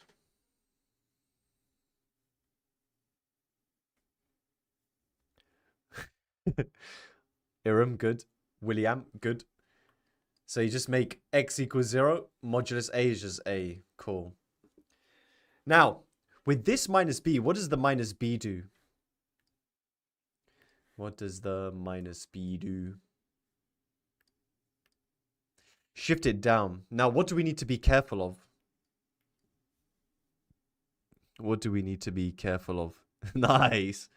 What a set of answers. I love to see it, man. We're still awake. We raising the grey boundaries out here. Good, Nimra. The wine sept. Yeah, so guys, the most important thing is the wine sept, because this vertex here is easy, right? In terms of where it goes down to, but it's this. We need to decide if it's going to lie above the x-axis or below, okay? What do you guys think? Is it going to be above or below? Celine is saying below. Sylvia is saying below. So I have said in the question, guys, that B is larger than A. B is larger than A. So if I was to get A minus B, because we're subtracting B, right? If you minus B everywhere, you realize very quickly that A minus B is below 0. So it is going to cross below here. So we just get that V shape. V taper and that. But I do want to know where it crosses the coordinate axes. So I need to find where it crosses the x-axis now. How do we find these points? What are we going to need to do? Not y is 0. That's not where... Oh, sorry. Yeah, that is true. But I need to do something first. You can't just make y equals 0. Because that's not going to give you 2 places.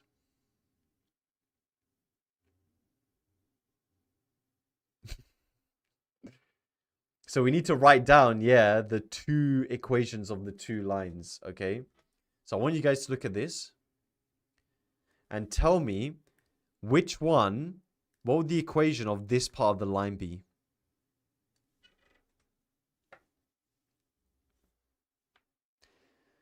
Which one would that one be? Yeah, Hassan, good. So that's how you look at it. Shristi, that's it. Khalid, good. It's the positive. So you know that's a positive gradient. That keeps it as 3x. So this one is simply y equals 3x plus a minus b. All right. Now the other one is going to be the negative version because that has a negative gradient. Yeah, so this one is a negative gradient. That's when the modulus is negative. I'd recommend you do it somewhere else, guys. So the negative one, don't mess up your diagram, yeah? So we have the negative of 3x plus a minus b. That's minus 3x minus a minus b. Okay? Just that one. I mean, it doesn't really simplify anyway, but... when you make y equals 0, what is that? 3x is minus a minus b. When you divide by 3, what would be a clean way of representing your answer here? Dark Lord, I already know about the numworks calculator. I'd have to double check the exam board's allowed calculators. I don't think the numworks is allowed. So the 1/3 on the outside, but also, guys, the negative. I would factorize out the negative as well. It just looks much cleaner. Okay. So that's that one. And then for the other one, when you make that equals 0, you get 3x is b minus a. So x is 1/3 of b minus a. Or b minus a over 3. I've done it like this now. Doesn't make a difference. But there you go. Okay. So, that's done. That's a tough question. Most students get this part of the question wrong. Now, part B, they say solve for x.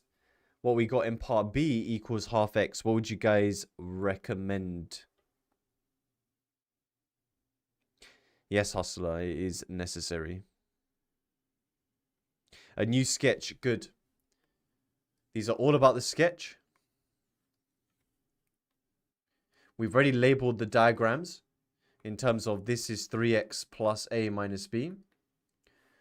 And we're going to draw a half x. How many times is it going to meet the v? When you draw the half x. How many times? Twice. Good.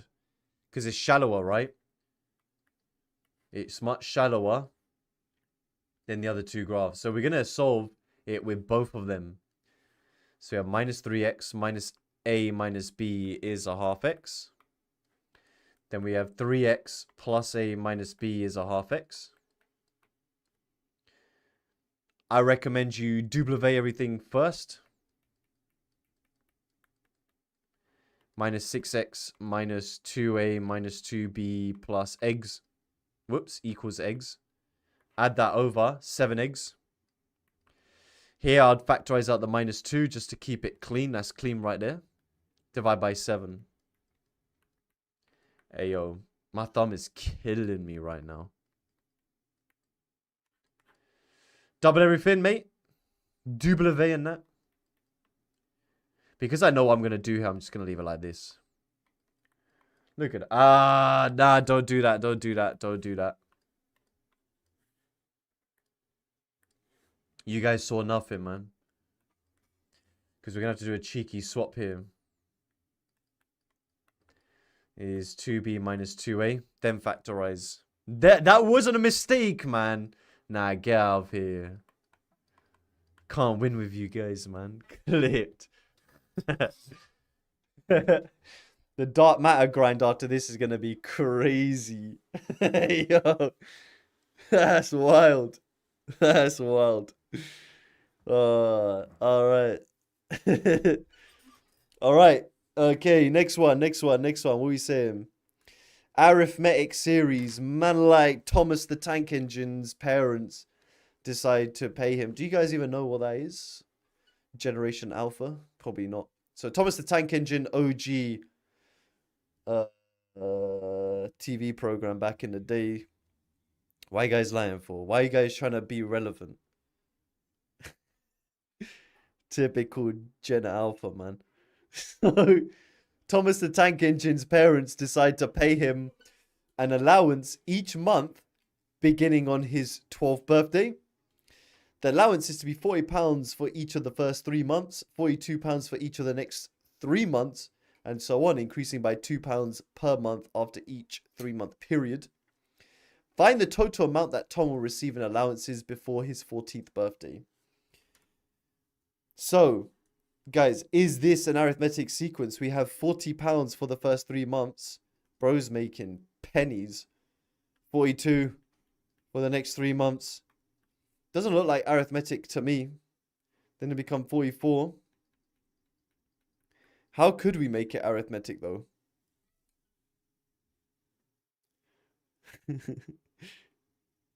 Yes, Taran, it is. Hassan, good. We can make it groups. Jamiroquai. £40 a month is mad for a generation beta. Okay. So we just combine the trios. RIP Warzone trios. So you got 120, 126. What is that? 132.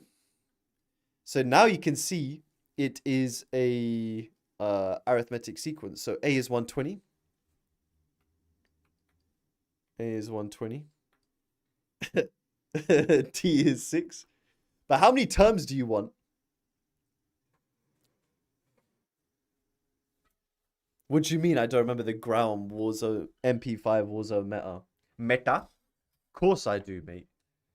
You guys weren't even born during the OG Warzone days. 8, is it? So 14th birthday is 2 years. Yeah?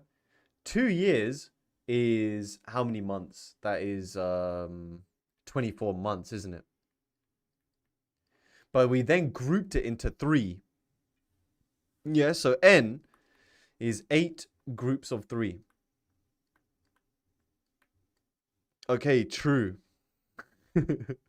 So now we can do the sum, right? We want the total amount. We're adding all these together.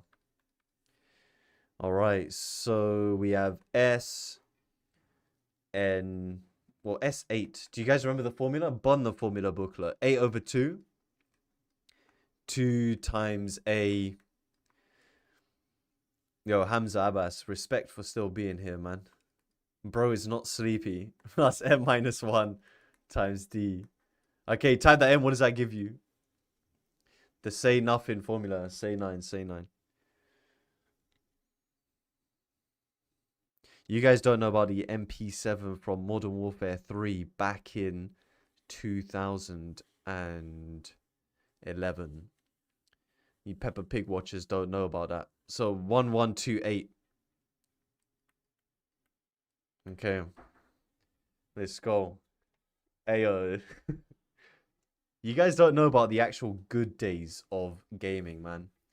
Modern Warfare 2, 2009 was the greatest game ever made. You guys weren't even alive to experience it. It's so sad, man. It's so unreminiscing, man. I still have my PlayStation 3 game. It lies there and I can't play it. It's very sad. It's very sad. Show that the Black Ops 2 Zombies was very good. Yeah, it was. It was. Show that the total amount in pounds that Tom will receive in allowances in the N years after his 12th birthday, where N is a positive integer, is given by this now. Okay, so now I just want the general formula. Okay. So we still have A is 120, right? Yeah, we still have A is 120. D is still 6. But what is N here? TikTok's booging. Wagwan TikTok.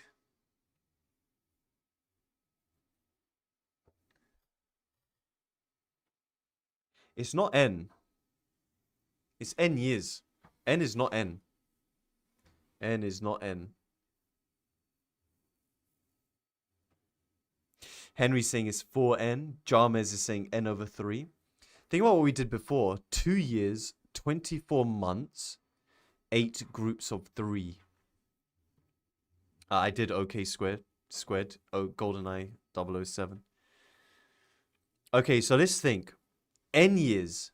So N years is 24N months, right? 24N months. Which then you need to find out how many groups of 3 that is. So when you divide that by 3, that is 4N groups of 3. Okay, so you just follow the process that we did here, but you're just doing it in terms of N. So it is 4N. So you have S4N is N over 2. 2A plus N minus 1. D. A question like this, guys, would cook so many students, man. According to some students in the chat, none of these questions are EDEXCEL. That's crazy. Good luck to them. So plus 24N minus 6. We have 2N. What is that? 24N plus, what is that? 2, 3, 4? Then what do we need to do in our final step? Is this Wujek? Is this Wujek? Finlay, factor out 6. Yeah, because looking at the answer, I want 12N. So if we take out 6, 24 divided by 6 is 4. And I'm hoping 234 divided by 6 is 39. True, false, falsito. Falsito, falsito. Seems like it's right, though. Wujek. Shout out anyone taking Wujek exam board. Okay. Hey, I need to have my Fiber 1 brownies. Look at this. Do you guys know about Fiber 1 brownies? I have the knockoff version. It's called Fiber Up. How many of you guys know about Fiber Up brownies? Okay, next we got is geometric sequences. Neil eats fiber. Get your fiber in, guys. Get your fiber in. Free sponsor. I wish. I wish. Ayo, KFC, you know about the birthday cake ones. The only reason I don't get them is because they don't have as much fiber in them. The double chocolate has the highest contents of fiber. Tuna fiber brownies, Jess. That would be banging, I can't lie. Next one says when a ball is dropped onto a horizontal floor, it bounces such that it reaches a maximum height of 60% of the height from which it was dropped. Find the maximum height the ball reaches after its 4th bounce when it is initially dropped from 3 meters above the floor. So this is not mechanics. They can ask this in a pure exam. What would you recommend we do first? Saints, yeah, it's all good, although my cat needs to be fed.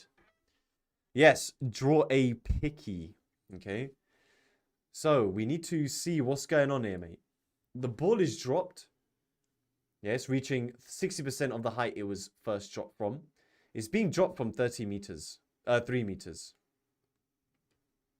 When it bounces back up, what height will it go to? Taran, 1 more hour. That's crazy. I want you guys to go to sleep after this, man.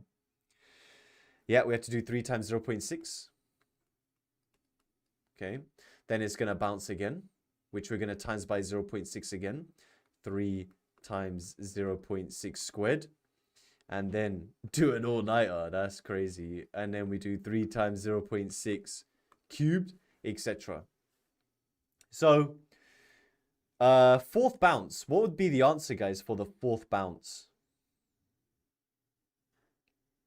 Fourth bounce. We're not sleeping till 4 a.m. That's wild. Harvey, yeah. So one thing we need to be careful of, guys, is A is not 3 here. Why? So it's a very common mistake. And then they do, like Shine Motivation has put in the chat, 3 times 0.6 to the power of 3, which is incorrect. Why is that? Good, Sinister Mark. It is not bounced yet. Here, guys, there is no bounce. The first term is actually this. The first bounce is this, the second bounce is this, and the third bounce is this. Okay? So, the fourth bounce is actually 3 times 0.6 to the power of 4. Okay? So, if we take A to be this 3 times 0.6, we can still use the fact that U4 is AR cubed. So I'm showing you guys explicitly like what's going on. So that's A, then you have R cubed. So that's why it's power 4, okay? But you could have seen that from this, that the fourth bounce is actually power 4, okay? What is 3 times 0.6 power 4? 0.38888. All right, there we go. I'm trending on Twitch right now. How can I be trending on Twitch? That's cat. Show that. I'm not on Twitch. Show that when the ball is dropped from a height of h meters above the floor. The total distance traveled is 4h. All right. How are we doing that? It's part B. Ayo, who? Opposite day, obviously, man. Obviously. Good, my spark. This is a sum to infinity. Show that when the ball is dropped from a height of h, the total distance traveled is 4h before it comes to rest. So technically, we are doing a sum to infinity. Okay. Now, it's basically the same as what we had in part A. We're just going to change this to h. Okay. So h, etc. So what are we taking our first term to be in this case? It is true. This is not EDEXCEL. Not 1.8. Yeah, 0.6h. Okay. R is 0.6. Okay. So our sum to infinity is a over 1 minus r. 0.6 over 1 minus 0.6. What is that? Wait, what? 6 over 0.4, 3 over 2, right? That's not my answer. That's not the correct answer. Why? Why are we not getting the correct answer here?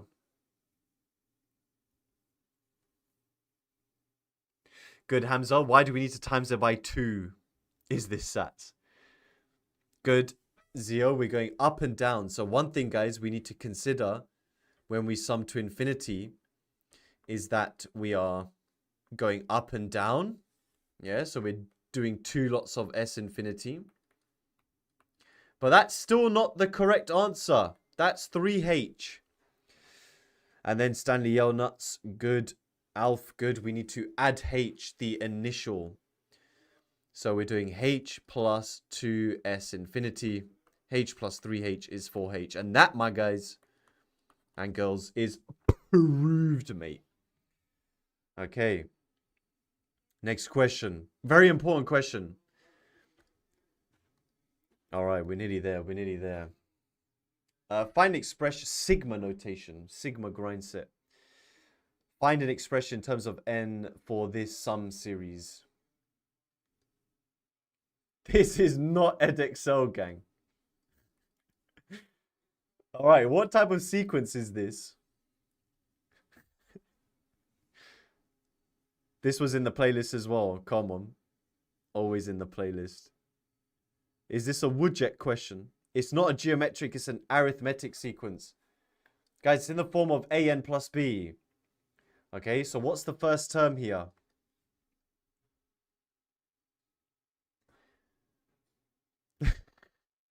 Turning EDEXCEL into brain rot is crazy. 9. So the first term, guys, is uno. You sub that in. So 7 plus 2, 9. What is the common difference? What's 9 plus 10? 7, 7. This number, guys, the coefficient always tells you what the sequence is going up by. Nice. And n is n. We're summing n terms, right? So say 9 is n over 2. 2a plus n minus 1 d. Let's expand. Sophie, it's more so I haven't drank enough tuna smoothie. I ran out, man. I ran out. Okay, what we got? 7n plus, what is that? 7? No, 11. 7, 11. Let's go. Okay. Part B, hence find an expression for this sum. Now, if you do further maths, you will have seen questions like this a lot. But how do we use our answer to part A in this question? Which, guys, I'm starving like Marvin. I need to have this fiber up brownie. Trust me, Hamza, you tell him.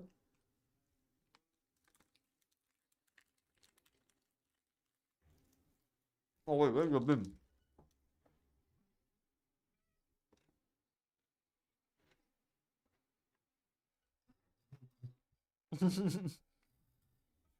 All right, yeah. So, in part A, we did the sum from 1 to n, right? So we're starting from the first term. I'm going to give you guys another example. If I wanted to sum from the 5th term to the 10th term, I want to do this starting from the first term. Okay? So let me give you guys another example. You got 1, 2, 3, 4, 5, 6, 7, 8, 9, 10, yeah? If you want to sum these terms, how can we do it another way? Shristi, nearly. Double check your 10 to 5.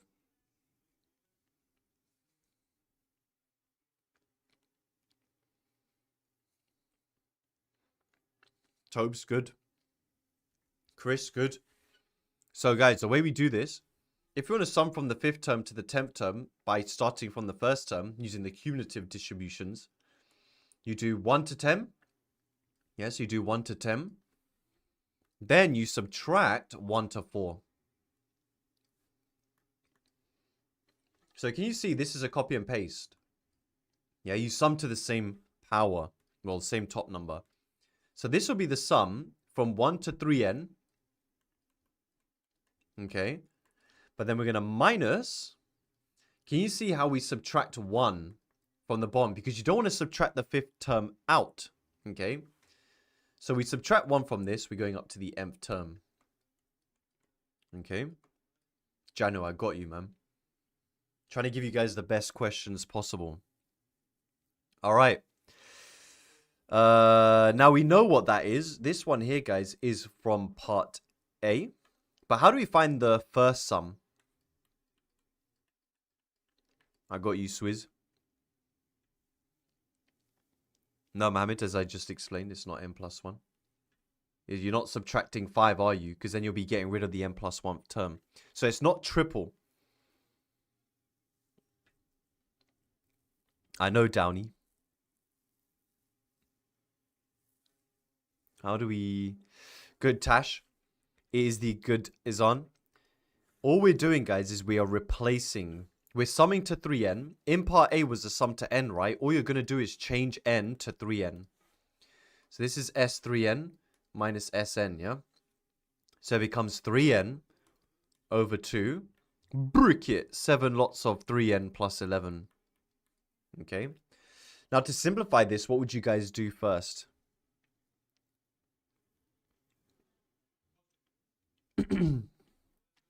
Sophie, I wish I could sit your exam for you. Not times by 2. Hey, yo, guys, come on, man. It doesn't equal anything. It's not looking good. You guys better not be further mathematicians. Because otherwise, the further mathematicians are not raising the grey boundaries like some of you were saying at the beginning of this stream. So yeah, we factorize n over 2. Okay, so we are left with 3. Don't expand. We're left with 3. Lots of 7 times 3m, 21n plus 11 minus 7n plus 11. What's 9 plus 10? So you have 63n plus 33 minus 7n minus 11. Okay. We got 63 minus 7 is, what is that? What is that, 54? Something like that. What's 9 plus 10? 56, what? Plus 22. Come on, just making sure you guys are still awake, man. Then what do we do? Unk meme. Clear. Jack, can I do a mechanics and stats paper without a calculator? I could try. I'd still get an A star, guaranteed. I wouldn't expand. I would factorize out a 2. I would factorize out the 2. So you get n and divide everything by 2. What's 56 divided by 2? 28? And that, my friends, is a beautiful answer. Come on. Come on. Big up Ibi. Let's go. Kelly, how's the Philippines? The Philippines was beautiful. I can't lie. Big up Saudi Airlines, though. Hey, yo. Is this the last question? Let's go, guys. Neil does good timing on that. Expand 1 plus x power minus 1. What's that?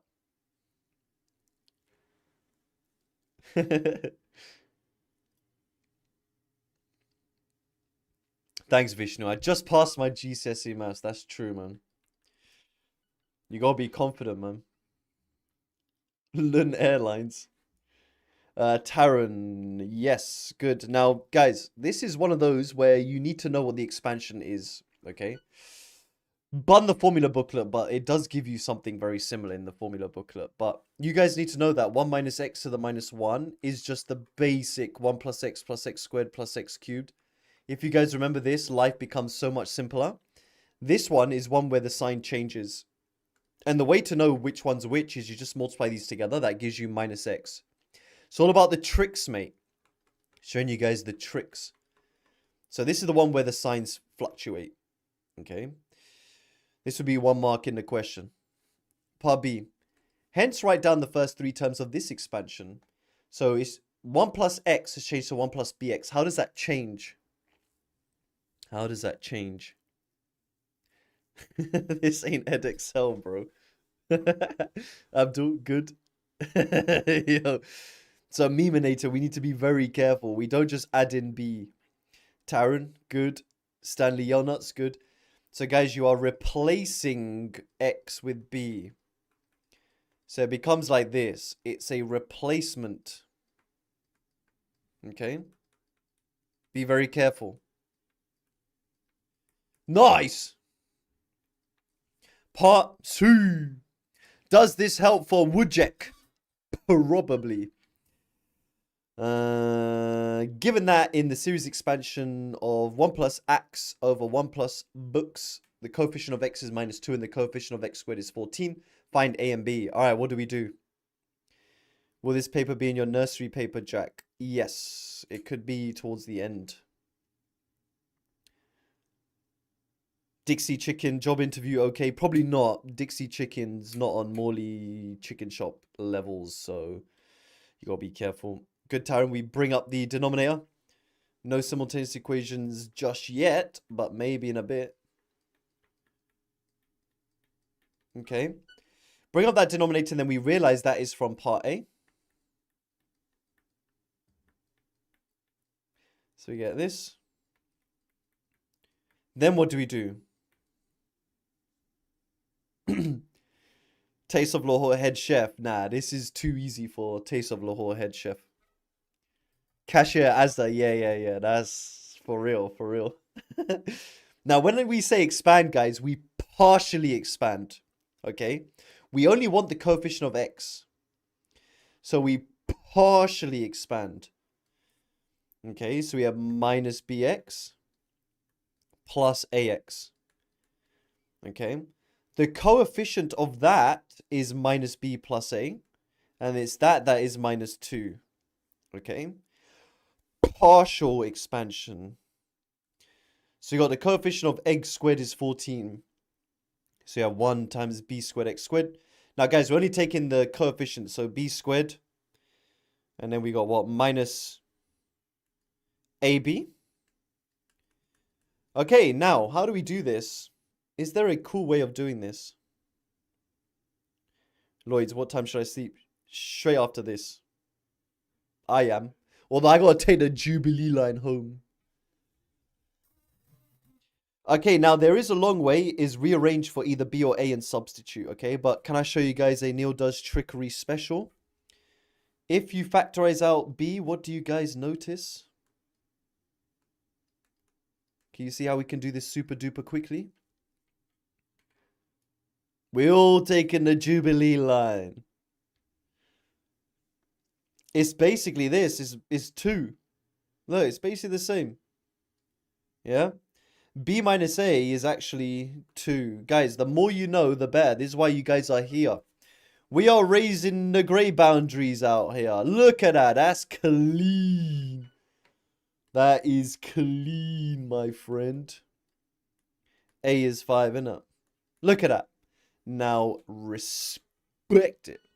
Okay. B, we raising the grey boundaries out here. Let's go. Bro said Victoria line's on top. Bun the Victoria. Oh, we're not even done. I thought you guys said it's the last question. We're raising the grey boundaries out here, man. Okay, in the series expansion of 1 plus ax to the power of n. Is this an EDEXCEL? The coefficient of x is 15 and the coefficients of x squared and x cubed are equal. Oh, damn. I'm cooking with this question. Given that n is not a positive integer, show that a is 6. All right, how do we do this? How do we do this?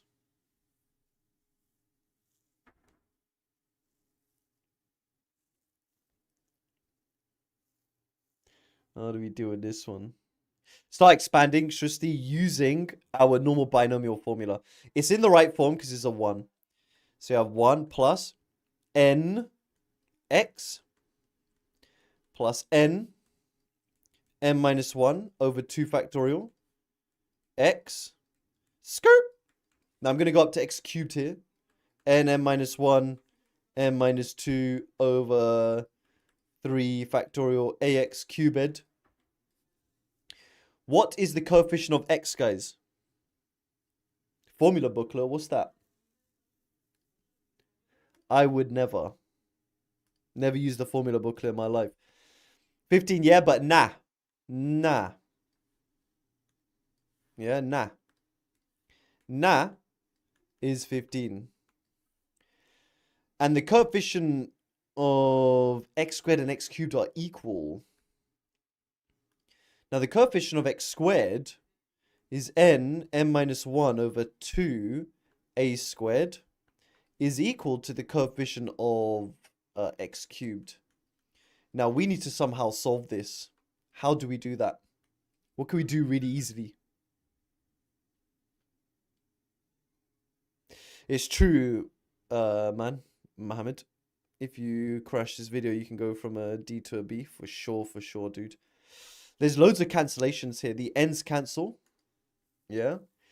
I said in the question, n is not a positive integer. Yeah, and n is clearly not 0 here. Otherwise, I mean, they would say in the question, but Yeah, we can divide by n minus 1 because n cannot be 1. We can also divide by, like you guys are saying, a squared. So on this side, we're just left with a half is n minus 2 over 6, a. Times by 6, 3. Easy peasy, squeeze the lemon. Now we can solve that. We probably just need to expand this, right? Let's go. We know what nat is. It's 15.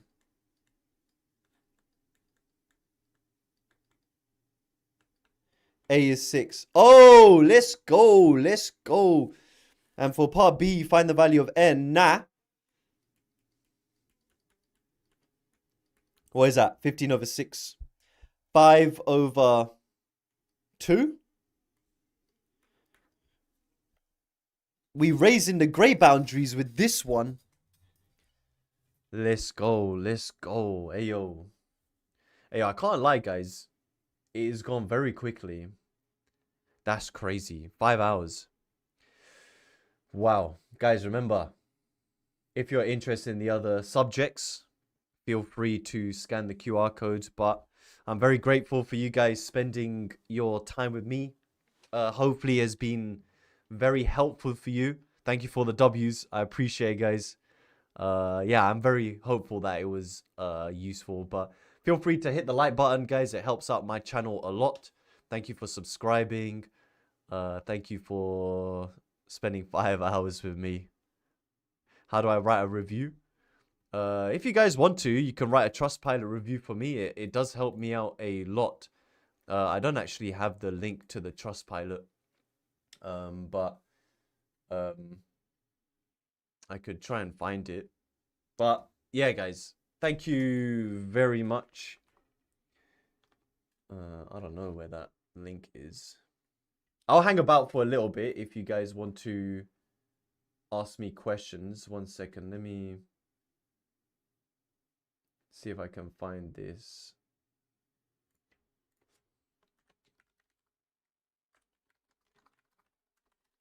The Trustpilot, not in description.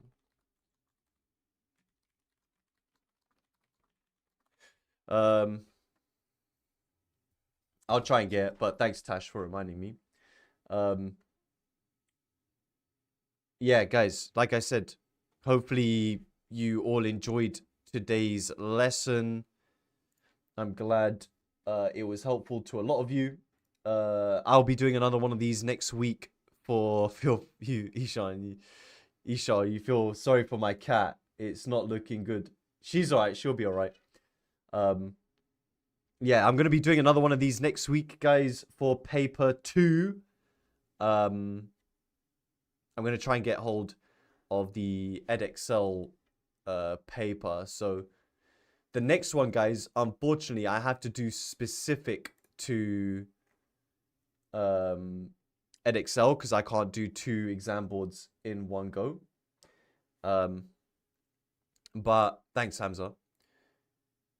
I have pinned the Trustpilot, guys, if you are interested in leaving a 5-star review. It helps me out a lot. Thank you very much. But yeah, next week I'm going to be doing for paper 2.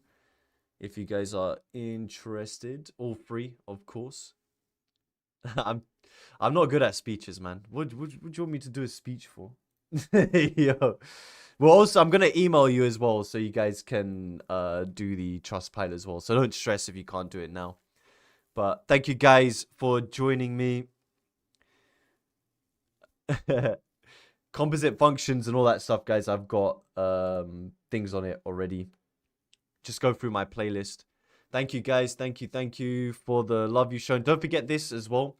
To scan for your last-minute revision resources. Make sure you guys scan the QR code.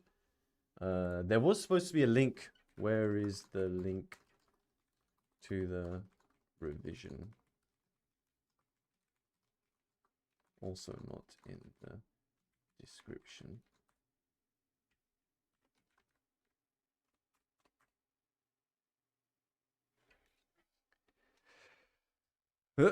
Hard differential modeling question, Thoughty. I've done literally the hardest question in past papers. Speech. I've already given you guys the motivational speech. In a nutshell, don't be a Peppa Pig watcher. Don't think that the world owes you something. Work hard. Get the grades you deserve. And if you don't get the grades, you have to do a bit of reflection. But life is not over if you don't get the grades you're expecting.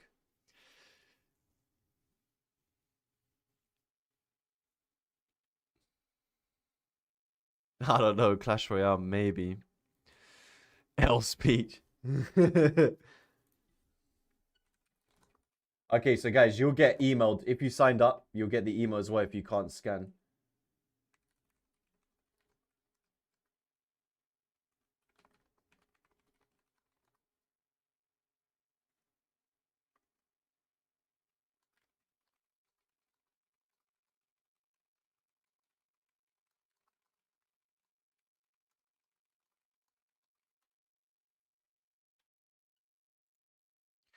Okay, calculator is short for calc, by the way. Guys, you need to go to sleep now. Remember, all of this is being recorded so you can go back and rewatch it at the beginning of the lesson, yeah? Because the integration hit list, I would say, is the most important thing. But yeah, guys, prioritize sleep. Go and get some dinner. And I'll catch you guys next week for paper 2 revision. And don't forget, guys, the giant Lungang paper 3 stream for 12 hours is happening in a couple of weeks. So yeah, guys, enjoy yourselves. Hopefully tomorrow goes well. I'm going to put a video out on TikTok trying to hear back how you guys did. So make sure you guys go onto my TikTok after your exam and use that as a forum to discuss questions, answers, all of that stuff. But thank you guys again for joining me for 5 hours. Love for that. Like I said, hopefully the questions I did today were useful for you. And yeah, just go back and rewatch them. But really prioritize, guys, a good night's sleep now. Don't do too much. Good luck. Tomorrow, I know you guys will do well. Everybody in this chat, those 2,500 of you consistently in here for 5 hours, which is wild. You're raising the grade boundaries for yourself, but there are many thousands of students who are not in this stream. They're going to be lowering the grade boundaries. So that's a W for you guys. Love to you guys. Thank you again. Good night. Catch you guys next week and on TikTok.